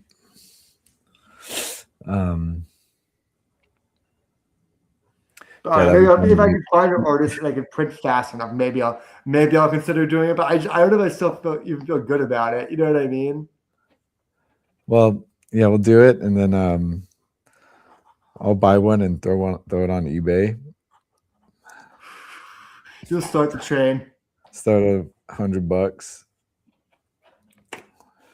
I thought about doing that when I was first printing my books out. I was like, I should just put a bunch of them up on eBay on different accounts for like $100, $200 and buy some myself so there's some recorded sales, and then go to the stores and say, how much do you guys want? Look at this. They're like, oh my God, I'll take 1,000. You're all walking in with your phone like this. Look. Sold. Verified sales. What do you think? People have asked about exclusive covers before, because at the last few cons, I've given my books to some of my friends who are retailers. I'm like, hey, like give these out to people who like read comics, and a lot of people come back the next day and be like, hey, I like that book. Do they have any like, exclusive covers or like trade paperbacks for the rest of the series? It's like, oh, maybe if people are asking for it, maybe I should be doing it. Yeah, trade, dude. The only reason I haven't done a trade because printing's been so expensive in the last couple of years with Trump and tariffs. Yeah. Trade with that like extra Plus, hard trades are really expensive to card print. stock back like, at least. They're like it's like $10 per trade to print, which is why they sell like It's like 20, like $25 now. it's a whole different type of book. It's not a comic book format anymore. There's some card stock involved. There's some bounding outside of just actual premium format. Yeah. Trades are nice, dude. I would love to have a trade of that. I can have 2 volumes with 12 issues. Yeah, that'd be have awesome. 6 in each, like standard size trades. But it's just expensive. Yeah. Should do a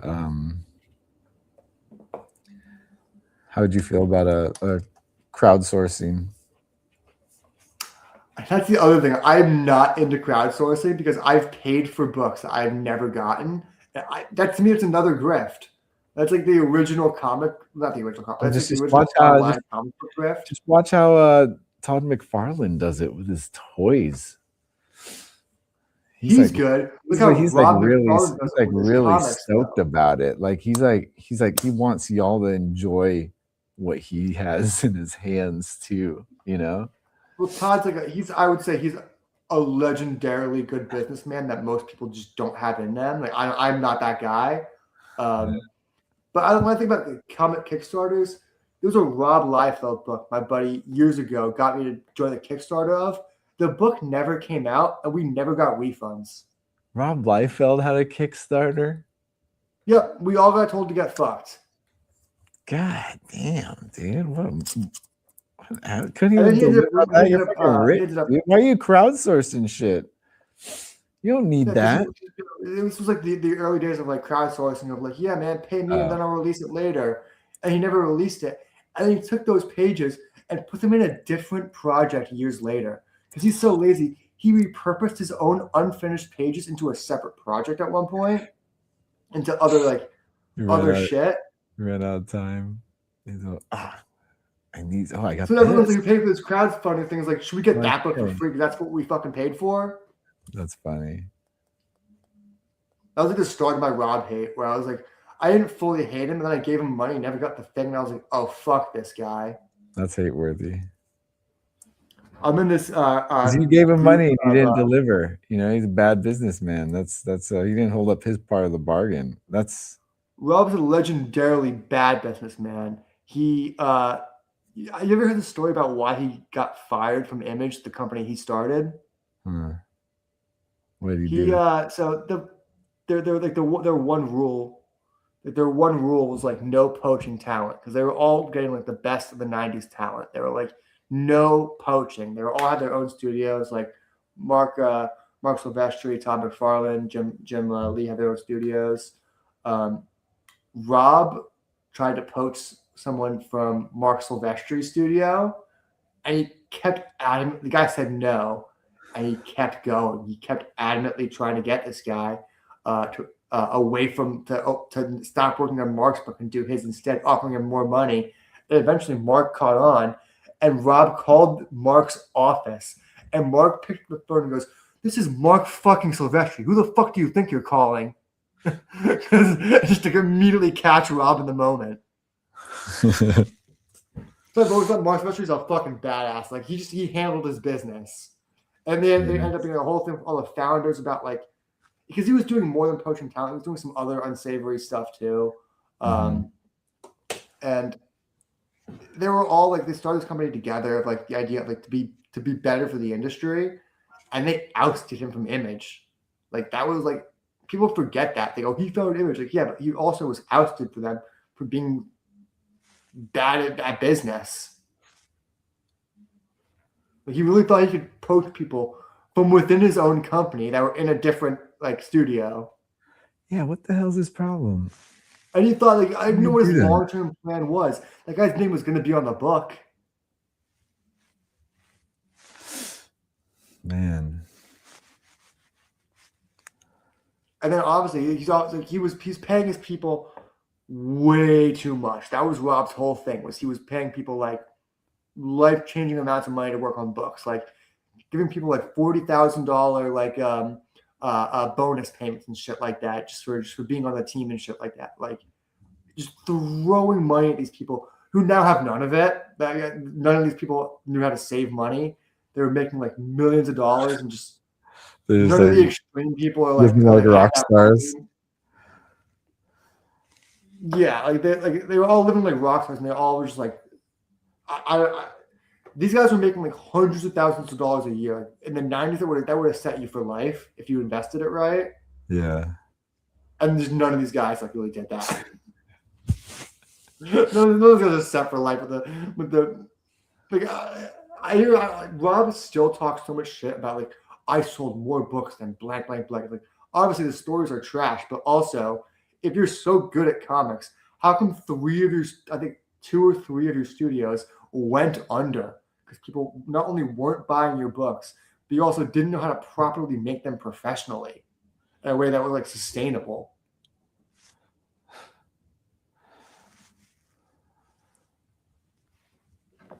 I know, man. But I'm in this group, comic art buyers beware, of like people that have it's for big name people that have grifted you. Someone said it said today, I got ripped off by Rob Liefeld, backed his Kickstarter on the original art level, was in contact to get the art just after a 10-year wait. He claimed it was everything. He claimed it was done and going out soon. I've never received anything. Anytime I reach out now, there's no response or I get blocked. Which means he paid Rob Liefeld an absorbent amount of money from original art for a book that didn't come out. And Rob, for 10 years, like, trust me, dude, I'm working on it. I got it. After 10 years, this guy goes, I've had enough. He wrote and post in a Facebook group after 10 years. Facebook. This guy, for 10 years, I've been waiting. That's like what Rob Liefeld fans are. They're so obsessed with him that they think he could do no wrong, that they'll literally wait 10 years before thinking this guy did anything wrong, even though they've constantly been blocking him for saying, hey, man, you know that service I paid you for? Like, where is it? And he's just like blocked. And they're like, well, surely he must be busy. Oh, he must be busy. After 10 years. I got into a giant argument in this Facebook group of men for this indie creators group. This guy goes, man, I think the MCU wouldn't have any trouble if they just put Rob Liefeld in charge. I was like, I'd never comment on Facebook. I was so mad at this post just because I was working in the film industry and seeing that. I'm like, first, like, Rob can't even put out a cohesive story. What the fuck do you think he could do with a movie? If you take away his dwindling ability to draw, what does he even have? Dwindling. Yeah, for real, though. And the guy was never known to be a story smith. He doesn't have a way with words. Like, stories. Like, he also didn't even finish any of his Marvel arcs. He left before any of them were completed.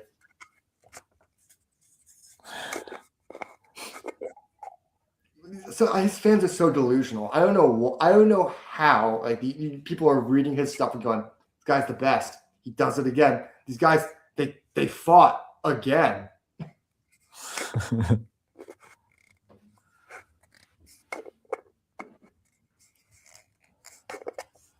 Rob Liefeld, yeah, mad beef with Rob. Yeah, why? It's kind of like a household name now. So after Deadpool, he's also one of those comic grifters that charge, like, he has dynamic pricing for his signature, where if you want to get like I think a lot of people are starting doing this now, but it's usually like a $5 price bump if it's or $10 price bump if it's like a super key. Like Mark Silvestri has like 3 issues. He charges $20 to sign versus $10 to sign or $5 to sign, whatever it is. But Rob Liefeld charges for like second print, first appearance of Cable, $100. For New Mutants '98, $300. He wants the price of the book. He wants basically to get paid the same price you paid for that book on the secondary market. Jeez, dude. He's like he has this. He said this years ago too. I at the time I thought it kind of made sense, and then once I started making money on my own and was like paying for signatures and stuff like that, I was like, this guy's out of his fucking mind. Where he said like, all these guys are selling my Deadpool books for $300. Why shouldn't I get a piece of that? It's like because they sold the book and you didn't. You got your piece when you created the book. You got paid for your creation. You also He's also the only Marvel. He never wants to admit this. He's one of the only Marvel creators that successfully negotiated a cut of his character's merchandising and profits. Any Deadpool movie, any Deadpool whatever. He's got more than most people. Yeah, most Marvel creators don't get a stake in their characters. They don't have that right in their contracts. He got super lucky negotiating that, which is still like something that creators today can't negotiate for because there's no comic unions.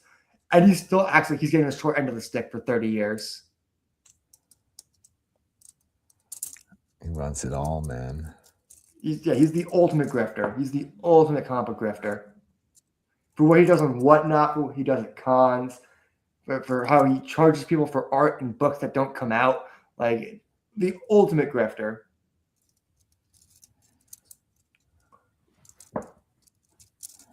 It's sad being in this group. I see a lot of posts about artists I like, and like people pay for commissions that they don't get. There's one guy who I really like his X Factor work, and he apparently I never knew this. He's notorious for taking commissions from people, and then honestly, like, if it's a big name person, they might not finish that commission at a show, and he always tells people, "Yeah, I'll send it to you in the mail," and he just sells it at a different convention. Like double dipping in the worst way, where someone's like, "Hey man, I'll pay you to draw Master Chief or whatever." He goes, "Awesome, yeah, sounds great." Draws Master Chief, sends the people a photo, goes, "Look, man, I drew Master Chief. I'll send it out any day," and then just sells it to someone else. What the hell? Yeah, this guy's notorious for doing that. Apparently,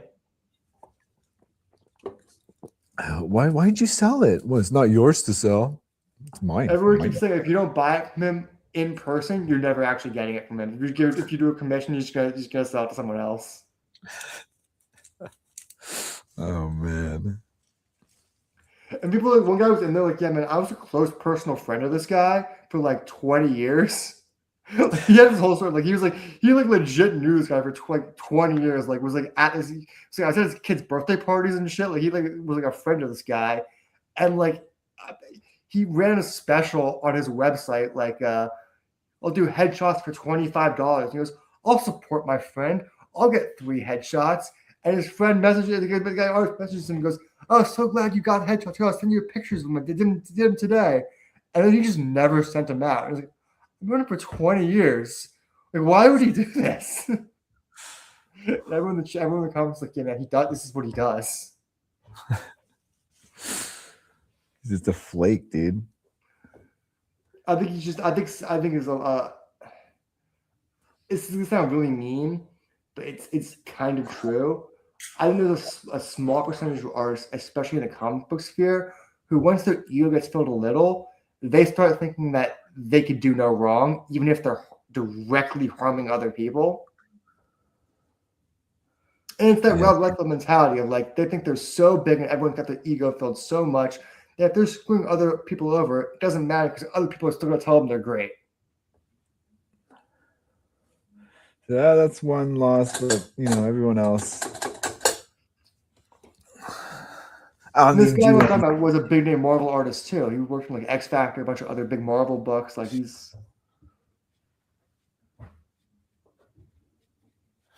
been around. This has been the Rob Liefeld Trash Hour. I told you I saw him at WonderCon, and I didn't say anything to him, but I was looking at Jack Kirby art while he was like, I guess talking to a guy about buying art because he has to bilk fans. He can still afford $20,000, $30,000 pages, and brags about it on his podcast. And he locked eyes with me. I feel like he must Google himself to know I talk shit about him. He like stared at me like he hated me. And I don't know if you just remember me from Comic-Con where he called me broke, and I looked at him plain. I was like, I'm the opposite of broke, but you're never gonna get a dime from me again. So you remember his I'm not, but I really want to imply to him, even if I was lying, that I was exorbitantly rich, and he just turned me off from a major purchase. That's the vibe I was trying to give off. I was trying to represent Tiffany's him a little bit. You lost yourself a customer, and I was gonna buy Big hella mistake. shit. Huge mistake. Oh, the stuff I would have bought. Even the overpriced things. So many overpriced I'm not like things. a rich man, but I'm not like I could have spent $100 on that signature, and I bet I wouldn't have noticed. I bet I wouldn't have really. I bet I wouldn't have really noticed it. You know what I mean? Like among all my other spending, there, it wouldn't have been that big of a drop in the bucket. But just the way he treated me about it, I was like, I'm not fucking giving you $100 for this. Yeah, it's like, you know what? Like, no, you didn't Yeah. earn this. You lost this. Yeah. I would have done that. That's why there's a couple artists I've talked to and writers, actually specifically artists I've talked to who talk shit about the mentality of just like grifting fans. Like I think I've mentioned JG Jones, who I was always loved for this. I got a remark from him, like he drew a little thing for me, and his wife didn't realize I did that. He did that, so she was trying to charge me for the signature, and the signature was just like she said like $450, whatever it was. I thought she meant $450, and I was like, oh my god, like I didn't think I was getting something that expensive. She goes, no, honey, $4.50. Like, who do you think we are? I think she just specifically said, like, we're not the Alex Ross booth, like trying to overcharge people. And then she said Alex Ross or Rob Liefeld, someone like that, just like trying to overcharge people. And they weren't even going to charge me for like the remark. They were just like, no, we're happy you're a fan of his. Oh, you poor kid. No, we're not like them. Yeah, they were like they were really like that. They were like, look, you're like traumatized from these guys. He's been people for about probably as longer than Rob, and he was like, I can't believe that there's people in these days that are like, because we were both talking about, like, remember the day where people didn't charge for autographs, and even the biggest name artists wouldn't charge for a quick sketch. Like that was like unheard of. Like George Perez or like Jim Starlin would draw you a big thing in your sketchbook because you were a fan of theirs in the niche community. But now that it's a little bit more mainstream, some of these guys are like seeing how much they could charge for. And his remark alone, I think, was like $40, so it wasn't anything crazy. But he's a big artist. He worked on like Wanted and Final Crisis, and he worked on big books. Like, but he was still like, he didn't want to overcharge me for that. And I had to convince him to charge me for the remark at all, because they already had the $4 up on their screen, and she was like, I don't want to change it because the remarks, like, it took like 2 minutes while we had a nice conversation about Wanted. Like, he would have been perfectly happy to not charge me for it. It wouldn't have him wasting that little bit in his Sharpie wouldn't have affected him that much. She just gave him a tip. Well, I think that was like the old school method of like, you know, I kind of miss that mentality of like, you go talk to someone, you're a fan of theirs, you have a great interaction with them, they're happy that you're engaging with their art and liking their art, and they're not like, how much can I charge this person for interacting with me? You know what I mean? Like, yeah. And the other thing people like digital artists are doing now in comics is mono prints, and I don't even want, that's like a whole different grift where it's like, no, we've only printed one of these, but they're still charging like $400, $500 for mono prints. One of a kind. That's believe us. Like, believe us. If he didn't do it digital, it would be thousands of dollars.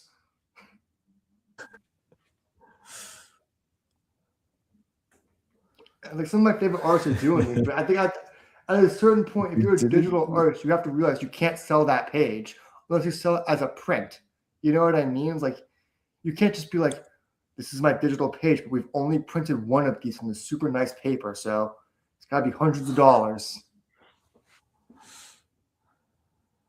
There's been a couple of mono prints I've thought about, but it's like, am I gonna spend $200? Like, because there's like a couple that were like, this is how they tricked me. They were all like $500-600. And there's one that's like 200. I'm like, oh man, should I buy that? Like, $200 for a picture of digital art.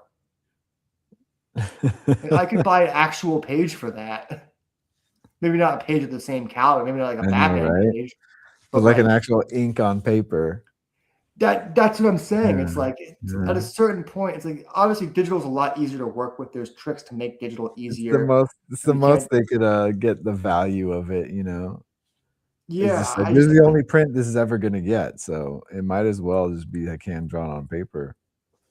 I think it's their art dealers convincing them to do this more than anything. But like, I wouldn't feel good about buying a mono print of like a page. I guess they sell, huh? People yeah, are doing I'll send you this thing. I really like this artist, Jorge Jimenez. Mm-hmm. But his mono prints are like kind of expensive. And yes, he's like a very acclaimed Batman artist. Mm-hmm. Where's like the green?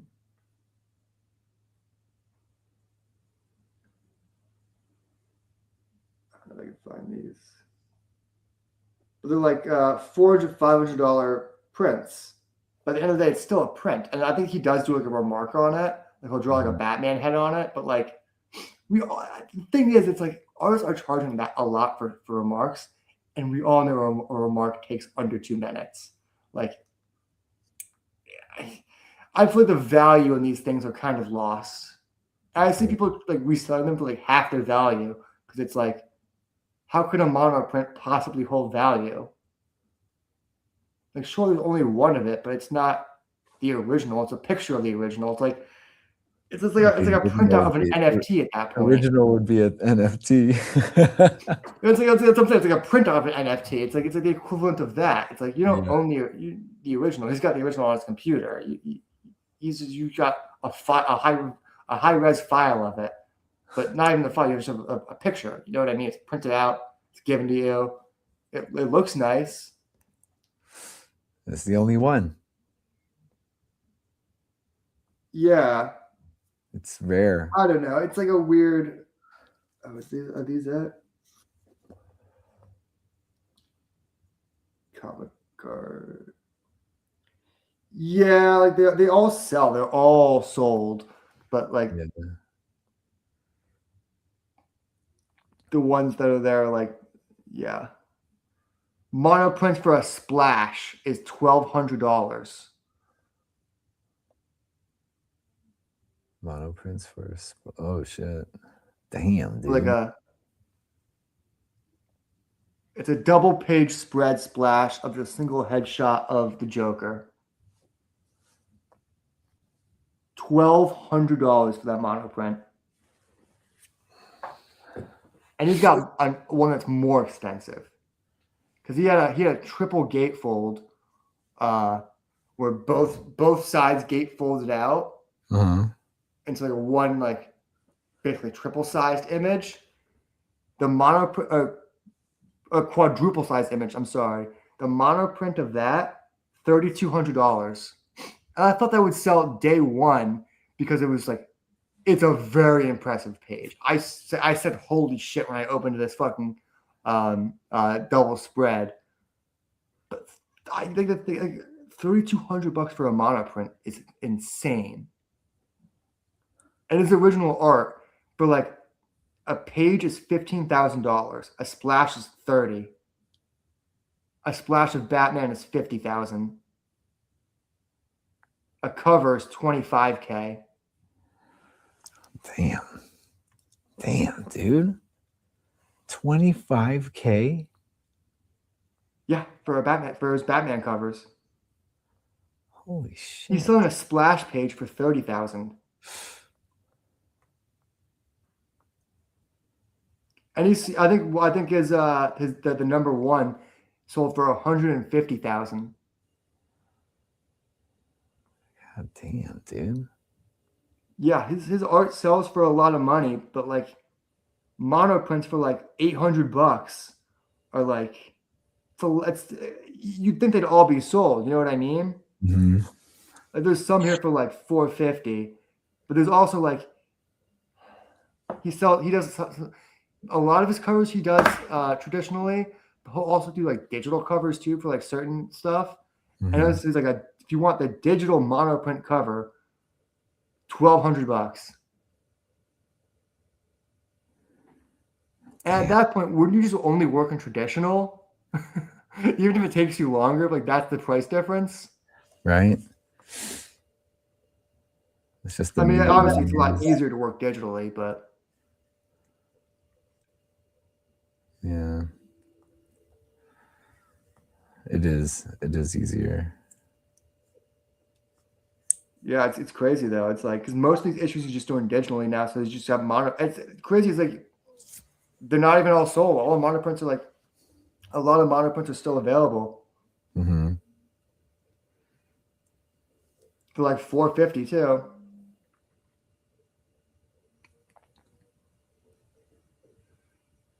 Damn. Is this an actual cut? No, yeah, like he says a lot of his covers digitally, so he'll do like something like this. Let me turn my brightness down again. $1,000 monoprint. Shit, dude. On something like that. Is there a time lapse somewhere? No, it's just available on the website. Like, what more do you have to offer from this piece of art? But it's like, would you feel good about taking a digital thing you made, printing it and selling it for that much? Because it's also the thing I would feel about buying it is it's like, how do I know he's not going to print it again and sell it in a different format? He goes, well, this is the only mono print, but we did metal versions of it. Like, how do I know he's not going to pull it? Like, the company's not going to do something like that. You know what I mean?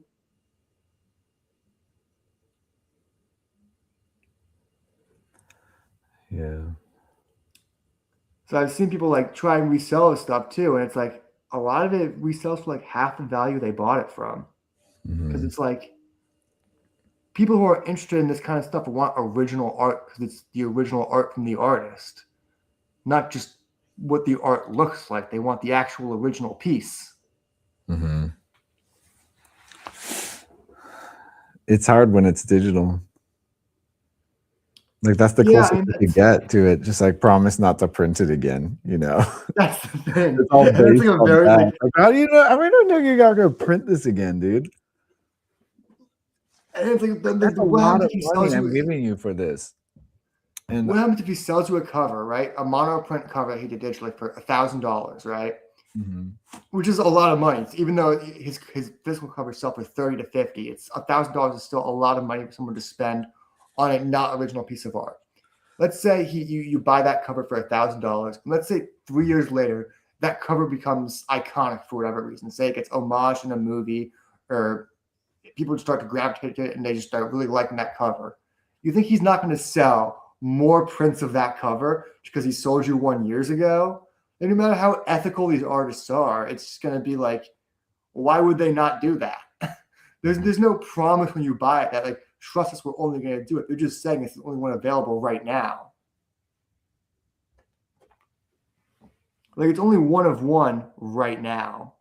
it's all based on trust me, bro.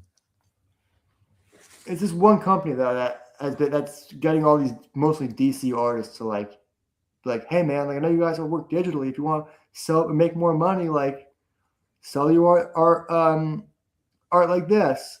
And then here's the irony.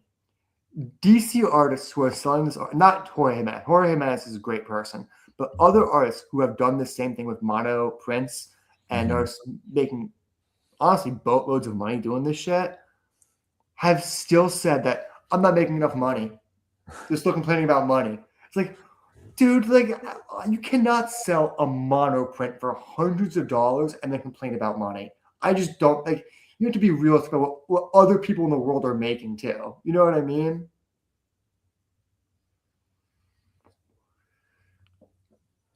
They just keep wanting more, dude.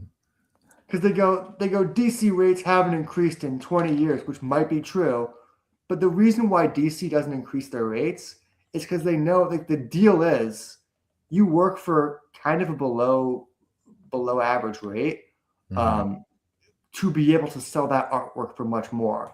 That's the deal you make. Like it's the deal it's been for years, where it's like that's why they pay you. It's kind of like working at like a diner. You know what I mean? They're going to pay you less because you're going to get more in tips. They know your tips are like it's why writers get paid a little bit not better than artists, but compared differently. Because writers could do more books at once, but they can't sell that original thing. You know what I mean? Like an artist could sell a page for up to $50,000. You know what I mean? If they're big name artists, up to $150,000 if it's like a huge cover, and that's the deal you make with DC. The idea is you put your best work forward for that company, not for just the book, but so it's worth the most money for you to sell. That's why they give your original art back now. Mm-hmm. That's the deal they make with you. I feel like people always forget that. Yeah. Because it's like, sure, it's like they could pay you more because they are a $1 billion company, and they probably should pay you more. I'm not saying they shouldn't be paying these guys more, but the idea is if you draw Batman, they know they're also giving you a product to sell. Mm-hmm. It's like your page rate is more than doubled. You know what I mean? Because some of these guys are getting paid like $2.25 a page, which honestly, a page might take them a day. That's comparable to work in the film industry as like a normal gig. $2.25 a day. But then they're also going to turn around and sell that one day's work for hundreds of more dollars. I feel like people who like to talk shit about how much they're getting paid ignore the other revenue streams that they're making throughout the product. Yeah, there's just not enough to go around, man. Still that's the other thing. The bare minimum to get it done, but then like, dude, there's not. People aren't throwing enough at comics for you to get paid that much. That's the other thing. People always try to act like the comic book industry and the comic book movie industry are the same thing. And they go, these movies are making billions of dollars. Why can't I make more of that? It's like, why can't I get a piece of that? It's like, well, you didn't work on the movie, and those two branches are different companies. Like Marvel Studios and Marvel Comics operate by two different people. It's not the same guy collecting the same paycheck. Yeah. It's hard when like you know the means of your labor. It's because it sucks that it's owned by a billion dollar company, but it is still a niche component in that $1 billion company. People like totally like ignore that aspect. It's just it is. Yeah, it's weird that and it isn't to talk shit, but there is a reason you really do hear artists, because art does take significantly longer than the writing portion of the comic. So it is like you hear artists definitely complain about it more than writers. Mm-hmm. But it's also like it's a different type of work. Yeah, it's a different type of work. It's like, I don't know. I think if the company's working consistently for you, you have an opportunity to make so much money. Because if they put you on a book, they're elevating your status. Like say you become the artist of Venom, then people are commissioning Venom artwork from you, and you're at cons getting commissions based on that work you got from that book. Like that's the trade-off. It's like it's what Disney thinks they're doing. Where how you work for Disney is like a grip or you work on art, and they're like, we're doing you a favor. But in like the comic industry, like the favors actually is given to you because they're putting your name next to a character. They're saying like, this guy is Spider-Man right now. This guy is the artist of Spider-Man right now. Mm-hmm. So when you go to a con, you could charge more money for drawing Spider-Man because you're the current artist of Spider-Man. It's that kind of thing Yeah, of like, your value goes up as an artist. yes, Designated Spider-Man artist. like good. I've heard good editors explain that to like to artists to keep them complacent, being like, look, man, I know the rates aren't what you want them to be, but you have other revenue streams from this book other than just drawing the interiors. And this book opens up street cred, so bro. much. We gave Well, you it opens up street so much- cred. It's true that like it opens up so much possibilities. Like, say even like a CGC signature signing, they bring you into CGC and you get paid $40 per book to sign. You know what I mean? Mhm. And that's only because you worked on that book. It's like people forget that these companies, they're not, even though they're a little evil, they're also giving people a lot more ways to succeed than people want to realize. Yeah. If they take care of their artists, because that's what that matters, you know? Yeah. Like that's Well, the I think good editors take care of their artists. I wouldn't say everyone takes care of their artists, but like good Well, they editors should- they know how to. should. It's like the idea. I heard an artist once was complaining to me about fill-in issues, saying that he didn't like that Marvel brought in another artist to do fill-in issues. And I was like, well, you know, it sucks that they're not giving you that page rate for that time, but it's a really good opportunity for you to take commissions and make even more money, because their commission rate is way more than their page rate for Marvel. Mhm. So I was like, what you do is you open slots in their commission list. You go on Instagram, you say, I have 10 slots open for this month. And because you're the artist of that book, people are gonna get commissions from you. Mhm. It's just how it goes. But then some artists like who aren't represented by other like people, they feel weird about taking those commissions directly. They want their only source of income to be that book. They're like, no, that's my job. It's like the job is everything, I think. You know what I mean? Like conventions are part of the job. If you Yeah. want to make like a good living, because that's like someone broke this down to me. He was like a writer who's like he's Marvel but mid grade. He's not like an A-list writer, but he's not on like just tie-in books that no one reads. He's like in the middle. He said with Marvel, with the amount of work he had that year, he took home about $40K, right? Then with convention circuit on top of that, he took in another $40K. Then with bonus stuff on top of that, say like CGC signings and selling stuff on his own, he made another 25K, something like that. So he made $100,000 in a niche hobby by just including all of his revenue streams. And he's the writer. He's not like an artist can make 4 times that. Easy. Yeah.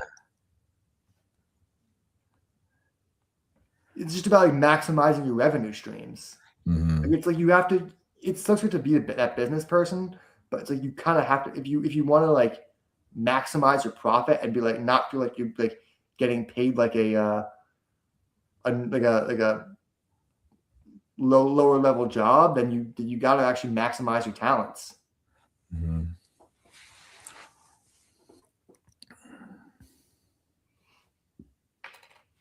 That's why other artists now, like the standard thing at cons is people charge more for a CGC. Like if you're sending your book to CGC, they'll take a piece of that because they know you might resell it. So instead of being a $5 signature, it's $20 signature. So it's like artists and writers have found ways to get in on that bubble without grifting, and found ways to like increase that revenue stream without breaking the idea of. They understand how the value works with certain Yeah. things. That's just how it's been, you know. That's some old stuff. But I think Yeah, it would be nice if these companies could pay them more. But I feel like people also like when you're on a book that's like a lower level book, it's like say you're on like a book, like say you're on a Hawkeye book, you might be only selling 6,000 copies a month. You know what I mean? Like some of these people think that because it's got the Marvel name on it and because Marvel's popular again, that everything they do just prints money and that everyone that works there should be an automatic millionaire. It's like wrong industry, pal. It's like that's why a lot of comic book artists end up going to like what's it called in film that they'll do like what's that called, storyboarding. Mhm. The skills transfer over, but storyboard artists get paid significantly more than comic book artists because there's way more money in the film industry than there's the comic book industry. Yep. There's more money to go around. Yeah, if yeah, that's the thing of like expecting your expectations. I think yeah, a lot of people, for some reason, I don't know why, get into comics as a way to get rich. Like if you want to get rich, get into finance, become a lawyer, become a doctor. Yeah. Why Yeah, do you there's easier ways to get rich, dude. It's like I love comics. I am not expecting to become a billionaire off of comics. That's the thing. That would like, be yeah. impossible. I think about any art form, you see stories of people. No, getting you could be a billionaire filmmaker. That is the thing that there are multiple of. It's not like if you own your IP, if you're a George Lucas type and you create IP, you could be a billionaire filmmaker. But it's just not going to happen with comics. It's just not. It's not transferable. It's not the same audience. Yeah. It's not billions of dollars in comics, dude. But I see a lot of like writers and artists at cons that look around. They're just like they're always like the why not me-isms. They're like thinking like why aren't I getting paid the $250,000 a year to do this niche hobby? It's like if you're a writer and you want to make billions, find some nepotism and get into the film industry. Like, I don't know what to tell you. It's like find some nepotism. But comics is not the place where you think. I think that's to me it's a job of passion than it is financial longevity. I mean, you could have financial longevity, but it's like it's just not that kind of industry that's like really known for its money. Besides, like the reselling of it. Yeah, it's all in the reselling of it. That's where all the big money is. Yeah, and people it's see not like in artists like like Rob Liefeld and they go, "I want to be a millionaire too. How do I grift my way to the top?" That's why you got these guys like Dan Quintana who like do those absolute Batman variants sell for $1,500 a piece. It's like they want to work in comics, but they don't want to make comic salary. Be a comic book artist, a good comic book artist in the mid '90s.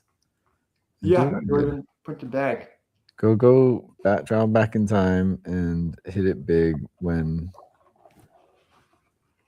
So like people are respecting the industry way more. Like guys like Liam Sharp, who's just like an unbelievable, like mind-blowing artist, who I think is like better than any of these guys, but is way more humble than them too. I always feel bad. Like stuff like he's not complaining, but he always mentions that like he has fears about lack of work. And I don't know if it's just his page rate or whatever, but this guy might be the most talented guy in comics, and he's just so much humbler than any of these guys. That's nice. It's refreshing. If I had the money, I would work with him exclusively. Like this guy's work. You ever seen his art? Liam Sharp has been around for years. Liam Sharp. I don't think I have. Let me see. You pull up Liam Sharp artist. Like his Conan stuff's awesome. He had this book Starhenge that was like confusing but really good. His rendering is just like is Wonder Woman Earth 1, which Year 1 was on another. His line work is just insane, and the way he does his own colors is just like he's just so fucking good. Holy shit, dude, that's sick. Yeah, you see this guy? He's been in the industry for 30 years. He's been around. Like, I don't know why Big Two doesn't hire him. I don't know if it's like a price thing or whatever, but like, if I could afford it, he'd be the only artist I worked with. He's just one of my absolute favorites. Like, that's cool.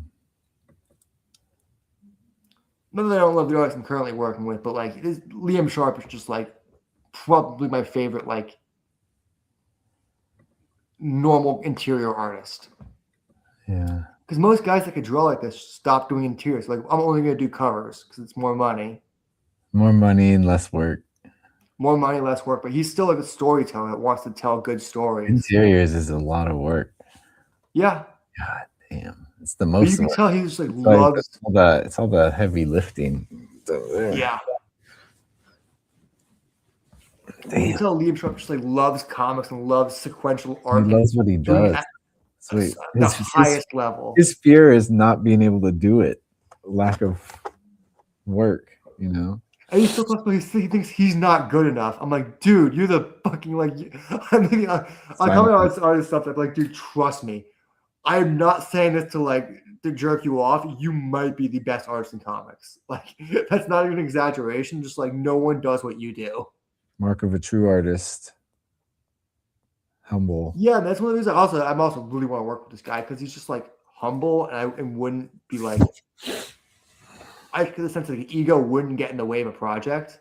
Like he works he's also a writer too. He writes his own books too. So it's a little weird when you're an artist that gets hired, a writer or artist that gets hired just for the writing side of it. Mm-hmm. But he also has worked with like great writers like Grant Morrison. So he knows how to work with like writers too to create something awesome.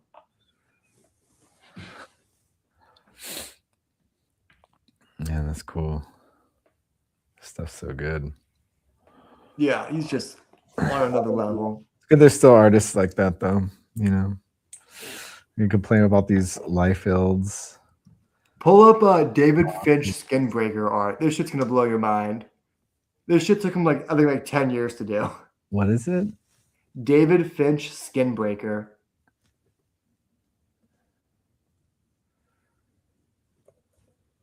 Skinbreaker. And he did it on the largest art boards possible. Oh shit. You see how big every page is that size. Damn, dude. That's like high res. It's equivalent to being high res. Damn, that's massive.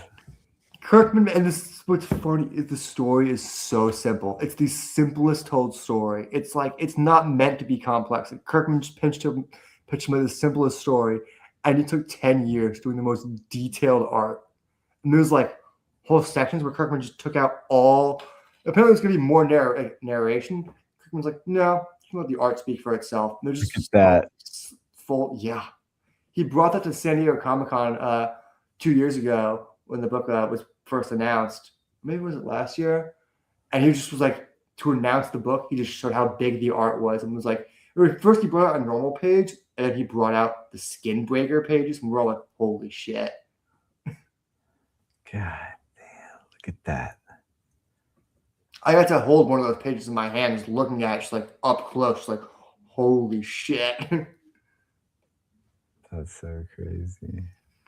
That's awesome. I know. It's one of those books and comics where even if the story is not pushing the boundaries, the art feels like an achievement in and of itself. Where you're like, oh no, this is honestly, every book can't do this because you took literally 10 years to do 12 issues, 8 issues, something like that. Mm-hmm. It took him about a year per issue, and he stopped doing basically every other book for 10 years. And it's just, I don't know if it was worth it on that end financially. I think Robert Kirkman definitely probably financially made it worth it for him. But yeah, it's crazy. Damn, look at that. Each piece a masterpiece. Each page. I just thought about if you're Kirkman now, if you're Robert Kirkman, you're one of those guys who's just kind of known to be one of the richer dudes in comics from all your very lucrative TV deals, and you're just known to be very well off, and this art is working for you. You're like, yeah, let's do a simple book, and then a year later, you're you haven't even gotten a full issue back. That's some of those pages, and they're just way more detailed. You're like, oh yeah, am I gonna have to increase your page rate, and by how much?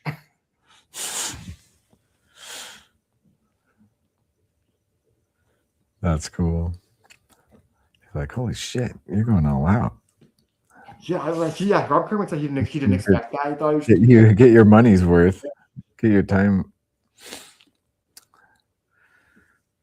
Pay you for your time, dude. Compensate. I think that's what happened. I think it was just like David Finch knew if any creator has the amount of money to pay me to do a super detailed book like this, it's him. Mm-hmm. Damn, dude, that's cool. All right, it's getting late, man. Yeah, we should probably wrap up. Wrap it up. It is midnight. Anchorman's mom got burger bun fetish. It's fucking weird. He's probably referencing. Was this the last thing you typed? That was the last thing you typed, dude. Oh man, James Bond couldn't get that out of me. Huh? You know, actually, Le Chiffre from Casino Royale couldn't get that out of me. I'd still add like more to the right. With his Yeah. his nasty ass knot rope. Why It's that's funny. so It greasy, took me dude. years later to realize he was whipping him directly in the balls. I didn't get that Oh, at you first. didn't know that? I rewatched it years later. I was like, wait a minute. He Is he just scratched he itched his balls for him. I watched it when it first came out. I was young. When it came out like what, 08? I was like 13. So I was like, I just thought he was just generally striking him. And then years later, I was like, wait a minute. He's just torturing his sack over and over again. That sucks. Yeah, he's sitting in a chair with a hole in it. Yeah. Nuts hanging there. He's whacking it with that rope. You gotta be a really specific kind of person to write that into a movie. Like, that's your torture. Because like James Bond's got like some innovative tortures. Be like, no, I want the one I saw in the sex dungeon. Yeah, it was like he's stripped of all decency, you know. Yeah, I worked You with really, Casino like, when I was stripped him really down. trying to be gritty. Like, I Yeah. still get tripped up when I see the intro of that movie in black and white, and it's like even the camera's grittier. Like,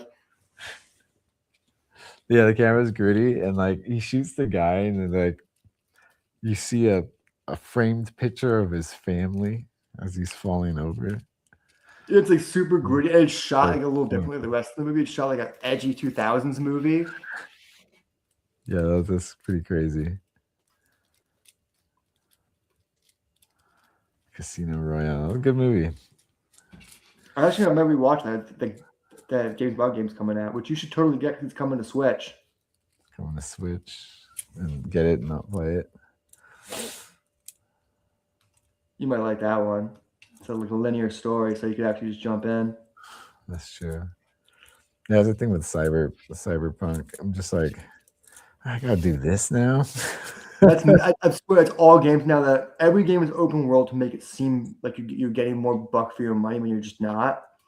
And it's just like it puts the onus on you of like now it's work. Yeah.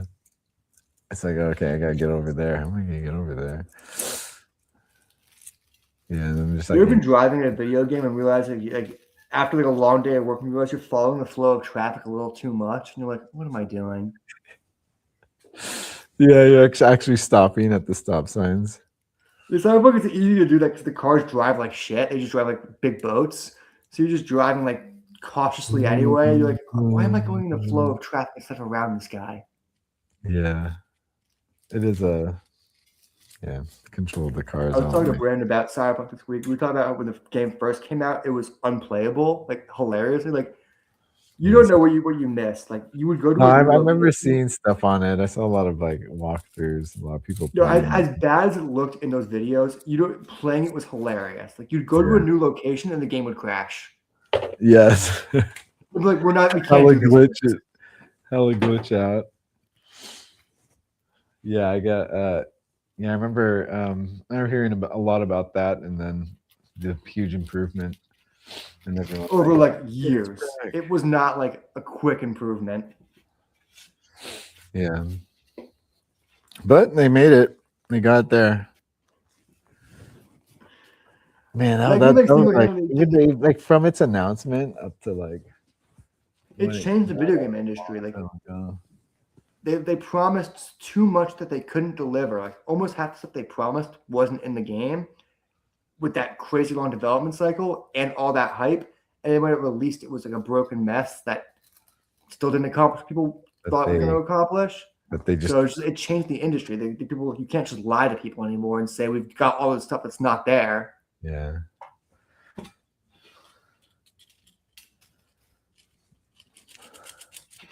Got in over their heads.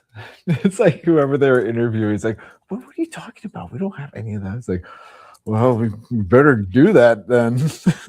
That was all the dev cycle. It was like devs being like, don't worry, like we have crazy stuff like vehicle combat and nightclubs. I'm like, hey, we don't have that.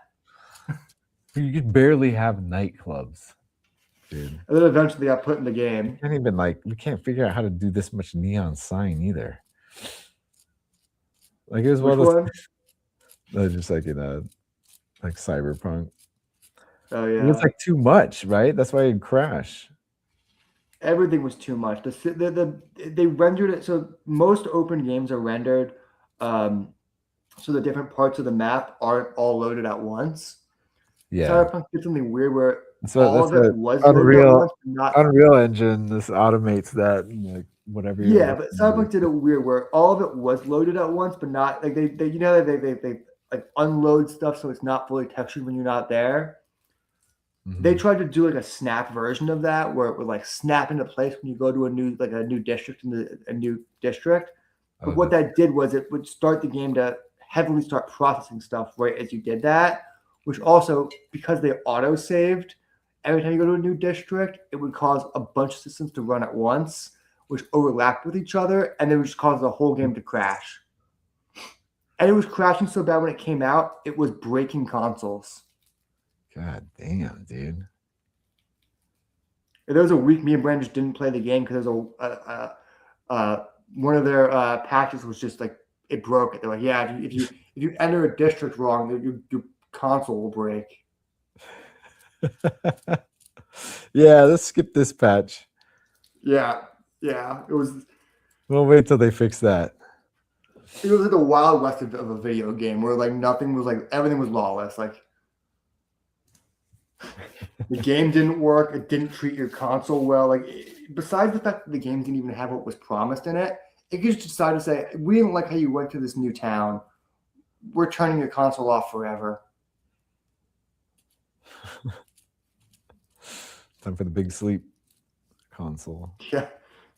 One more district and it's night forever.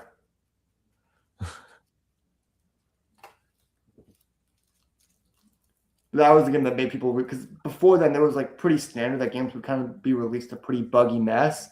Not to that extent, but like usually there'd be like a lot of like clipping and bugs that they would fix hot patches in the first week. They still had years of work to do. Yes. Cyberpunk was the thing where it's like years later, the game was like finally like 2.0. You mean 1.0? Let's get real. Finally got the time that finally got to do the things they needed to do. Yeah, their big reboot, they finally added like vehicle combat and like a few other things that were like promised to us at launch. Then certain things just we straight up never got. They were just like we couldn't figure it out. Like I don't know if you've experienced in the game, you know those like Ned people that come in like on like a flying ship type thing, and they'll land, and you were supposed to be able to not only fly those, you were supposed to be able to commandeer those ships and fight those guys. Oh, that's not a thing in the game. Those guys are assholes. Yeah. They're like they just leave that woman there to die. Yeah. She wasn't qualified for their service.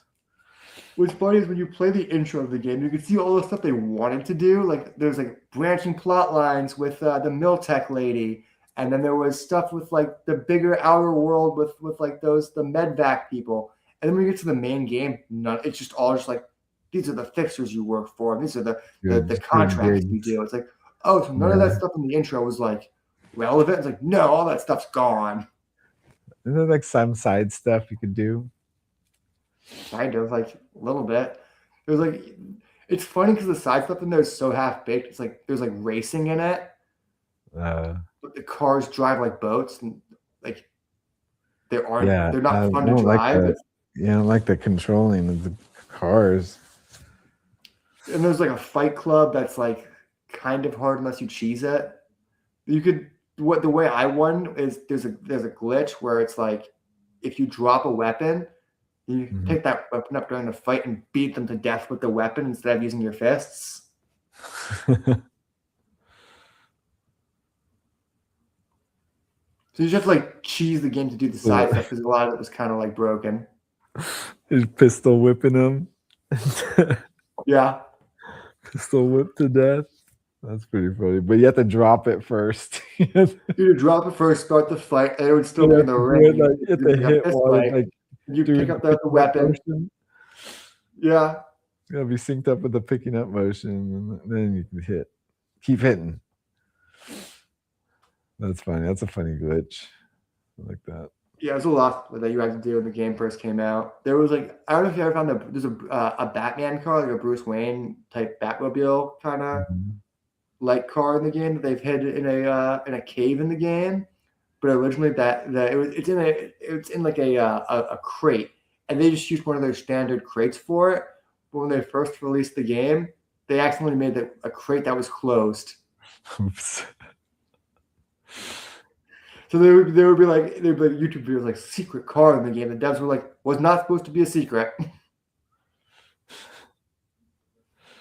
closed. You can't even get it. No, it took like 3 days for them to realize that it was closed. Oh man, that's funny. All right, man. Call it a night, dude. You can get to bed. Yeah. Thanks, everyone. Still on. There's no one on. All right, thanks for coming on, man. Latest. Yeah. We'll talk about Anchorman's mom having a burger bun fetish off the stream. Yeah, off the stream. That's for the paywall. It's for the Patreon.